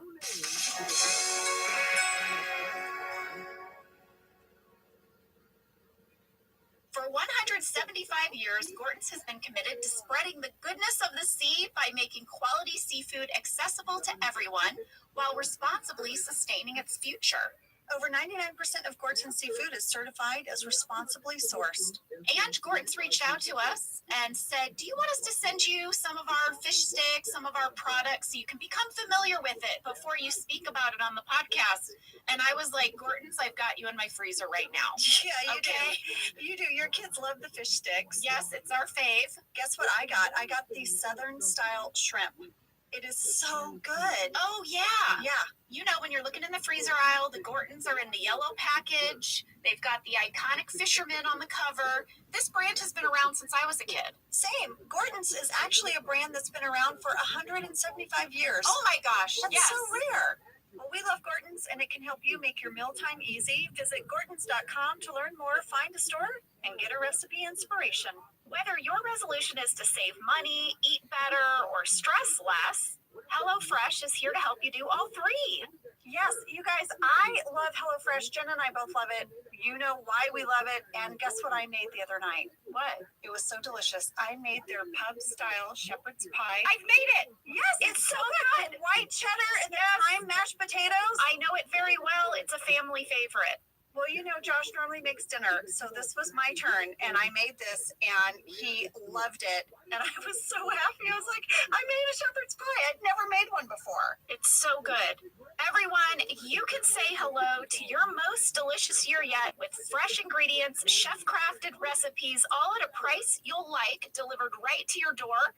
Go to HelloFresh.com/OfficeLadiesFree and use code OfficeLadiesFree for free breakfast for life. One breakfast item per box while subscription is active. That's free breakfast for life at HelloFresh.com/OfficeLadiesFree with code OfficeLadiesFree. HelloFresh, America's #1 meal kit. We're back, and Holly is now shopping at Phyllis's table. She wants to know if most of these items were Phyllis's mom's stuff, and this leads to a really moving conversation where Holly says to Phyllis, "How is she doing?" Sort of implying that Phyllis has maybe shared that her mom is now in a home. And Holly wants to know, when do you know if it's the right time? And Phyllis shares with her, if you're waiting for your parents to come to you, that's not what's going to happen. But that her mom is doing better now, and it's a very touching scene. And it ends with Phyllis saying, "I have a box of bras. Would you like to look at them?" And Holly immediately says, "Yes." Yeah. Here are the other items on Phyllis's table. The spice rack, as we know. Lace curtains and table linens. Those were written in the shooting draft that she had to have table linens and lace curtains. Fake flower arrangements, Jenna. It looks like a makeup mirror, some jewelry, and of course, a box of bras. What would you have bought at Phyllis's table? Was the makeup mirror one of the magnifying makeup mirrors? It looks like one of the ones that's it's like an oval, and it stands on your table, and it looks like it flips. Yeah. For the magnified side to the other side. I'm having a problem right now, which is that without my glasses on, I can't see my face very well.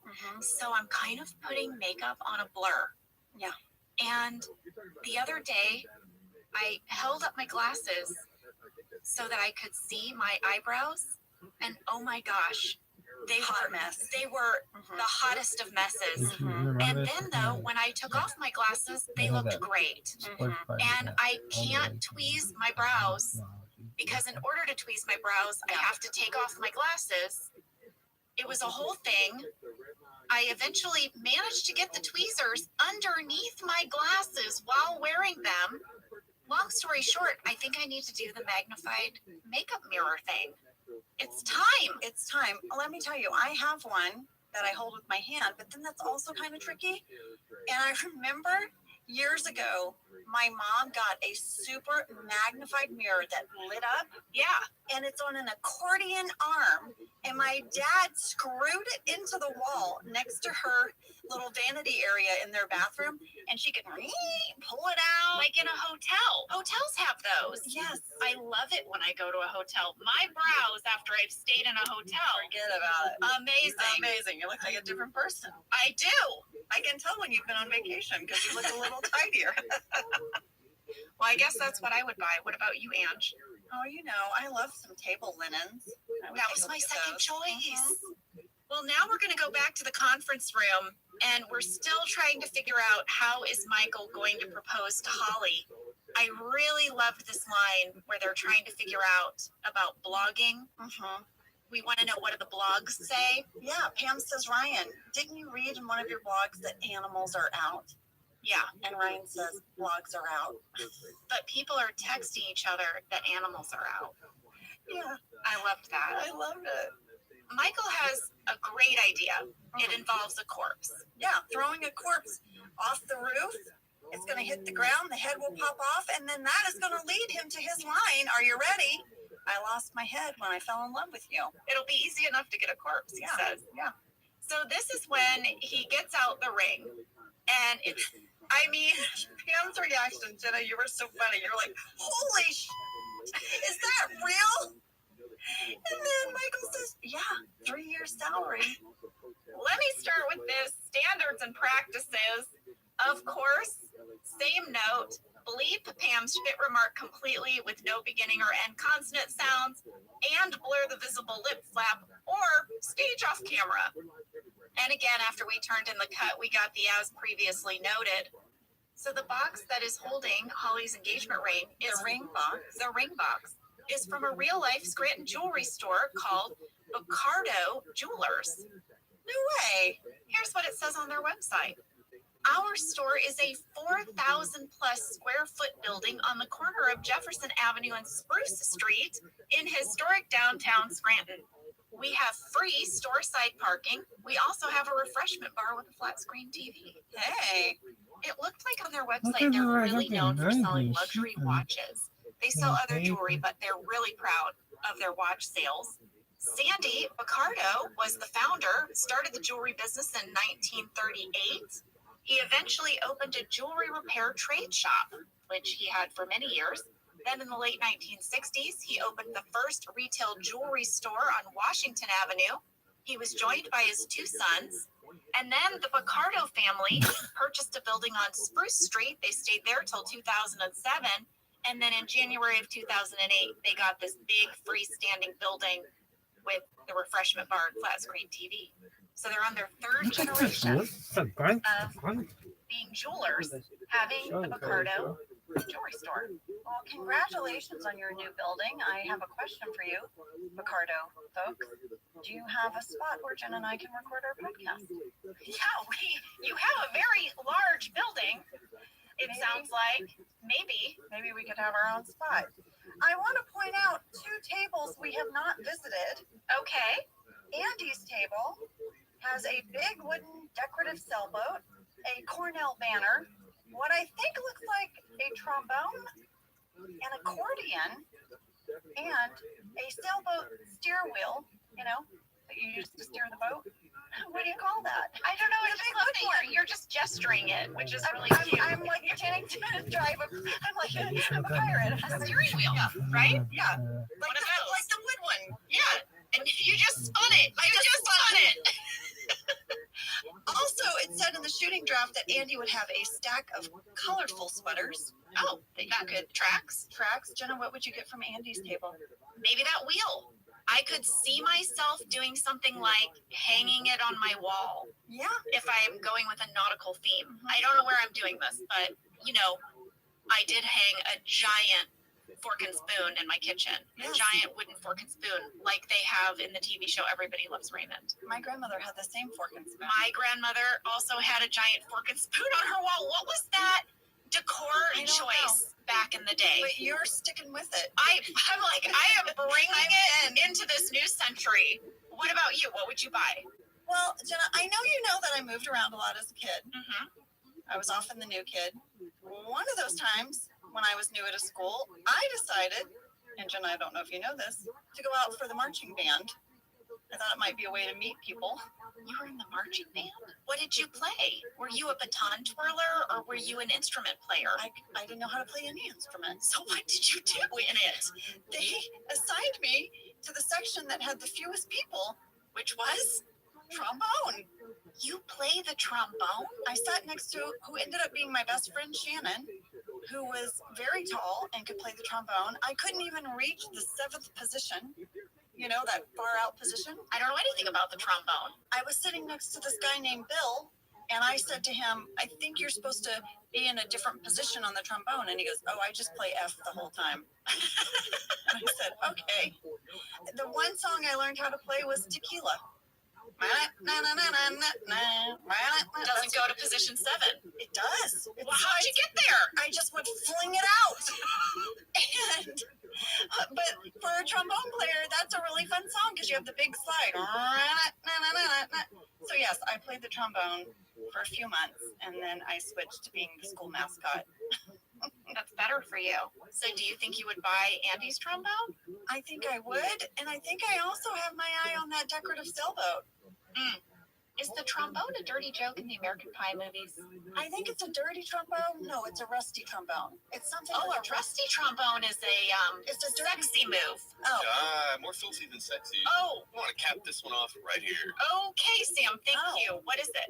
Picture the ways that you could use somebody's body like a trombone. The potential combinations. I can't figure that out, Sam. I think I am getting there. Okay. Act it out. So I am behind a man. Okay. Imagine you're behind him. Okay. And then what part of their body could you kind of stroke like a trombone? Okay. While you're blowing into another part of their body. Wait a second. Does this save them from drowning? It doesn't. It does not. Is this the kit? Remember? Yeah. Thing with the fee. Yeah. Is that the same part of the body? Yes, it is the same part of the body. It's blowing in that same area. Let me ask you both on our potentially last day here. What song are you playing On the trombone? during this rusty trombone? I'm playing tequila. Well, that's a good yank.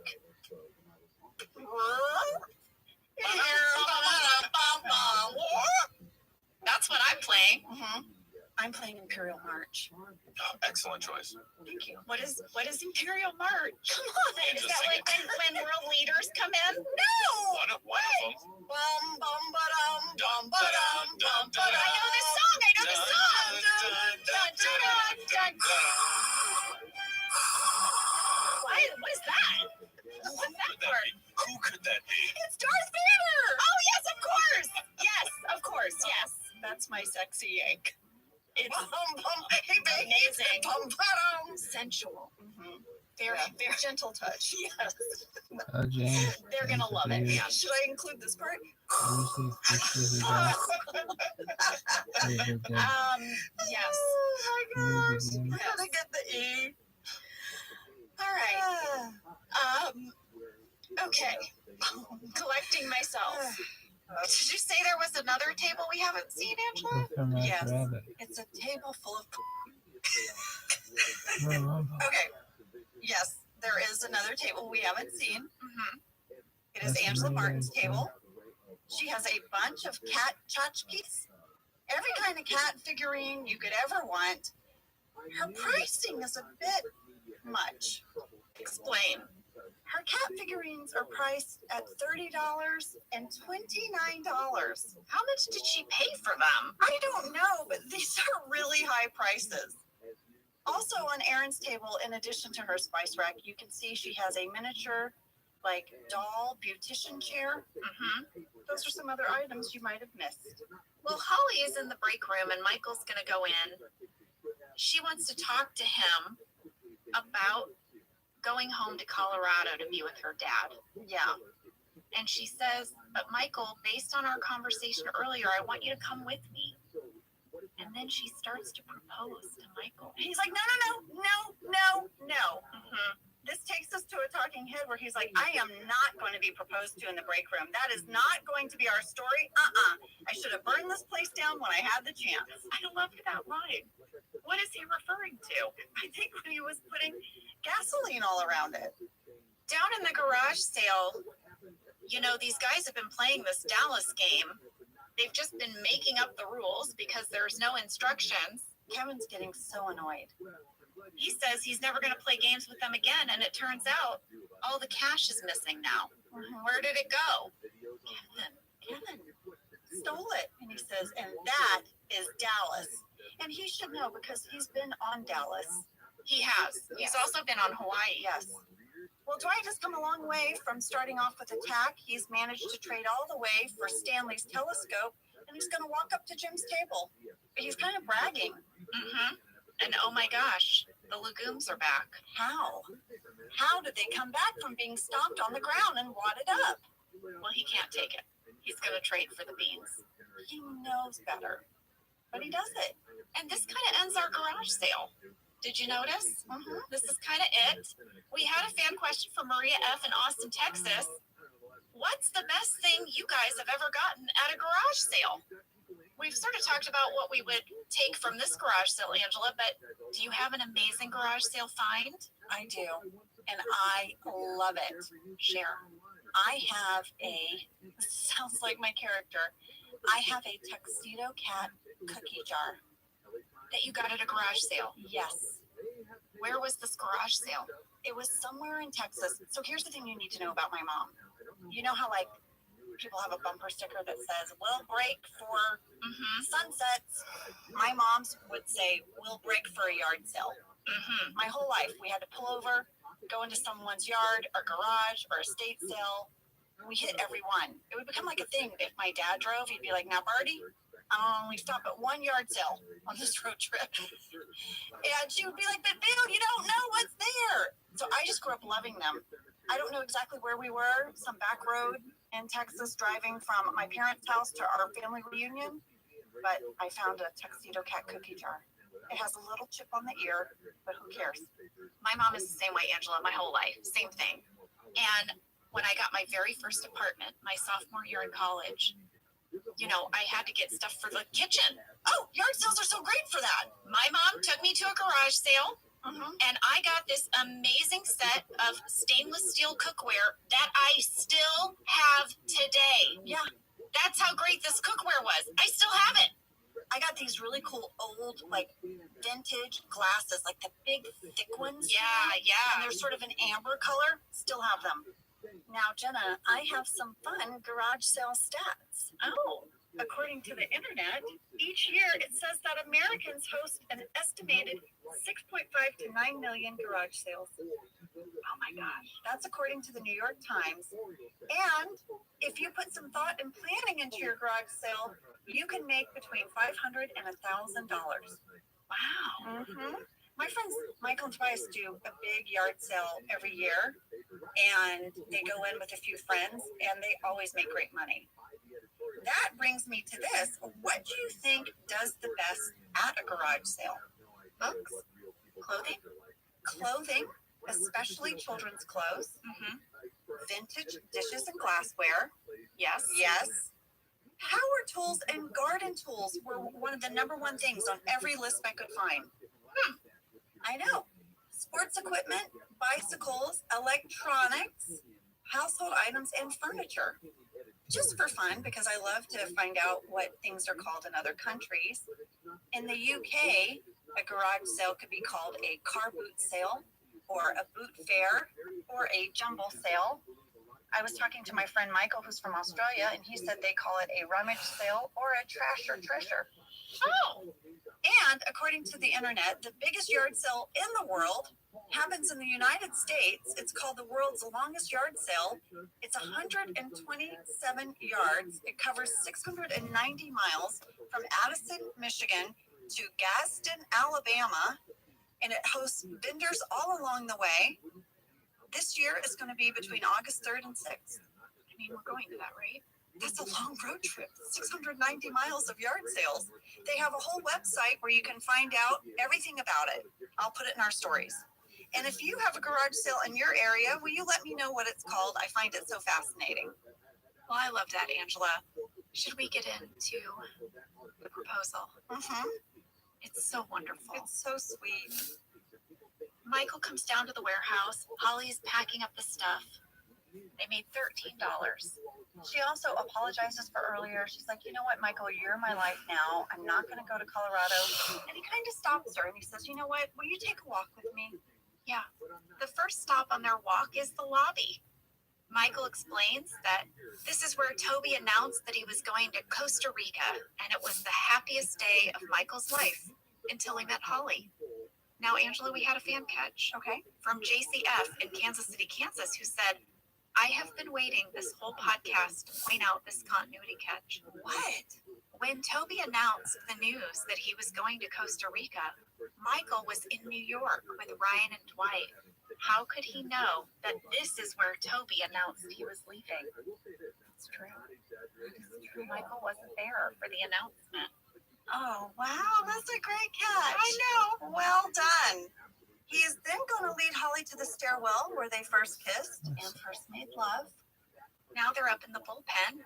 They're outside of Michael's office because that is where he first saw her through the blinds. It's also where he called her on the phone to tell her that he had herpes and was still in love with her. And here's where we find out the news that it was not herpes, it was just an ingrown hair. Mm-hmm. The conference room is where they led their first meeting together.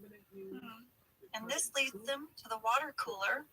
Nothing happened there, but Michael shares with Holly that he would pretend to get a cup of water so he could stare at her through the window. And then he acts out getting his cup of water and looking at her through the blinds.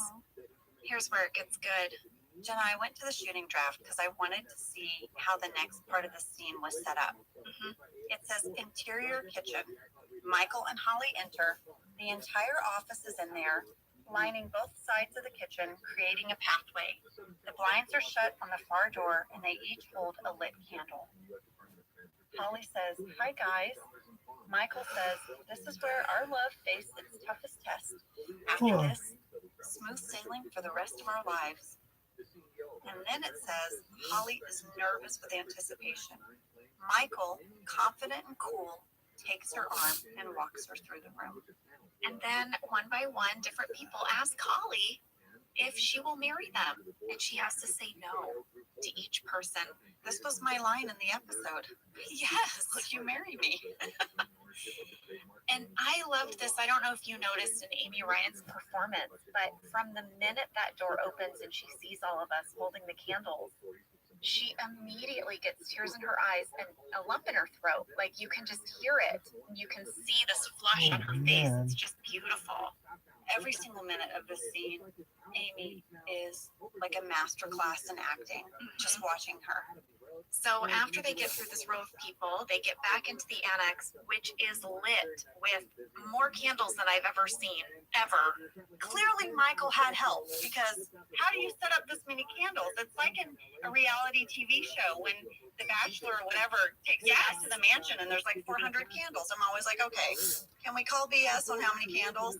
Well, Michael and Holly both get on their knees, and he's about to say, this is where we fixed that broken chair, but then the sprinklers go off and douse them with water.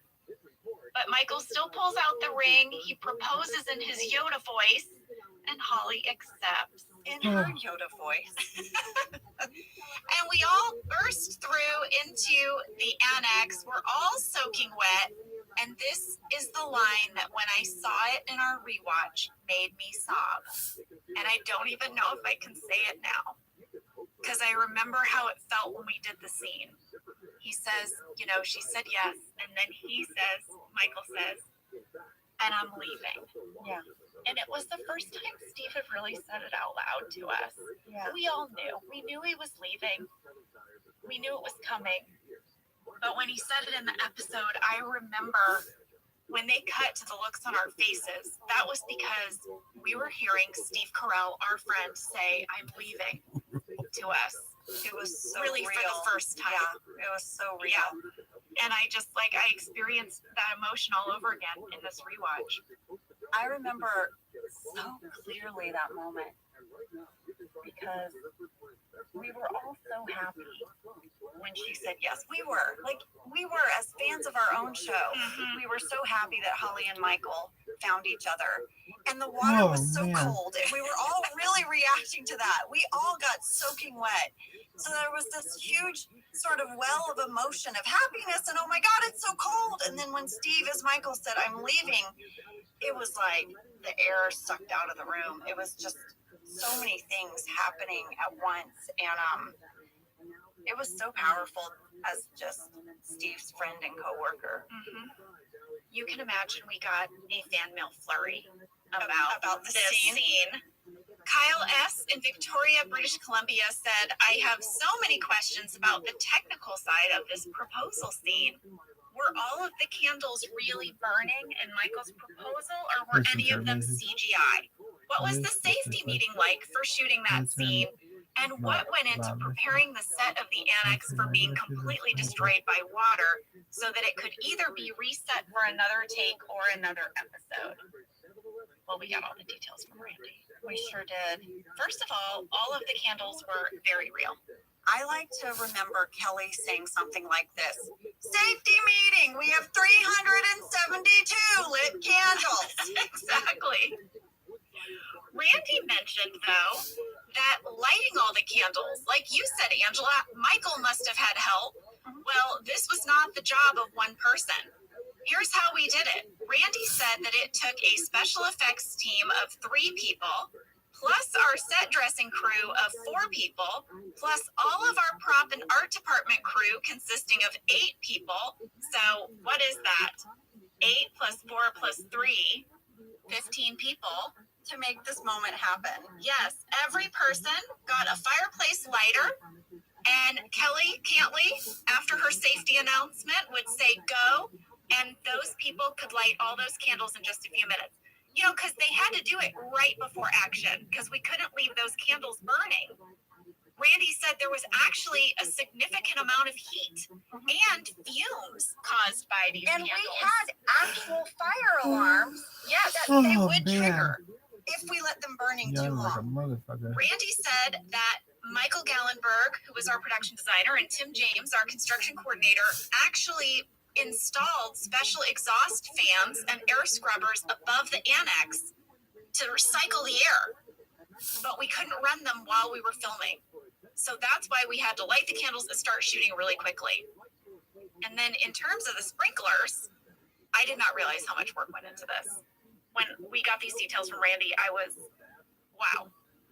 I mean, they had to soak all of the annex plus the kitchen. It was crazy. Here's what they had to do. The previous weekend, Tim James's crew took all of the furniture and set dressing out of the kitchen and annex. They removed the walls and the carpet down to the bare stage floor. Then they added a waterproofing floor liner to go underneath, and then rebuilt the entire set to sit inside of a pan. Wow. Which is like a low bathtub thing that would collect all the water so it wouldn't ruin our actual stage floor or any of the adjacent sets, because you don't want to get that water stuck in there and get mold and stuff. Then all of the lighting and electrical cables had to be grounded, waterproofed, and they had to have a safety inspection from a rep at Universal Studios. They had to build a huge grid of PVC pipes over the annex and kitchen with sprinklers that would believably sprinkle the water. But we also had to prime the sprinklers beforehand, because where the water tank was kind of far away from all the pipes. and we needed the water to come out right on cue. So we couldn't wait for that lag time. So they would turn it on and put big buckets down to collect the little bit of sprinkle, turn it off, and then when they said action, then it would come right out. I guess the special effects team used a boiler tank so that the water would not be like totally freezing cold. But Randy said during our setup, the water cooled inside the pipes, so the first blast was really cold. He said, as evidenced by Amy Ryan's face and reaction. I thought it was so perfect, though. I mean, that water was cold. I remember it being very cold. Plus, our soundstage was freezing. Yeah. So you're already cold, and then it was cold water, but it made for such a cute, sweet, fun reaction. We got another fan question from Brianna L. in Katy, Texas, who wanted to know how many times did we have to get soaking wet for this proposal scene. Randy said we shot the scene on Wednesday, February 2nd. He said we were prepared to do a massive cleanup and go again the next day, and then again on Friday if we needed to. So we had 3 chances to get it, but there was no way to turn it over in a single day. But Randy said we got it on the first take. Yeah, that was my memory too. I remember, though, that they did turn off the sprinklers for a second, and we all put on robes, and we were kind of shivering, and they were watching the footage to make sure we had it. Yeah. And then they turned the sprinklers on again, and they got a couple of extra reaction shots, and then we were done. Yeah. I watched this episode with my daughter, and she was like, Mom, you're so happy for Michael and Holly, because I run in with everyone else cheering, and I said, yeah, I think, honestly, Isabel, even Angela Martin was happy that Michael found his person. Maybe happy that he's leaving. Maybe one of the people. Well, Angela, we got one more fan mail about this proposal scene from Madison C. in Baltimore, Maryland, who said, I don't have a question, but I wanted to share a story related to this episode. My husband proposed to me on December 31st, 2018, and he recreated the Holly and Michael proposal from this episode. He had our friends line up holding candles and recite the lines that the characters said in the episode. I was so surprised, and it was such a cool proposal since I'm such a huge fan. Love you, ladies. So cute. Yeah, I love that. So creative. Thanks for sharing. I love that. Well, this episode is going to end with more of Jim's prank. Dwight is watering 5 big planters of the legumes. He's planted them. And when he steps away, Jim sneaks around the corner with almost full-grown potted plants. Yes. As if after Dwight watered them, they immediately grew. Well, they're magical. I know. Of course. We did have a fan question from Little K in Israel. Dwight has a huge farm. Why would he plant the seeds in pots in the Dunder Mifflin parking lot? This is a fair question. This is a fair question. I had not thought of that. You know what I thought when I saw this? Because yeah, they do. And that's the thing. And really, when you start setting your charts to 1-day charts, like who gives a fuck when you're looking at it on 1 day, then you really can see entry points and exit points. The daily, you mean? Yeah, the daily. Yeah. And so for a third. 40, 30, 44, but yeah, man, I'm not playing, like, I definitely haven't played I need like 35 easily with Bitcoin. I just, there's reasons for it. I mean, listen, if you know institutional shit, these guys don't fuck around. They will manipulate the price because they want cheap Bitcoin. Now, cheap Bitcoin, they ain't gonna get fucking 20,000. They're not gonna get 29,000. They might get 35 and then rally it from there. I mean, listen, they want Bitcoin to go up. Like, this is a fact. And Bitcoin only goes up, really, like, historically long term. Yeah, that's right. But, like, so you'd be a fool to not think, Bitcoin's gonna, it's gonna blow. It's gonna fucking blow its load. It's gonna go over the all-time high. Absolutely. Probably in the next 12 to 18 months. Absolutely. Probably 80 grand. I mean, I don't know about 100, but, like, I'd say, like, 80, 90 grand, definitely. And these guys are gonna listen. Here's the thing. It's like they can short it too. Like 30 days after the fucking ETF, man, they could short it. Now, like Grayscale with all their bullshit, I mean, people are sort of exiting Bitcoin. You know, they are. Like, they got in Grayscale probably, you know, very, very good NAV minus NAV. And now they're like, fucking, you know, what is that money going into? Is it going back into Bitcoin? Is it, who knows? Are they exiting completely? They might be exiting the market completely. We don't know. I mean, is that money coming back into the market? I don't know. I don't have to look on chain. I don't think it is. I don't think so either, bro. I think they're kind of taking profits and maybe cash. putting it in the S&P and shit, you know? Mine's still sitting in cash in my TD Ameritrade account. I bought the Grayscale Trust in February of 2023. I just exited last week. Oh, so you're a seller. You're a net seller. Yeah, I'm a net seller. But you're part of the fucking problem, bro. What the fuck? I know what the Reed is thinking. I know what Chris Hayes is thinking. And Stephanie Wool on down. Now, we can quibble about whether they're going into the land of disinformation or whether they're trying to intentionally mislead someone as opposed to opinion journalism. And we're getting really in the weeds now. But in a general sense, and maybe it's because of my training and your training, we at least know the difference between that and what we read in an actual newspaper. Oh, sure, but it's also important for people to understand there's no such thing as objectivity. Walter Cronkite was not objective. All news comes from a source and a point of view. And if you boil it down, well, okay, we can agree on certain things. Like we can agree that democracy is good, crime's bad, lies, propaganda, and disinformation are bad. You can proceed from those basic points, just like your Rene Descartes proceeding from therefore, you have thoughts, therefore you know something exists. Then you have something and you can build on that. But we can no longer agree on the base foundation of what we call reality.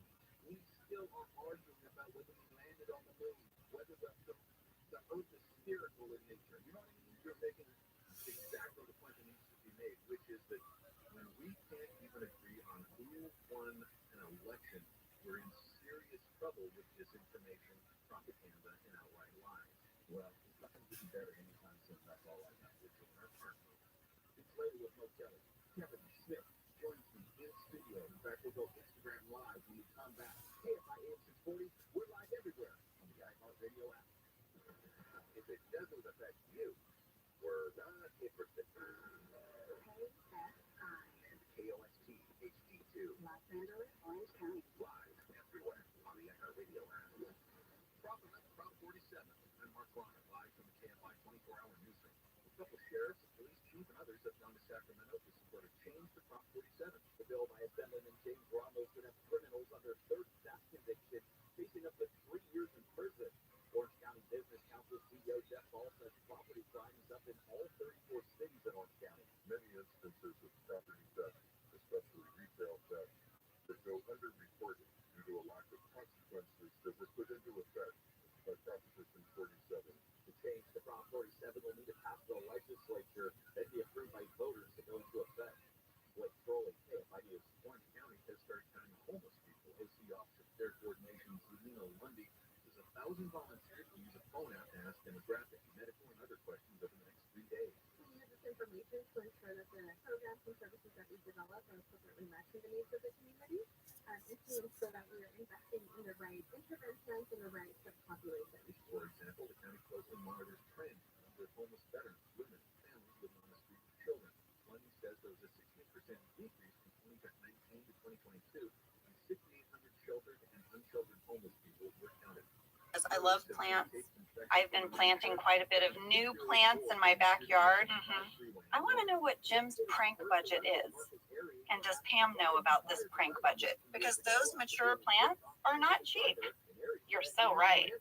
I'm just saying, how much money does he spend on pranking Dwight each year? Yeah. Well, listen, guys, that's Garage Sale.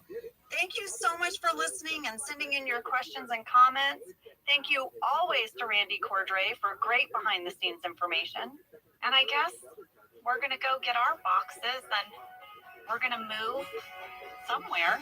We don't know. We really don't know. That's what's crazy is we're recording an episode next week and we're not sure where we're recording it. We'll let you know next week where we landed. All right, you guys have a great one. We love you. See you then.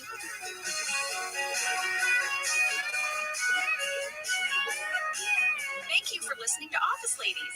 Office Ladies is produced by Earwolf, Jenna Fisher, and Angela Kinsey. Our show is executive produced by Cody Fisher. Our producer is Cassie Jerkins, our sound engineer is Sam Kiefer, and our associate producer is Ainsley Bobico. Our theme song is Rubber Tree by Creed Bratton. For ad-free versions of Office Ladies, go to StitcherPremium.com. For a free 1-month trial of Stitcher Premium, use code OFFICE.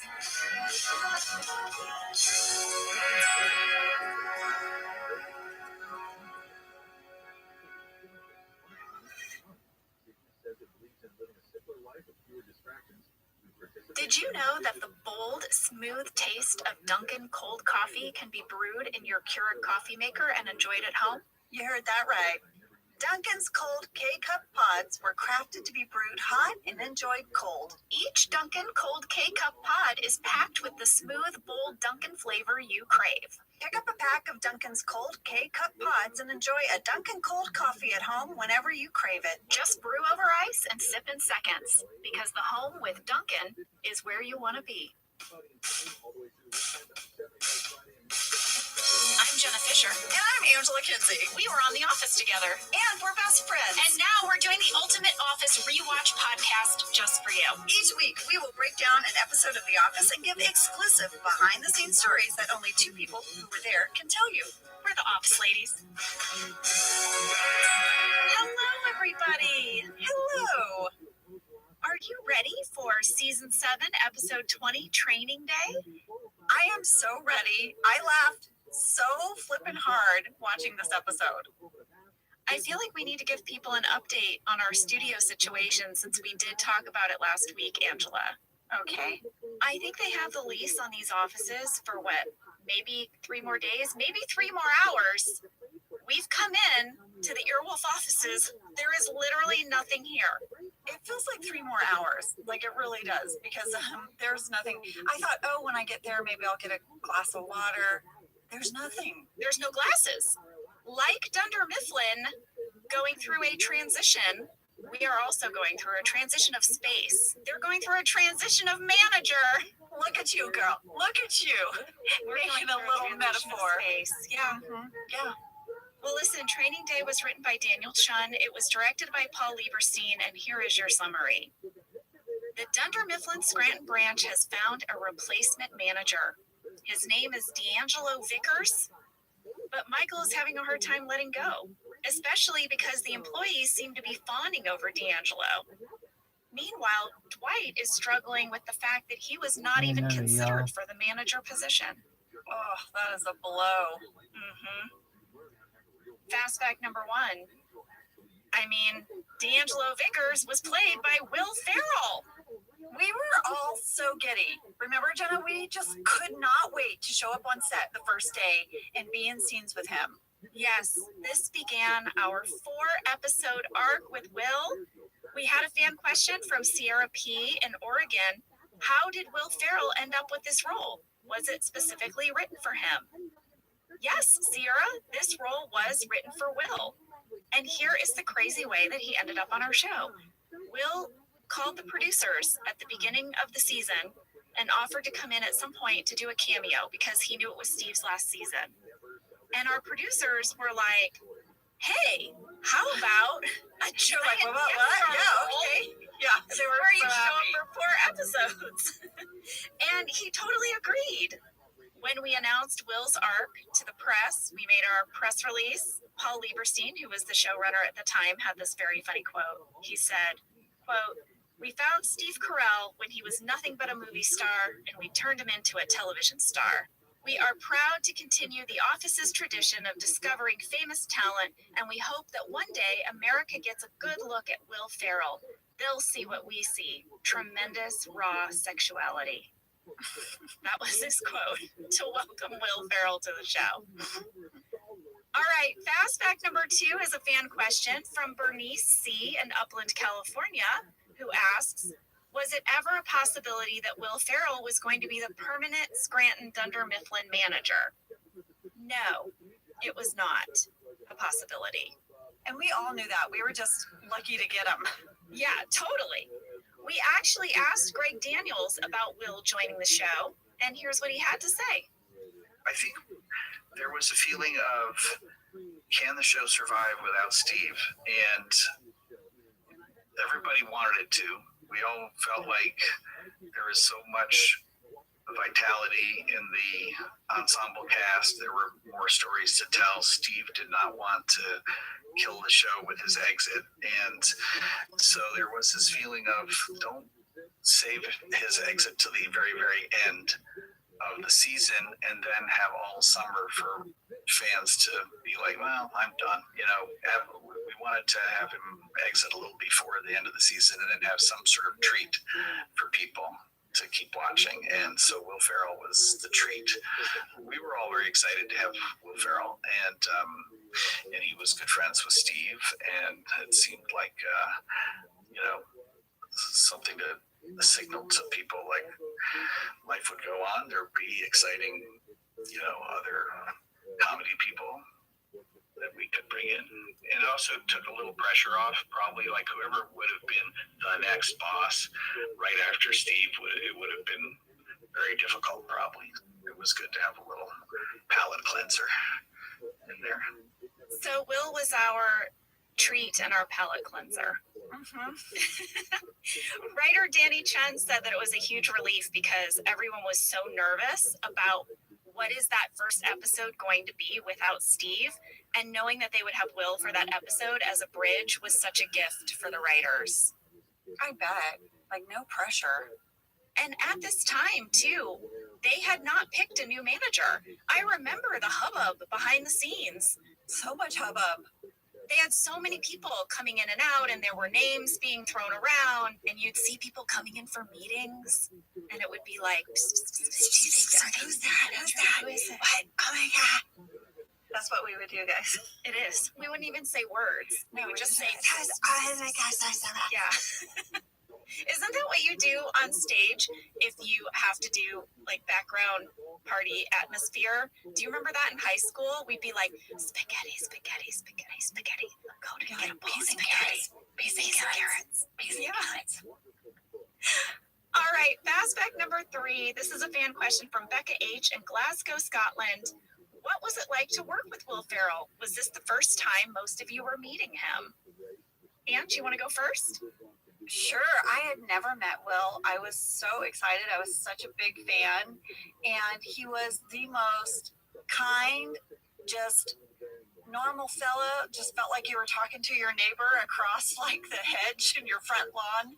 He was just wonderful. I just remember, I have such a distinct memory walking into the soundstage one afternoon, and he was just right outside. He had just been talking to his kids, and I walked up and we talked about being parents, and he was just lovely. I just absolutely liked him so much as a person. And then, of course, I could not stop laughing in every scene with him. He is so funny. He is so naturally funny, too. He'll say a sentence that is, there's nothing about the sentence that's funny, but when he says it, it's funny. Or just a look. Just his expressions would just kill me.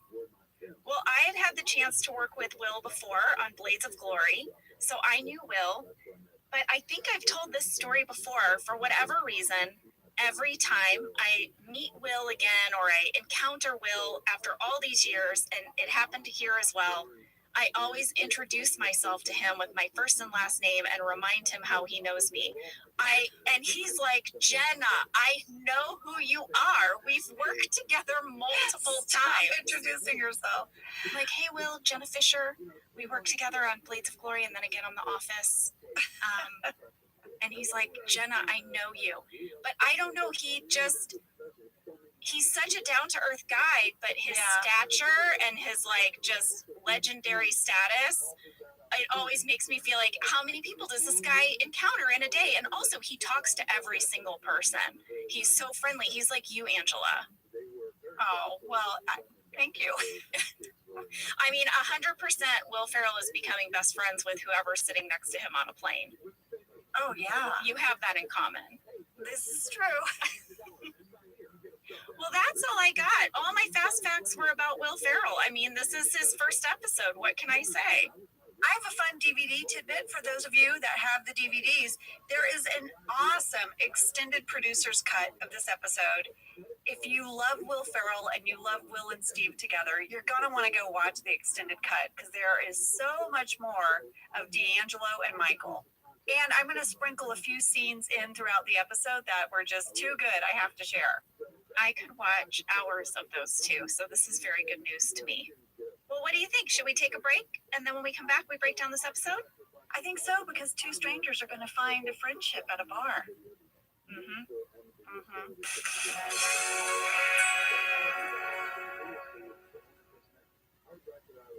Angela, I am very, very, very jealous because you have received your life straw. Mine is on its way to me, but you know I would want this, right? This is me. Yes. So here's one of my New Year's resolutions. It's to drink more water. I don't feel like I drink enough water in the day. And I wanted a type of water pitcher that filters water so I can have really great, safe water to drink and have it ready to go. And Life Straw is that. It is amazing. It is the only water pitcher that filters out over 30 contaminants, including bacteria, microplastics, and PFAs, and makes your water taste way better. It does. It tastes good. I'm so jealous you got yours already. Also, you're going to love this. It's in a really nice, sleek, hand-blown glass. So it looks nice in the fridge. It looks nice on the countertop. If you want to bring it over to the dining table for dinner, it looks nice too. Better filtration, better taste, better design. Life Straw home products can be found at lifestraw.com and on Amazon. This is an ode to the McDonald's French fry. They are so delicious. I get very excited about McDonald's French fries. Because they're the best fries. They really are. From my childhood to my adulthood, I love the McDonald's fry. Why are they so good? I don't know. Is it what they're cooked in? Is it the way they're cut? I don't know. What is it? I don't know. Everyone knows this though. The McDonald's fry. What? My happiest moment, because I love to get a Happy Meal, it's just the perfect size for me. But sometimes some of the fries fall out and they're at the bottom of the Happy Meal, and I think I'm done with my fries, and then there's a few bonus ones at the bottom. Get your favorite McDonald's fries today. This show is sponsored by BetterHelp. You know, around New Year's, we all reflect, and people really start making lists of what they can do to be their best self for the next year. Yes, I think, the new year definitely makes you think New Year's resolution. What do I want to change? New year, new me, that kind of thing. Yes, but perhaps this year we could be reflecting on what we're already doing right. Yeah. And therapy can help you figure out your strengths so that you can ditch this idea that you need some extreme change or this extreme New Year's resolution and just, you can make changes that really stick because they're based on your strengths. I like that. If you're thinking of starting therapy, give BetterHelp a try. It's entirely online, designed to be convenient, flexible, and suited to your schedule. Just fill out a brief questionnaire to get matched with a licensed therapist and switch therapists at any time for no additional charge. Celebrate the progress you've already made. Visit betterhelp.com/officeladies today to get 10% off your first month. That's BetterHelp, HELP.com/officeladies. We are back, and can you guess what this sound is? That's right. That's a Kahlua Sombrero, Michael's drink. You know we had to try it. Sam, Cassie, Angela, how do we like Michael's drink? It is refreshing. Oh, that's wonderful. I know. I'm here for it. Guys, what do you think? Ooh, it's really nice. It's really nice. I was expecting a cringe, and there's no cringe. According to the Kahlua website, it is made with 2 ounces of Kahlua to 3 ounces of milk, and it has approximately 580 glass. Oh my God. I mean, it seems like a shocking amount of calories for this refreshing drink. They also, incidentally, on the Kahlua website, I noticed they had a drink called the Orange Blonde. And it really reminded me of Jim and Pam's drink of Bailey's and orange juice. Because the photo on the website, it's not selling the orange blonde very well. It looks like that curdled drink that we drank before. But I don't know. I didn't bring the ingredients for that one. I don't even know why I'm bringing it up. I'm okay to pass on the orange blonde. When you said orange blonde, I just thought of like those summers when I was lifeguarding as a teenager and we put a whole bunch of sun in our hair and we all like these orange blondes. Well, Jenna and Sam made this Kahlua sombrero and it is so good. I Googled it. I didn't even know if it was a real drink and I looked it up. Here's one thing I found that I thought was interesting. A lot of these types of drinks became popular during Prohibition. Oh. According to the internet, cocktail fans had to get creative. In this case, people that liked brandy or whiskey, they could camouflage their drinks with milk, and it was harder to detect the alcohol. Yeah. Lady, can I make an observation? What? When you do your deep dives, it just tickles me each time. It's one of my favorite things you do. What, did I say according to the internet? Yes, you credit the entire internet. Not a specific website, just the whole internet says this thing. And it just every time, I love it. Well, I usually look at a few different sources, so I just credit the whole shebang. Well, Michael is going to meet a stranger who's also having a drink at the bar. They're going to strike up a little conversation and become fast friends. I thought this toast was one of the best toasts I'd ever heard. And since we're drinking a Kahlua sombrero together, we've got to hear Michael and D'Angelo's toast. Leaving my company after 19 years. I'll drink to that. I'm starting at a company this week. Oh, really? To beginnings and endings. And to middles, the unsung heroes. And to moms. The moms of the troops. That's right. They are going to drink to beginnings, endings, middles, the unsung heroes, moms, and the troops. And Cheers. They got it all. They go on to discuss the fact that Michael is moving to Colorado, you know, the Sunshine State. It's actually the Centennial State. Florida is the Sunshine State. It would be funny if through this whole scene there was just a every time they got something wrong. Because then D'Angelo says, don't mess with Colorado instead of don't mess with Texas. Yes, it's amazing. Sonny Bobo. Michael doesn't want to end up like him. And it turns out they both really love the Summer Olympics. I loved it when they were like, try the luge once. We'll never go back. Yeah. The scene would have continued, Jenna. There's a whole montage of them hanging out all night. I want you to hear a little bit of it. First, like hanging out before they realize who they are? No, hanging out before they go to the office. Oh, I see. Okay. There was a lot more hanging out, and it culminates with them going to see Dunder Mifflin.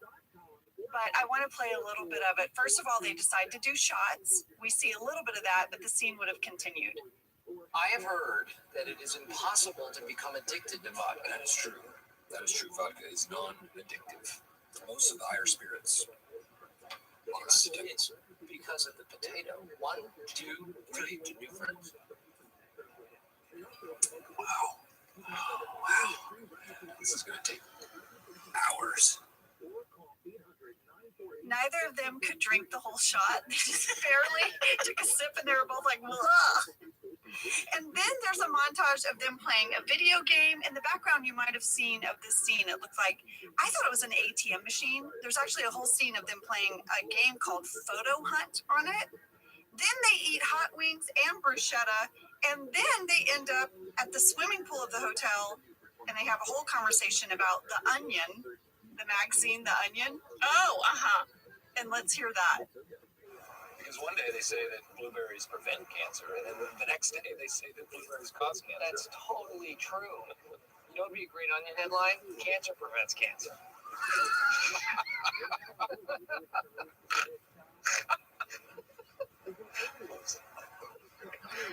That's so Onion. It's so you, but it's also so Onion. Are they like in a swimming pool while they're having that conversation? I heard water. Yeah, they're sitting next to the swimming pool and they're just kind of like flipping their hands in the water, you know? And they get so tickled by each other. That snort laugh cracked me up. I went to the script. It was totally scripted, but if you watch it, you can see them acting like laughing, and then the two of them just both start laughing. Right. Well, I do want to give a shout out to our bartender, played by Casey Washington, and give you a little location alert. At the beginning of this episode, you see an exterior shot of a hotel. That is actually a shot of the Scranton Hotel, but we filmed this episode at the Universal Sheridan on Lake Gershom in North Hollywood, California. So, Angela, we had a fan question from Cassandra A. in Victoria, British Columbia. How much of Will and Steve's dialogue was improvised? You mentioned all that stuff by the pool was scripted. Was this pretty much scripted? I would say so. I mean, it's kind of hard to tell because you have the extended cut and then you have the episode that aired. And then in the shooting draft, there were one or two discrepancies. So you can see where they probably went off book here or there. But it was very scripted, what you're seeing, almost word for word, pause for pause. Wow. Well, this is all going to lead them to Dunder Mifflin. Michael is going to show D'Angelo The Office late at night. Oh, yeah. D'Angelo is so excited to see it. He says this will do just fine. And then D'Angelo is going to have his first talking head. Yeah. He's going to say he's looking forward to tomorrow. And then Michael jumps up from underneath and they're like, did that just happen? And they start to chase each other and they're like, we should make a movie. You guys, they've had an evening of drinking. A lot of that got cut out. So this talking head is making a lot more sense to me now that you filled in the blanks, Angela. Not only that, but their first day at Dunder Mifflin would have started with Michael asleep on the couch. They literally stayed there overnight. What? Yeah. And D'Angelo comes in the morning with some coffees. This is how the scenes at Dunder Mifflin would have started. Rise and shine, coffee time. Do not talk to me until I have had my coffee. Until I've had my coffee. Do not talk to me.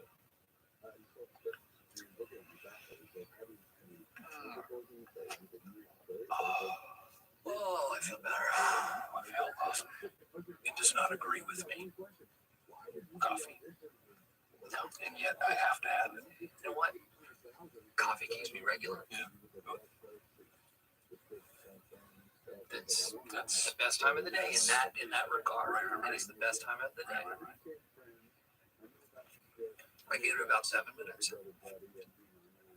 We're like, Yep, 7 minutes from this. Beeline. so at 8:37. Well, this scene would have gone on to Oscar in the parking lot. And then there was another scene, Jenna. Pam and Jim are arriving to work. And Pam sits down to her computer and is like, what's this? And Michael's like, oh, ignore that. It's a screenplay.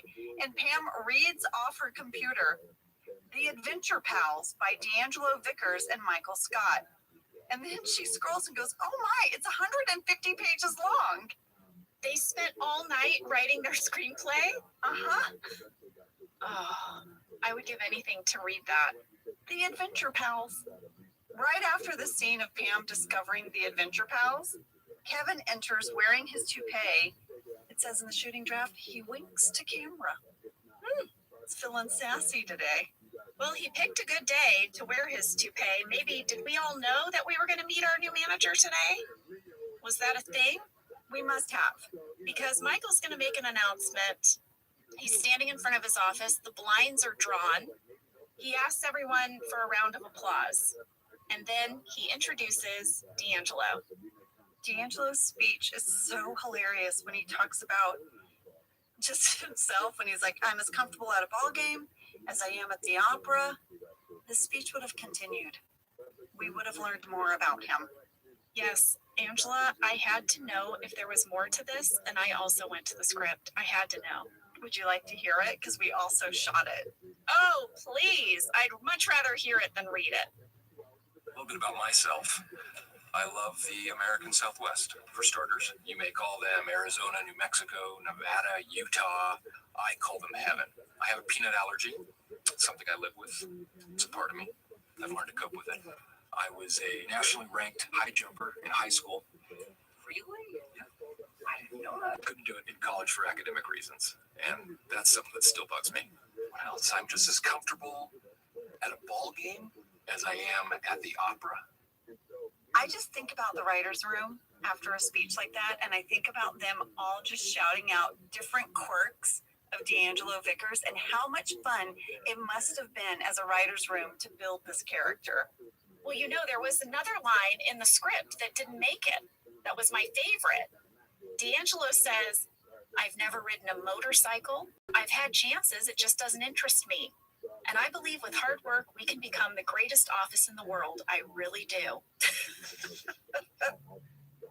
I feel like the line that really gives me insight into this person, into D'Angelo, is that he's never ridden a motorcycle, but it's not because he hasn't had chances to ride a motorcycle. It just doesn't interest him. So it's like, what person shares their non-interests when giving an introductory speech about themselves? That's very funny. That's a great takeaway. So it'd be like, what would your non-interest be in your speech? Let me think for a second. I have one. Okay, what's yours? The first thing that came to mind is like, you know what I'm not interested in is any kind of workout that's like a boot camp. Like, I don't need anyone yelling at me as I'm trying to do a push-up. That's not going to help me. It's just going to make me mad. So I've had many opportunities to do those kind of gym classes, but I'm not interested. I mean, imagine if you were introducing yourself to a new group of people and that was part of your speech. "Hi, I'm Angela Kinsey. I love crafting. I love my family. I don't like boot camps. I'm not interested in someone yelling at me. Well, I understand that they can be effective, but it's not for me. And I love roller skating." Yeah, like, could you imagine if you included that in your speech about yourself? That cracks me up. I actually think it's a really wonderful way to introduce yourself. I think we should I'd love to know the things that people aren't interested in as well as the things that they are interested in. I think it sort of deepens the relationship. Certainly makes speeches more interesting. Exactly. I want to go to that wedding speech. Yeah, I want to hear that groomsman's toast. Listen, we had a fan catch from Tracy G in Albuquerque who said, "I think I noticed the return of Meredith's designer vest in this episode." Oh, yeah. Yes, Tracy, you did. It's back. At 4 minutes, 34 seconds. Kate is wearing that like $250 designer vest that I wore once to a publicity event. For you know what? They got their money out of that vest because Meredith has worn it now so many times. Sure has. We also had a fan question from Megan S. in Troy, Ohio, who said at 6 minutes and 43 seconds, Michael is introducing D'Angelo and asks everyone to start clapping. Andy claps right away. Dwight and Phyllis join in shortly thereafter, although Dwight stops clapping once D'Angelo is revealed, and eventually everyone in the scene claps except for Stanley. Was this moment choreographed, scripted, or was the cast told to just clap in character? Megan, we all just did what we thought our characters would do, but after reading your fan question, I watched the scene, and man, it's really fun to see how everyone decided to clap. It's such a little thing, but we all did it in our character's way, and it's really rich and delicious. Thank you for pointing it out. Oh, I'm going to go back and rewatch it. I love moments like that. Well, everyone in the office definitely has different reactions to D'Angelo being there. Dwight is devastated. All of his hopes and dreams of being the manager are gone, and he really has put the time in, 11 years. Mm-hmm. Kelly, on the other hand, sees the opportunity for romance. Oh my gosh. She walks in, drops her folders in front of D'Angelo, takes her hair clip out, shakes her hair all around. She does a classic hair toss. She takes her glasses off and bites the stem of her glasses. And then she has a talking head where she says, "That's what you call a meet cute." It got me curious, Angela, about meet cutes. And? Well, you know, a meet cute is a common scene found in romantic comedies in which the love interests meet for the first time. The term meet cute was an accidental phrase coined by a German-American film director named Ernst Lubitsch. He used the phrase to describe a scene in the 1938 film Bluebeard's Eighth Wife. That's the name of the movie. It's not about pirates. It's a romantic comedy starring Claudette Colbert and Gary Cooper, and they meet in a store while shopping for pajamas. And it's his 8th wife? I don't know. I don't know if she becomes his 8th wife. I'm not sure who Bluebeard is. I really just concentrated on the meet cute. My Aunt Thelma had 8 husbands. What? And my mom said to her one time, she was just kind of making a joke. She goes, all my exes live in Texas. And my Aunt Thelma said, Bertie Joe, I don't appreciate that. Every single one of my divorces felt like a death. And I'd appreciate it if you don't joke about it. And my mom was like, oh. And I was in the car with my mom, and I just had this moment. I think I was like 12, where I was like, damn. Like, I was like, Aunt Thelma just shut mom down. Did your mom go to all the weddings? What are you thinking when you're at like the 6th one? I don't know. Aunt Thelma was an amazing woman. She was like really a career headstrong gal. Maybe they couldn't keep up with her. Sounds like it. She also sold insurance, but she also had 2 albums that got played on the radio. Oh my gosh. She wrote a song called I'm an All-American Girl, Gonna Tell It Like It Is. The worst song. The gangsters. I mean, we can get one. My Aunt Thelma's passed away, but I love that we're still talking about her because she was bigger than life. Well, I'd love to hear an audio clip of her song, so we're going to need to get that and honor her. I would love that. Let me text my Uncle Jack. Well, while we're waiting, I have an audio clip of the meet cute and Bluebeard's 8th wife. Gary Cooper is shopping for pajamas. He only wants to purchase the top of the pajamas. Not the bottom? He doesn't want the bottom. I don't know why. Sam, is that a Burning Man thing? That's a Burning Man thing. Why are you asking me this? No bottoms at Burning Man. That's what I've heard. You can't wear bottoms at Burning Man? You can, but I think some fellas don't. It's a thing. I've like read no about it. bottoms? No bottoms. No bottoms. I regret coming in Nude on the bottom? like I was in. Full nudity? That is a thing. I knew it. I've heard about it. Nudity on the bottom? Yeah. Yeah. It's got a They call term. Shirt cocking or something? Shirt cocking, they also call it poo bearing. Like poo bear. Okay. I guess don't also know. Donald Duck. I don't know why I knew that. It's somehow like I stumbled across an article about Burning Man, but Well, Gary Cooper wants to poo bear and only wear the top of his pajamas, and the guys in the shop will not sell the pajamas that way. So Claudette Colbert walks up and says, I'll buy the bottoms. oh, She says, I could use some bottoms only. So here's the audio clip. Monsieur, the management feels that to sell a pair of pajamas without the trousers would create a precedent, and the consequences might prove disastrous. Now, our president says we've had enough trouble in Europe as it is, and he wonders if he would be kind enough to look at the selection of straw hats. You tell your president that if I can't buy pajamas without the trousers, I'll buy the trousers. Yes, I may buy the trousers. How do you do? How do you do, madame? How do you do? How do you do? I'm looking for pajamas for a gentleman, and for his purpose, the trousers are enough. A very fortunate solution. Yeah, it certainly is. Provided we can agree on the color and the pattern, of course. Well, how about this blue pair? Oh, heavens, no, it's too dark. I like to see something gay in the morning, don't you?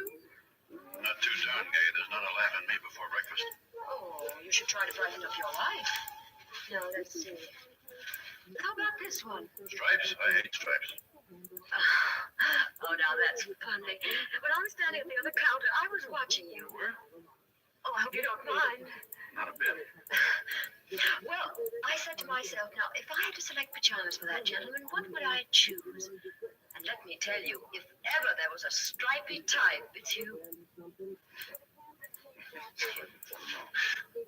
Why don't you try it on? What do you think? Stunning. These things are so loud out here. I'm in the dark. I have enough trouble getting to sleep. You don't look like a martyr to insomnia. Really, it's no joke. I don't sleep well. Surely you can't blame it on the pajamas. I guess you're right. It's probably the climate. Now, don't blame it on the Riviera. I resent that. We have the best climate in the world here, and we are very proud of it. I'm sorry. I don't want to hurt your feeling, but I don't sleep. Maybe you should see a doctor. By the way, how many pillows do you use? None. Did you ever try putting 2 pillows under your feet? No. Don't do it. It's very bad. Oh, you know what might help you? The method of Professor Urganzev. What's that? Well, you take a long word like Czechoslovakia, for instance, and you spell it backwards. I can't even spell it forward. Oh, you should try it just once. As you spell it backwards, you stretch and yawn between each letter. Oh, you'll drift off in no time. Sounds swell. You'll take the stripes? I'll take the stripes. I love it so much. I want to see the whole movie. Yeah, There's so much to unpack in that audio clip. Gary Cooper is a real stick in the mud, except he wants to wear pajama tops only. But otherwise, he can't sleep. He doesn't use a pillow. He doesn't like to laugh in the mornings. There's so much. I just love that she says, whatever you do, don't blame it on the Riviera. No, it's so amazing. Also, though, the guy doesn't want to sell him just the tops only because the guy's like, what will this start? You know what it starts? Burning Man. Apparently. I mean, the guy was right. If we start selling pajama tops only, pajamas separate, we're going to get to Burning Man. And it happened. So he was correct. After finding this clip, I felt compelled to Google best movie meet cutes ever. Oh, yeah. There are so many lists, so many articles. I went down a rabbit hole watching meet cutes. I highly recommend this if you need a boost in your mood. Just Google meet cutes. Is there like a link? Is there like a compilation on YouTube or something? I didn't find any compilations because I was going through the articles and I would just see the movie and then I would try to search for that meet cute. Some of the top ones were When Harry Met Sally, Moonstruck. I love Moonstruck. It's one of my favorites. How Yeah, I Stella love got her this stuff. groove It's back. compilation, baby. Also Delicious. The Big Sick. There were so many. I could go on and on. But do yourself a favor. If you ever need a mood boost, watch some meet cutes. Speaking of some uplifting stuff, here is my Aunt Thelma's song. I found it. All American Girl. Yay!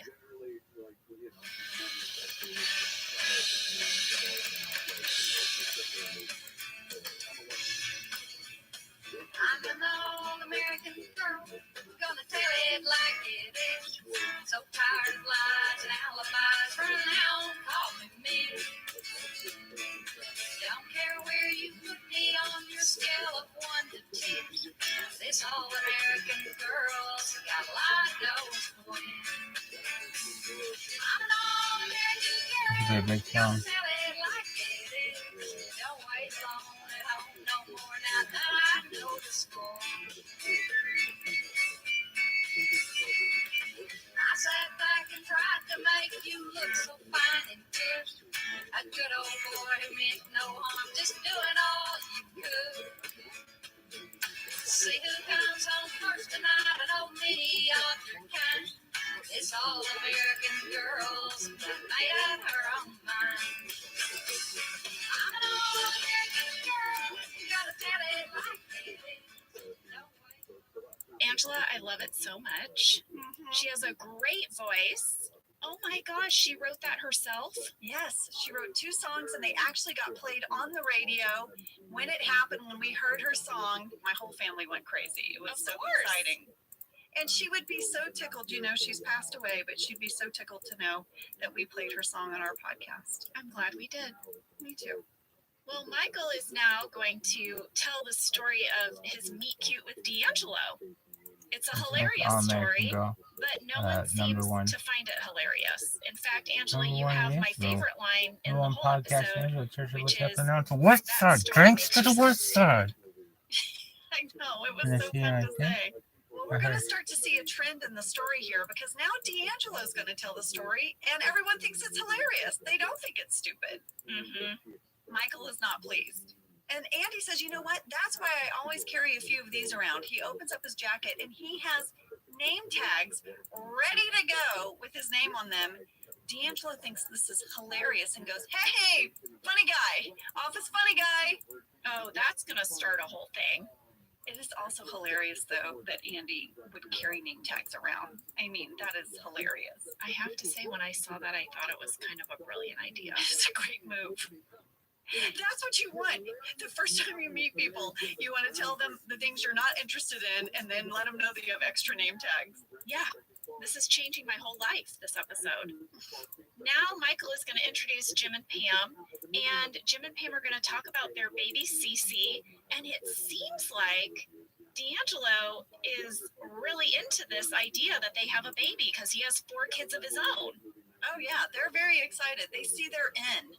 They have this Jim and Pam talking head where Jim has this line, they never talk about careers being made because of unplanned pregnancies. And I noticed an acting faux pas. What? It's on me. If you watch the talking head, do you mouth his lines? No, I don't mouth his lines. I start laughing before Jim finishes his joke. His line is, they never talk about careers that were made, and then I start giggling.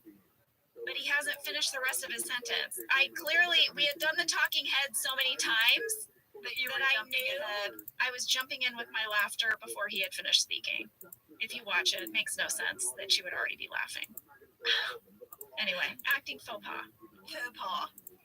Dwight is going to lure Michael into the stairwell, and one of my favorite lines of the whole episode is coming up. Michael says, "Are you kidding? I'd come anywhere to see a turtle. Where'd you find him?" I mean, what the hell? He's so excited about a turtle. Well, there is no turtle, and now Michael's annoyed because he's going to have to go watch videos of turtles. Dwight's going to ask him, why, Michael? You know, I mean, why wasn't I considered? You were pushing for me, right? No, Michael was not pushing for him. Dwight doesn't know that yet, But he will. Yeah. It's going to break his heart. There would have been a Jim and Pam scene here where they're, really going to lean into this CC bit that they're doing with D'Angelo. And it really shows how all of this starts to build. I want you to hear it. D'Angelo, you will get a kick out of this. Do you know those old school blocks, the wooden blocks for kids? Oh my gosh, yes. Oh yeah, the black story. This is great. Right. Okay, go ahead. So the blocks with the letters on them. Yes, yeah, right. Sure. So we give a set of those to CC, and we turn around for like a second, and we turn back, and she has spelled out the word ass in the blocks. So we're laughing. She's grinning. It was so funny. It's all right. They really do say the darndest things. So D'Angelo is just looking at you guys with like this blank expression. And then Stanley's like, oh, maybe I need to chime in here on the kid thing. Maybe the kid thing is working. So he puts the button. But D'Angelo is just looking at you guys like, I don't know what to say to these people. I remember shooting that scene. And I just want to say, I'm really impressed with me and John in this episode and our giddiness over our daughter. We did not have children yet, either of us. And I thought we really seemed like parents. I feel like we're told stories how parents do. Parents really are like so tickled by the little things that their kids do. And we had no experience with that yet. But I think we did so good. I had to remind myself that when we shot this, we were still childless in our real lives. It's so true, though. It's so true. I was once at a very, very fancy award show party, and I walked up to a very well-known actress and her husband. I was making conversation. Isabel was only a year old. They did not have kids yet. And you guys would all know who these people are. They're very famous. And I was trying to make conversation, and I told a story about Isabel. And the wife sort of nodded like, oh, yeah. And the husband looked at me and said, I have a lawyer who has a kid, and whenever I can't sleep, I call him and I tell him to tell me something about his kid. Oh my gosh! Yeah. And I went, you realize that privately you're going to tell me who these people are. Oh, yeah, I will. Because I went, okay. And I just like slowly backed away. And I thought, oh, man, you're kind of a dick. You would know who this person is. He's very famous. I will tell you later, Jenna. And when we do our podcast called Burn It to the Ground, I'll tell everybody. Great. Have we established on air that we're doing a podcast called Office Ladies Burn It to the Ground? No, we haven't, but I guess we just did. Someday. Our last episode ever, when we're riding off into the sunset, we'll call it Burn It to the Ground. Lady, we're going to do a whole podcast in our 60s. Oh my gosh. Called Office Ladies Burn It to the Ground, where we just go through our list. Yeah. And we name names. Yeah, we go through our Arya Stark list and we just rattle it off. It's going to be so fun. D'Angelo is in the break room, and people are just hanging on his every word and doing everything they can to impress him. Suddenly, Daryl loves the Southwest. It's one of his favorite regions. He loves the climate. This is going to lead us to my favorite scene, which is D'Angelo suggesting to Erin that she not use her name when she answers the phone. Dunder Mifflin, this is. She likes it. Then Michael's like, no, you should just do it the other way, or however you want to do it, but like the other way. She's a deer in headlights. The phone rings, and she just goes, I'm sorry, and hangs up.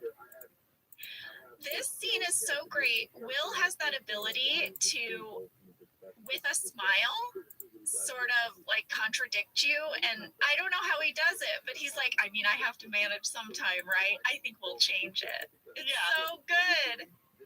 By the way, I just wanted to say in this scene, Erin says that the reason she answers the phone that way is because that's how Pam did it, and that Pam is kind of a living legend.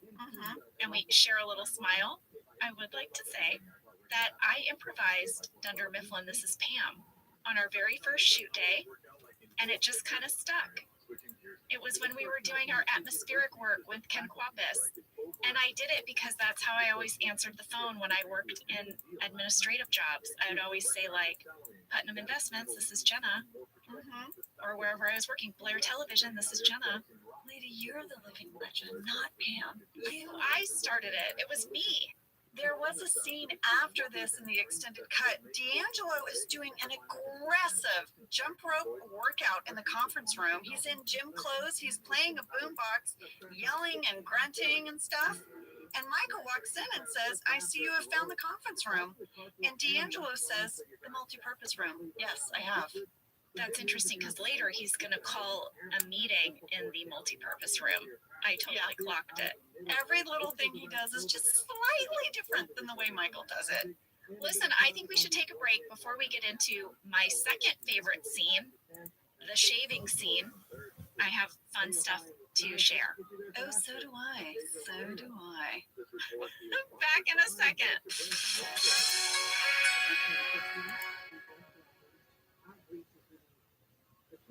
Jenna, you and I both love to learn new things. We like to explore new things. And I have to tell you a little something I did over the holidays. What did you do? Well, my daughter was very curious about the classic holiday movies. What are the holiday movies? And there's so many different genres, right, within a holiday movie. But we really sort of narrowed in on the rom-com holiday movie. Yes.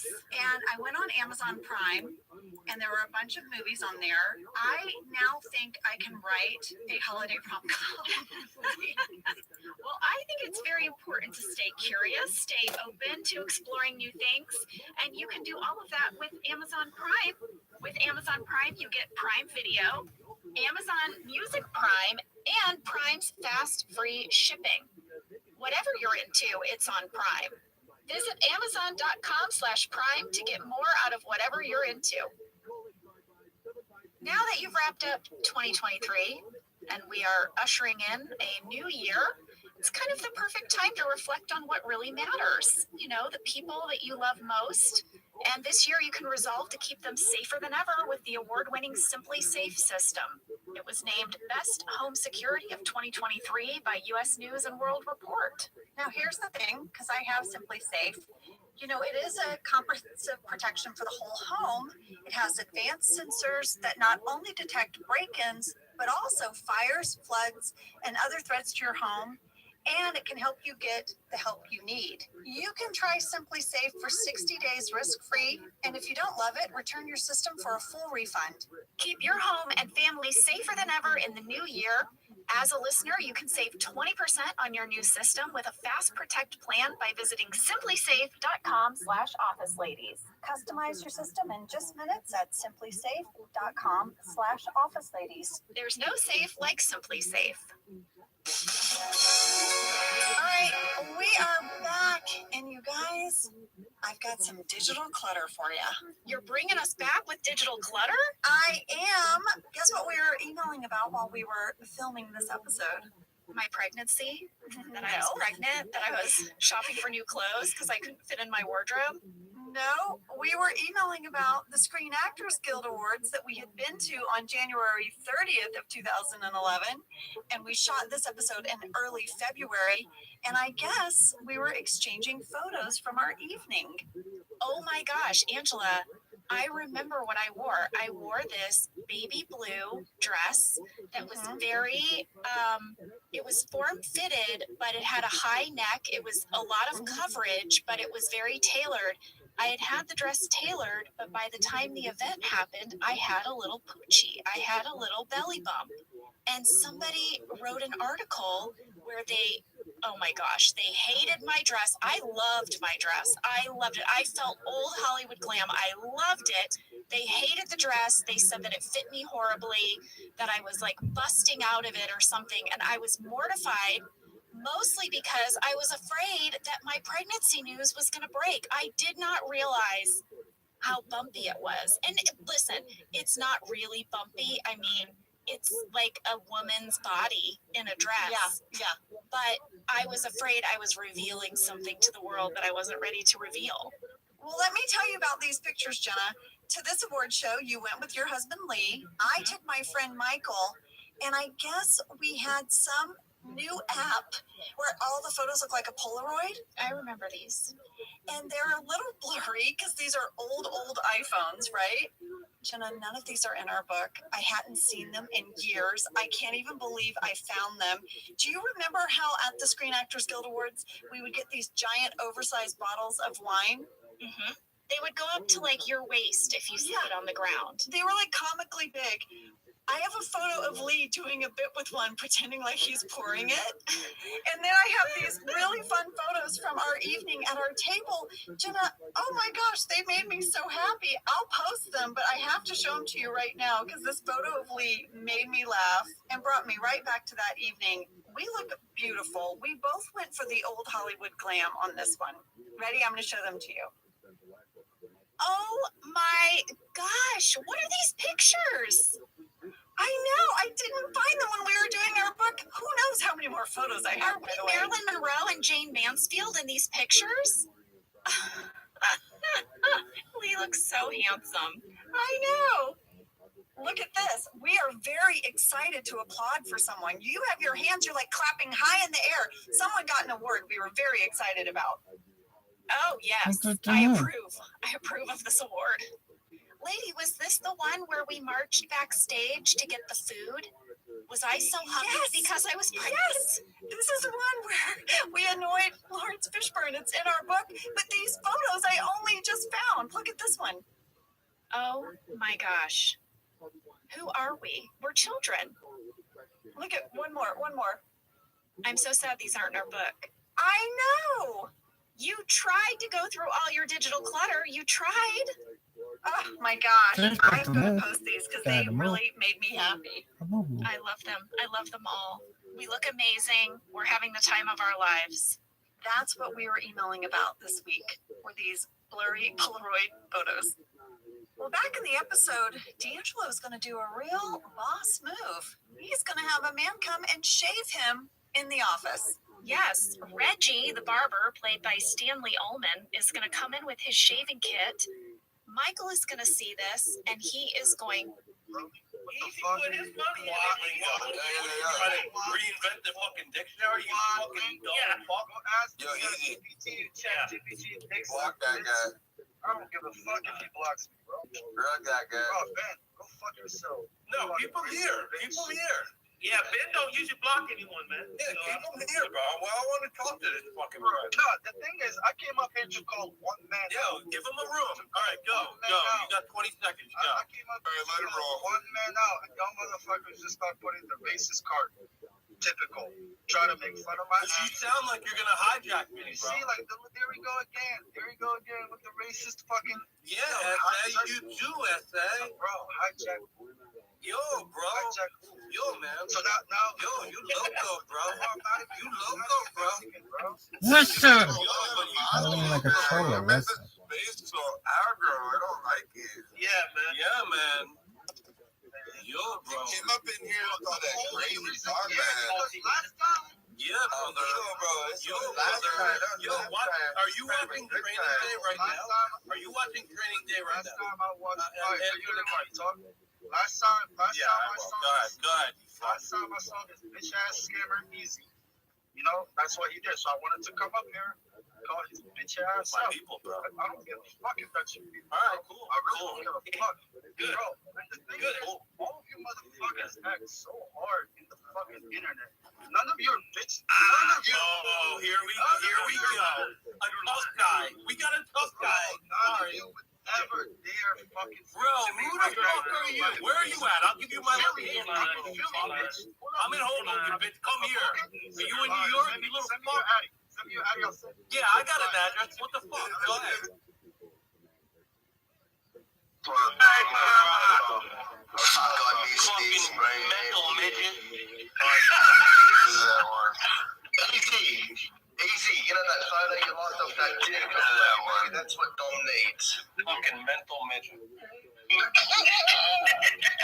Bro, mental midget. Bro, I'm literally 6'3", so I don't know who the fuck. Yeah, I don't give a fuck what you are. You're obviously a mental midget because you think he is. You're so fine. Fucking retarded. Man, stop smoking that crack, bro. Just stick to the heroin. Yeah, sure. Let's follow your rules for life. See where you're at. Do you have a fucking $15 million ETH account? No, you don't. So shut the fuck up, bro. I don't give a fuck how much money you have, bro. You still That's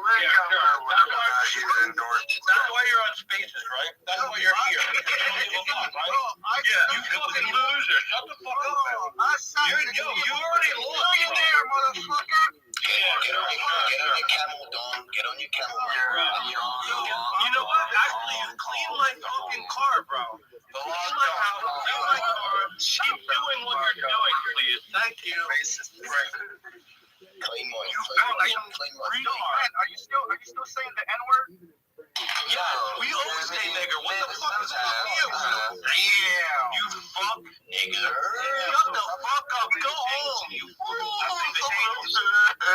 Some things never change, bro. You really shit. I'm gonna go on the internet and fucking complain. Shut the fuck up, you fucking India.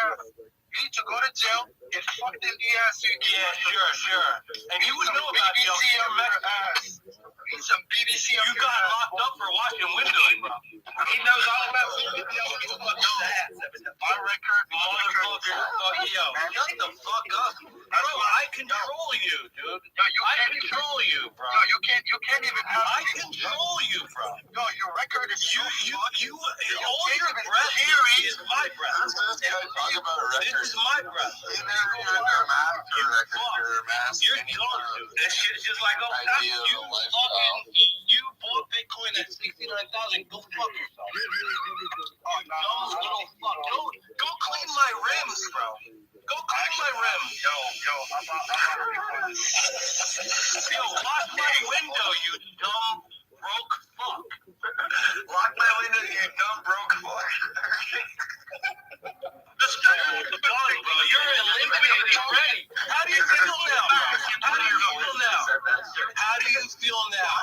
Desperate and fucking. Yo, go kiss your fucking ugly girlfriend. You're a fucking idiot. Go kiss your ugly girlfriend. You said, $50 million locked up. Nigga, shut the fuck up, bro. Dude, you have no idea about money because you've never been around money. Yo, you're fucking stupid. I've sat in the table with billionaires before. What the fuck? Oh, really? What billionaires? Name them. What billionaires? What billionaires? Only a few. What billionaires? Because you don't know.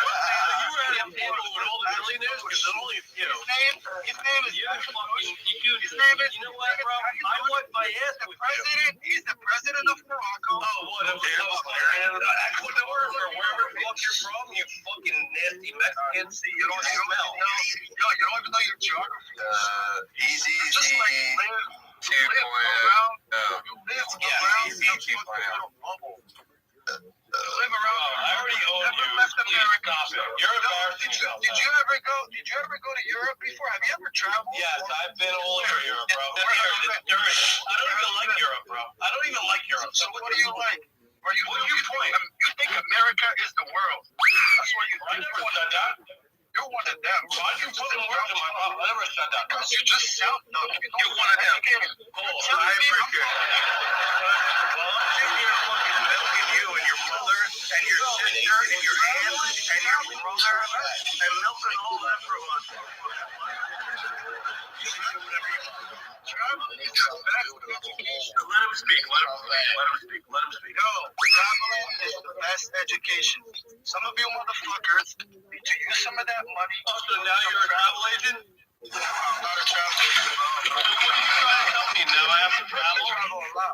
Is that what you're saying, dude? You're fucking retarded. You know that, right? You know you're retarded. Your whole family told you you're retarded your whole life, and now you're on Spaces looking for something. Like, dude, he came in here to talk about nothing. Liquidity and fucking retard, bro. Easy's big. Hoping he can sing you some E, baby. Oh, yeah, because I need Easy's keys. Right. You sound like you do. Stop writing it. Right, he sounds like you're your own person. I'm not talking to you. So why the fuck are you even talking? Let the man defend himself. Bro, I shit better than you, bro. You're a fucking piece of shit.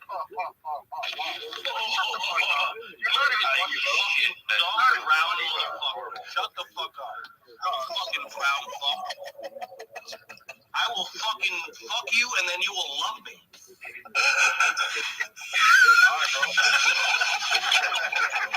I guess this is doxing time. What are you gonna do about that? You're gonna dox? Please do. Please, I want to see your dumb brown ass. No, I'm gonna get your fucking ass. Yeah. Come to my house, you little brown bitch. I'll shit slap you, bro. No, I'm not gonna come to your house, bro. I don't have to. Oh, yeah. Thanks, man. I appreciate that. We don't allow trash around my house. Bro, yo.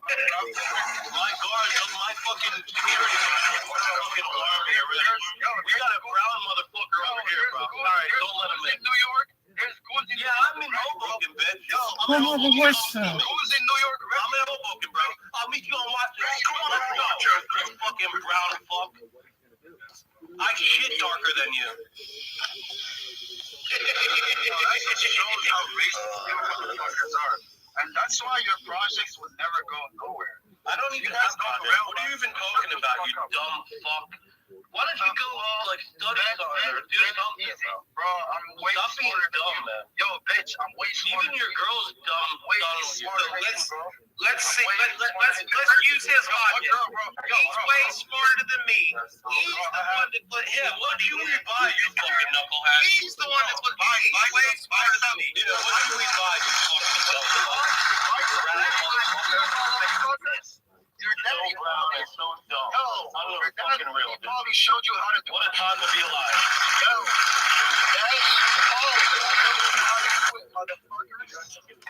so what should we buy? Brown coin? What should we buy, dude? This guy's down. Buy some pawn. I like that bitch. This guy's down. Did you say pawn? Crypto 2.0, motherfuckers. Did you say pawn? Oh, you're a motherfucking troll, bro. You fucking troll. Fuck you. Go get the fuck out of here, you fuck. You're mad. Fuck you. Why would I be mad? You work for fucking gay dudes, bro. You realize you work for fucking Grindr, you fuck. Yo. Hey, why don't you go waste your life and go, respond to everyone at Foley Street? You fucking dumb brown fuck. I don't think right, bro. I'm a fucking person. That's the thing. I sit and I get my longest arms and I'm still cool with everybody. But y'all bitch ass motherfuckers are fucking. Dude, have you made any money? And if you did make money, hey, listen, here's the real tell, bro. Here's the real tell, you fucking brown fucks. Listen to me, you Indian fucking Mexicans. Listen to me. If you made money, then post it and stop being a bitch. Honestly, otherwise, then fuck you. I post all my shit. So honestly, you can't even sit in my arena because you're not in my arena. I'm the first person that makes the money off of pawns since it came out. Yeah, you made $300 and you took your fucking $300. Thank God. Yo, stop muting me, bro. Yeah, don't mute this fucking retard. Let him talk. Stop muting me. Wait, let him talk. Money. So, do you guys want me to start with inscriptions or with pawns? Dude, let him know. If you're on Twitter, push your winnings, bro. If you're talking shit that you're making money, shut the fuck up and listen to me. I listen to you. I listen to you, dude. I listen to you, bro. You kept calling me brown. Well, you are brown, you fucking dumb brown fuck. You don't know what I am, you dumb fuck. I know you're brown. I can tell by the way. What the fuck? Fucking retard. Man, you see what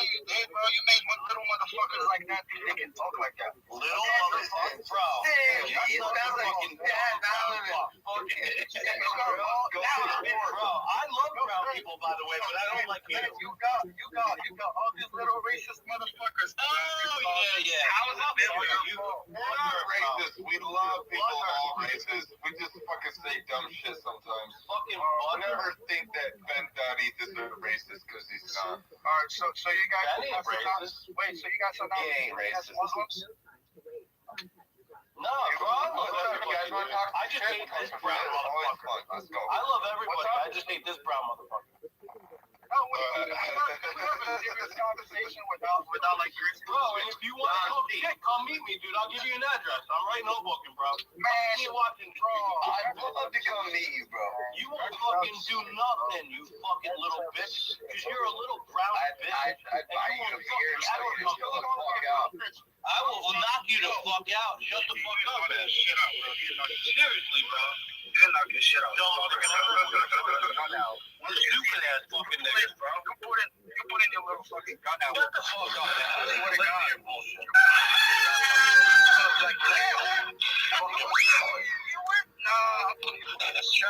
Yo, I already gave you my address, bro. Come. Bro. You want to talk shit? You want to be a big boy? Come. Okay, send me your address. Sure, no problem. Watch this. Let's go. Where you at? I'll meet you anywhere. I'm too busy, but I'll send you. Oh, yeah. You're too busy. Losing money? You're too busy losing money because you're a fucking loser. That's why I got being proud about something like a fucking month ago, man. You realize that? You are Ryan, a fucking retard. East Coast, and you're fucking called. What's Your address on the internet. You fucked up. I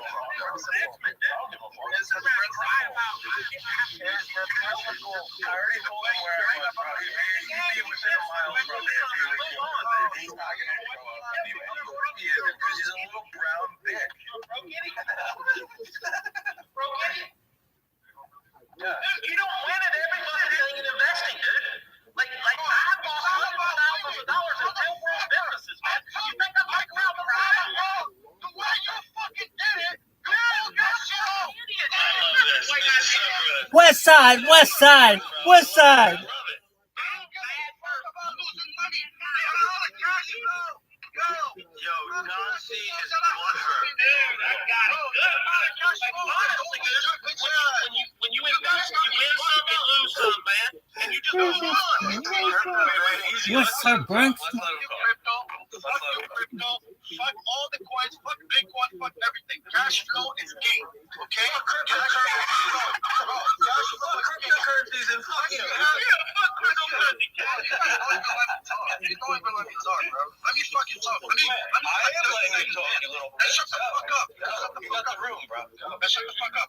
Okay, cash flow is king, okay? Once you have cash flow, you can buy whatever the fuck you want. You can buy the crypto that you want, you can lose, and then the next week, you got more money coming in. Whatever the fuck kind of cash flow you have, okay? So you sitting here saying I'm bad because I'm wrong, like whatever happened to you, or whatever the fuck I lost, I'm not mad about that. I know the risk of fucking. Okay, good. Well, that's good. So we're getting somewhere. Okay, cool. Coming into a shit coin. Nobody's sitting here saying that we're mad that you lost out that ETH. You're the one that's saying that, bro. Coming in the space with the drunk motherfucker investing. Dude, he's so close to a car wash, bro. I don't even know. He's really close. No, let him get it off his chest. If the G's jet out, if they G, yeah, cool. I get it. People fucking cashing out. But if the motherfucker that launched the fuck is cashing out, man, liquidity out, takes the liquidity out. People fucking cashing out, man. It's you, man. Yo, it's crazy, I say. People fucking cashing out, man. Making fun of his accent. You fucking know that shit.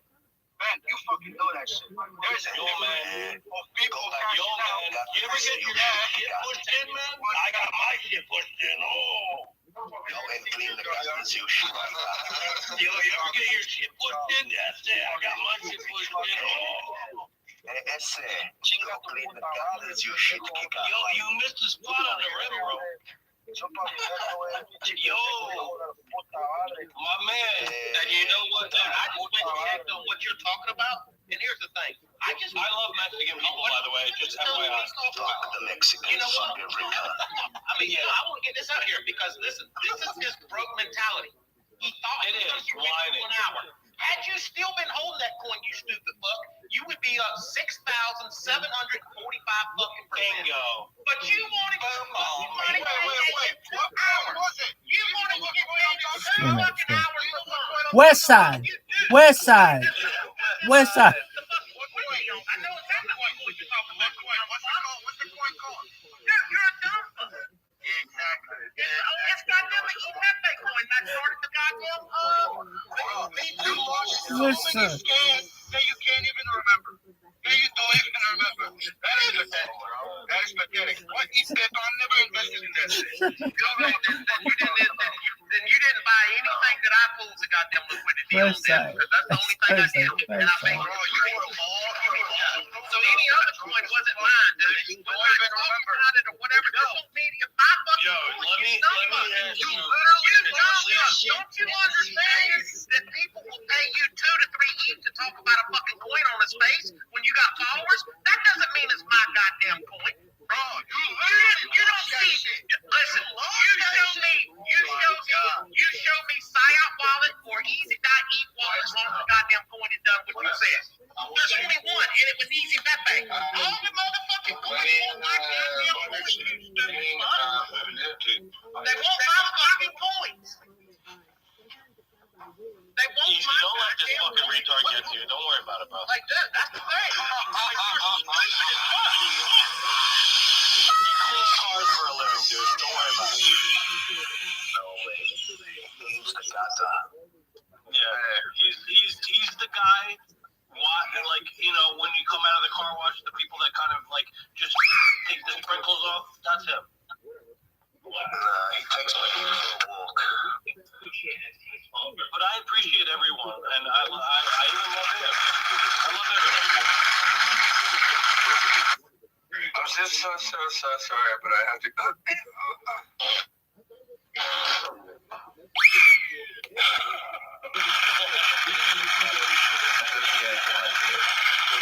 It is funny. We do like it. It's funny.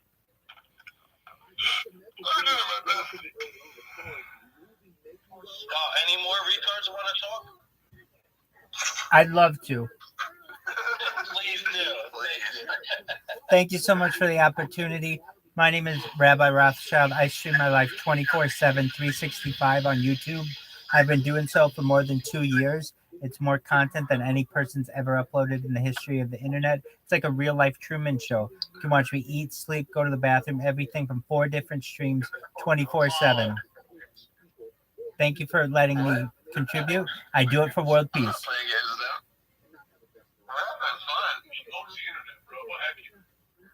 Yeah, we're good. Followed. You're good, dude. What do you want to say, man?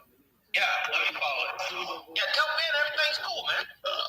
If you want to see, I'm taking over Twitter. Just type in Warning me not to fuck around with you guys. Why? That's weird. I have over You'll hack my whole life or something. I don't know. I have over 600 and You just don't. I have over 700 Twitter accounts. Wow. Are you Jake Newman? I'm Rabbi Rothschild. Wow. That's so good. I mean, so what can you do for us? What are you here for? What do you want to do? Well, currently I'm highlighting your community on my live stream. So for the Do you do live stream porn? my whole life is live stream porn, baby. How do you think I relieve myself? I have to do it live on camera. What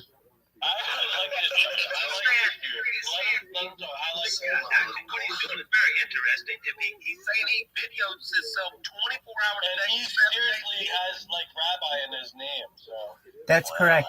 If you just type in Rabbi Rothschild into Twitter, you'll see. I've created.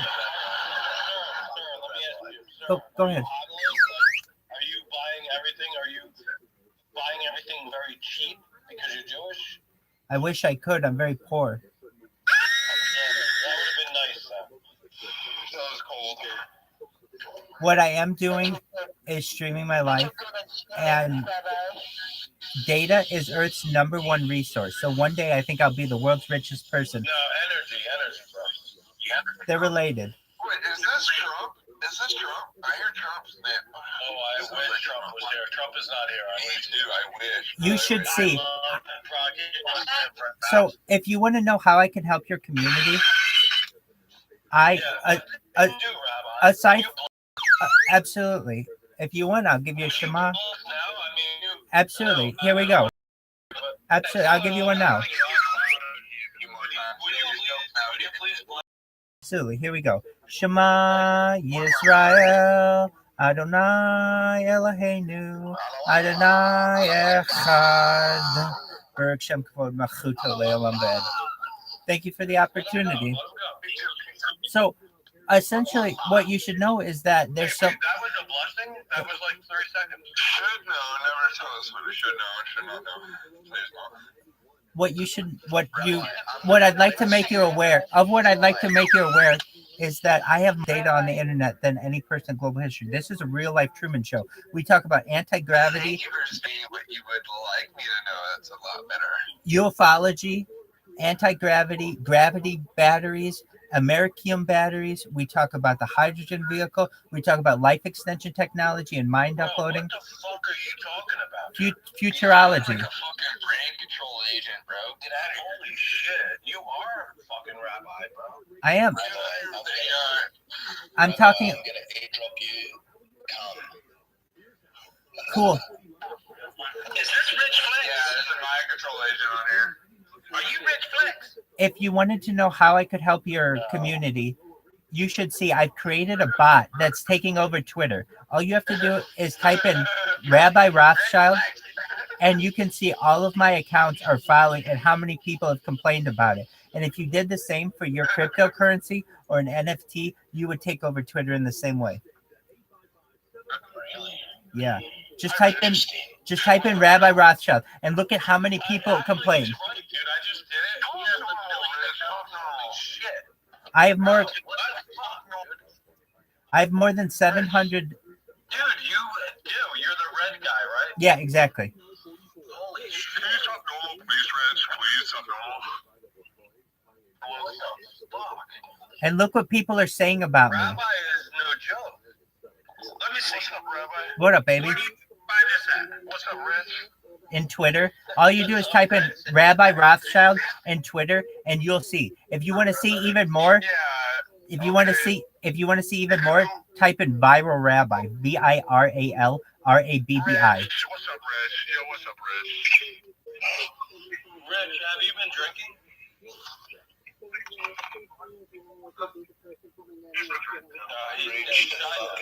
Isn't he Turkish? How the fuck did you get all them accounts? I created them manually. And so can you use them to follow me?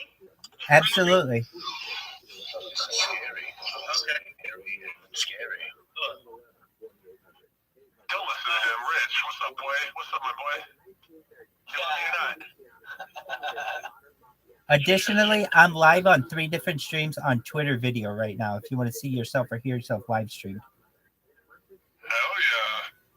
Good job, guys. Broadcast it, bro. Do your thing. Are you want to sign me on kid? Are you want to sign me on kid? Right. $1 million. That's it. That's all.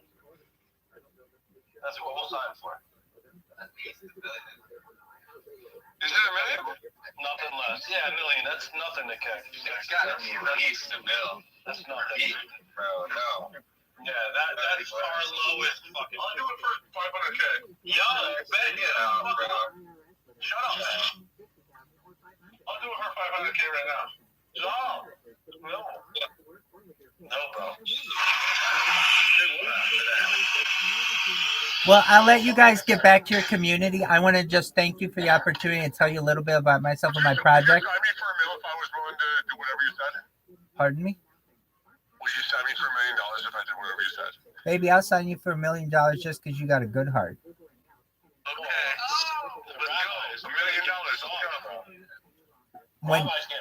When I'm able to monetize the data that I have, $1 million will be like a penny to me. I'll be the world's first trillionaire. I got a bunch of friends. I got a bunch of brothers and friends.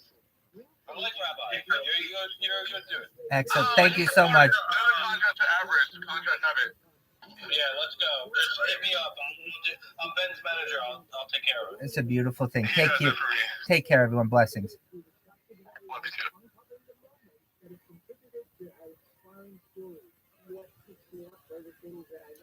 Tales from the front.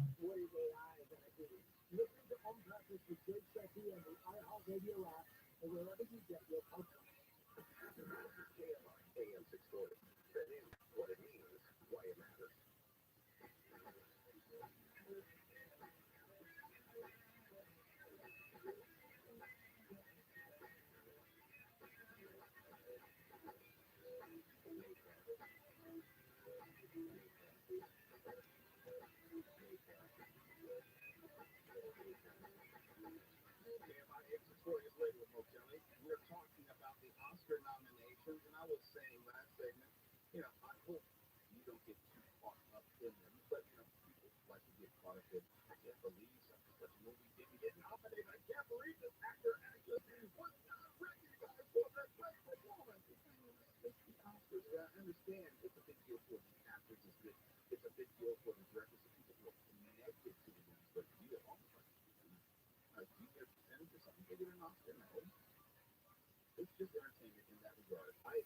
There are times where I say, this is the best performance that actor or actress is ever going to get. Ever. And they make it a lifetime achievement award Oscar. Like, for example, in Angela Bassett, who got a lifetime achievement award when she should have won it for What's Love Got to Do with It when she was playing Tina Turner. It's not probably, no disrespect, she's probably not going to have a greater performance in her career than that. And you would like her to be recognized in that moment. But outside of that, I don't get caught up in the awards. We were talking about Best Picture, the two 10, and I probably won't see the other 8. I'd rather spend my time in other ways. I don't want to think, I don't want to go too deep. This motherfucker's so goddamn hard. And just having an escape. Those things matter. I don't want to relive horrible moments in history. That's why I don't do a lot of war movies. I don't need to show that death and destruction that really happened. That's just me, and I know for other people it's different. Let's go to Best Director. Justine Triet, Anatomy of a Fall, Martin, the Maulers of the Grassy Knoll. You got this. Christopher Nolan, Oppenheimer. I would say it's a favorite. That's just me. Yorgos Lanthimos.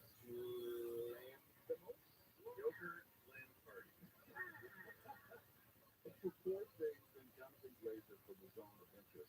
Let me just say this. I'm not making predictions, but I'm predicting Jonathan is not going to win.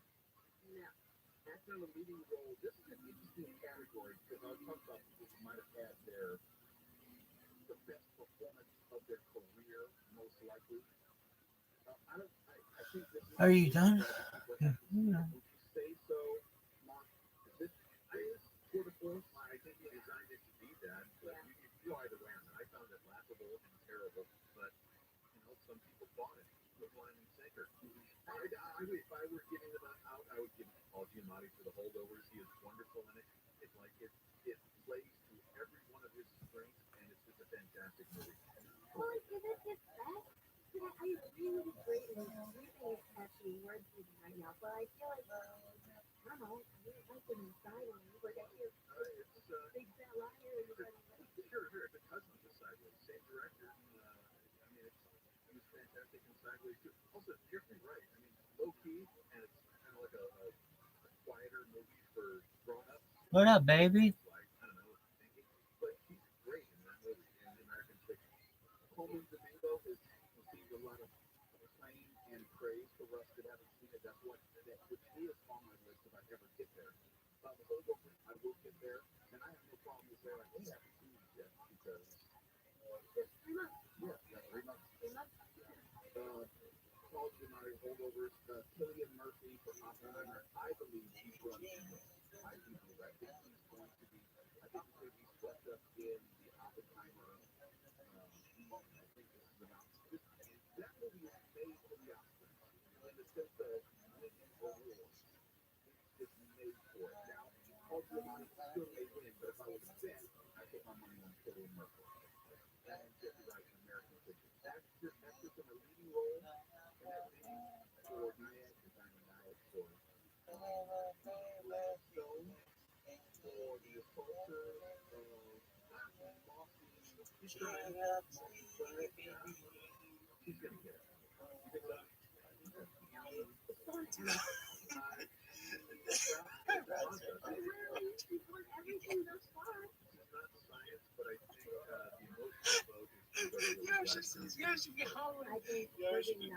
right now. I think this shit's so fucking funny. This Rabbi ROTHSCHILD. Follow this video.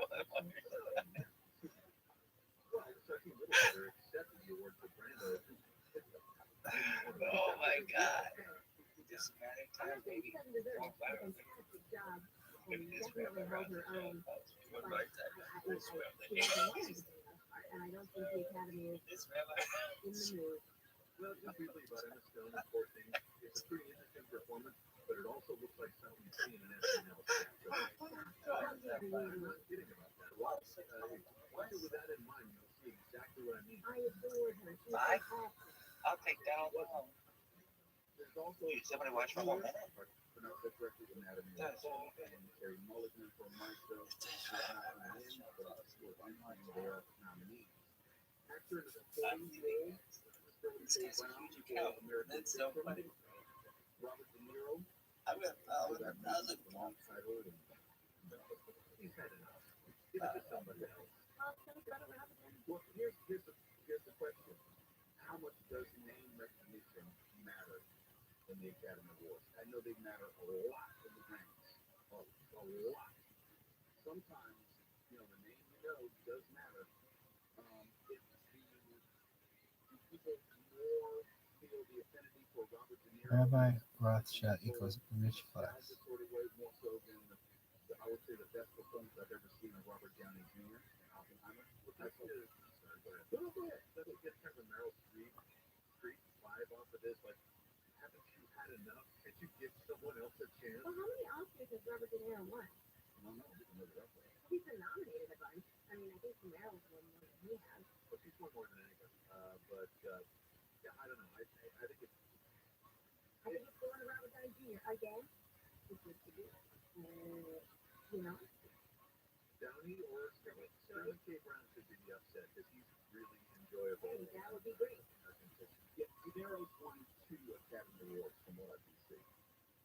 Yeah, he's been nominated like 7 times. He's won twice. The thing about Ruffalo is, I didn't mention him in my review on Friday, but it's such a cartoony performance where he just lets it all hang out, doesn't care about anything. Nobody would be disappointed if he won either.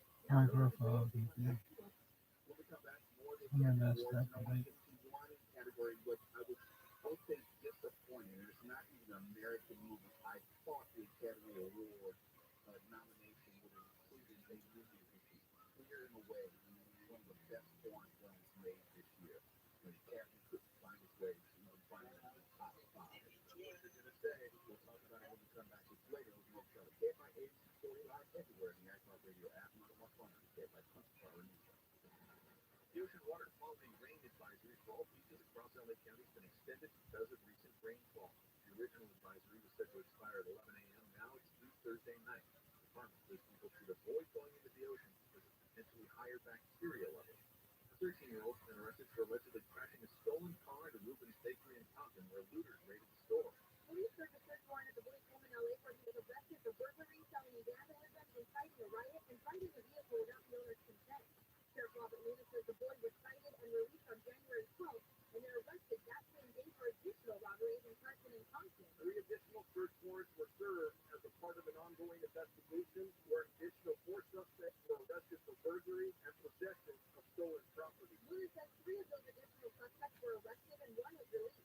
The minor driver is being held at Juvenile Hall. Chris Adler, KFI News. The LA School District is going to pay a total of $3.55 million to 2 additional people accused by a former teacher and convicted pedophile. Morgan Stewart says the 1.85 and 1.7 million settlements represent one more chapter in a horrendous scandal.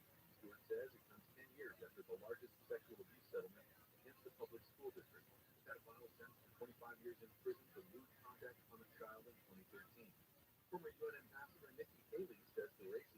over despite losing to former President Trump in the New Hampshire primary. Trump responded saying if Haley doesn't drop out soon, she'll find herself under criminal investigation. But I can tell you 5 reasons why already. Not big reasons. A little stuff that she doesn't want to talk about. But she will be under investigation within minutes. Trump's faceless warning came after Haley challenged him to a debate and questioned his mental ability to run the country. Haley was his last man challenge in the fight to get the Republican nomination. Southland weather get hot clouds, fog tonight, lows in the 50s, low 40s with some wind in the IE and AG. Cloudy tomorrow, highs around 60 at the beaches, Metro LA, OC, the valleys and IE, 50s and some wind still in the Antelope Valley. It's going to be cloudy and sunny through the weekend, up to 70 by Friday and up to mid-70s Saturday and Sunday and into next week. Right now it's 59 in Fountain Valley, 57 in Los Alamitos. The stall's out of the way on the 118 in Chatsworth. That's heading westbound right after Painted Canyon Boulevard. It's been moved out of the middle lanes. Your drive has recovered and is moving smoothly there. So 110 northbound, downtown LA, seeing some slowing building up right around 9th Street. That's being busy until you get to the 101. And if you're on the 16th heading east on it, Ontario, got a work zone alternating between lanes throughout the night. That's from Vineyard to Milligan Avenue. That's set to be over at 5 in the morning. Watch for delays as you approach that area. KFI in the sky helps get you there faster. I'm Pedro Moreno.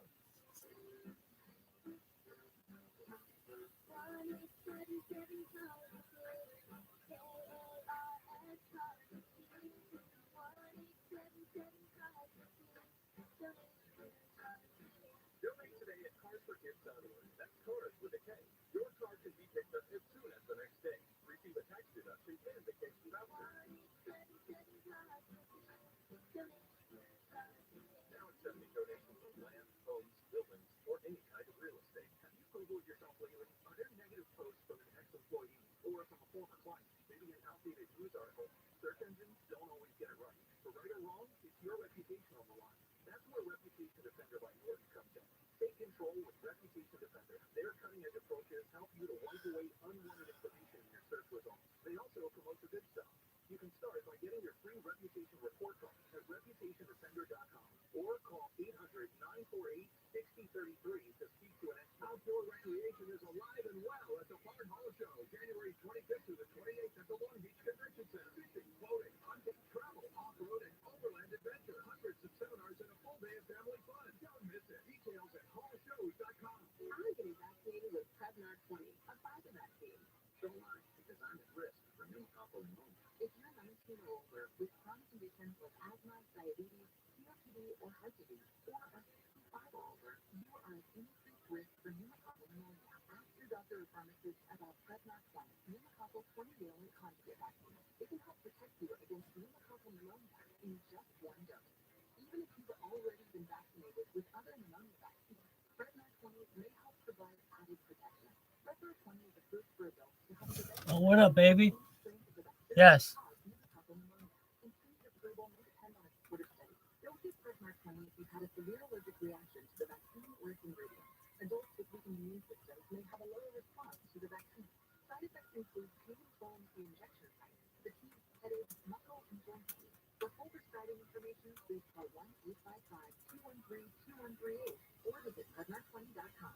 We all make resolutions this time of year, and let's face it, most of them won't stick. But here's one that's not only easy to keep, but will help you feel healthier all year long. Navage. Navage provides quick, drug-free nasal relief by washing saline in one nostril, around the back of the nose, and out of the other nostril. This time of year, when everyone is Thanks, Delmero. helps by sucking out germs, bacteria, and You can see my little bot working here. Watch, it just follows people. Watch, it just automatically clicks. And it just boom. Oh, it just got locked out. It's fine. Why? It'll go to another account in like 30 seconds.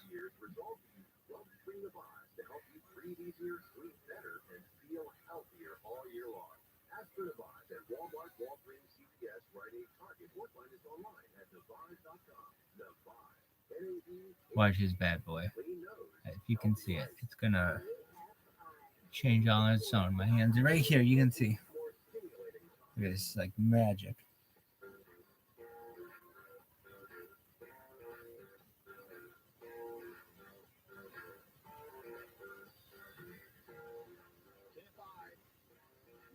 Kelly live everywhere on the iHeartRadio app as we continue to just briefly on a cursory level go through the Academy Award nominations. As far as actors in a leading role, we talk about that. That's what we got the two things. There you go. Supporting role. Let's go See? Changed. in a supporting role. Fucking magic. Don't even say it. You don't know magic because magic is just fucking can't play. Alright, dog. Barbie, Jodie Foster, Nyack. That's why this is win. And Divine Joy, Randolph for the whole of us. I say Jodie Foster only because the whole name recognition thing and Oscar darling on some level. I would not be surprised if she won. It just feels like it's a Jodie Foster moment. It's just me. I have no science or data to back that up. It's not like I'm polling Academy members. But it just feels like if I use if half the prologue, you can tell it's almost like voters coalesce around certain people in certain moments. And then they want to be nominated for the second or third. I don't know. Survey said. Divine for Randall. I agree with you.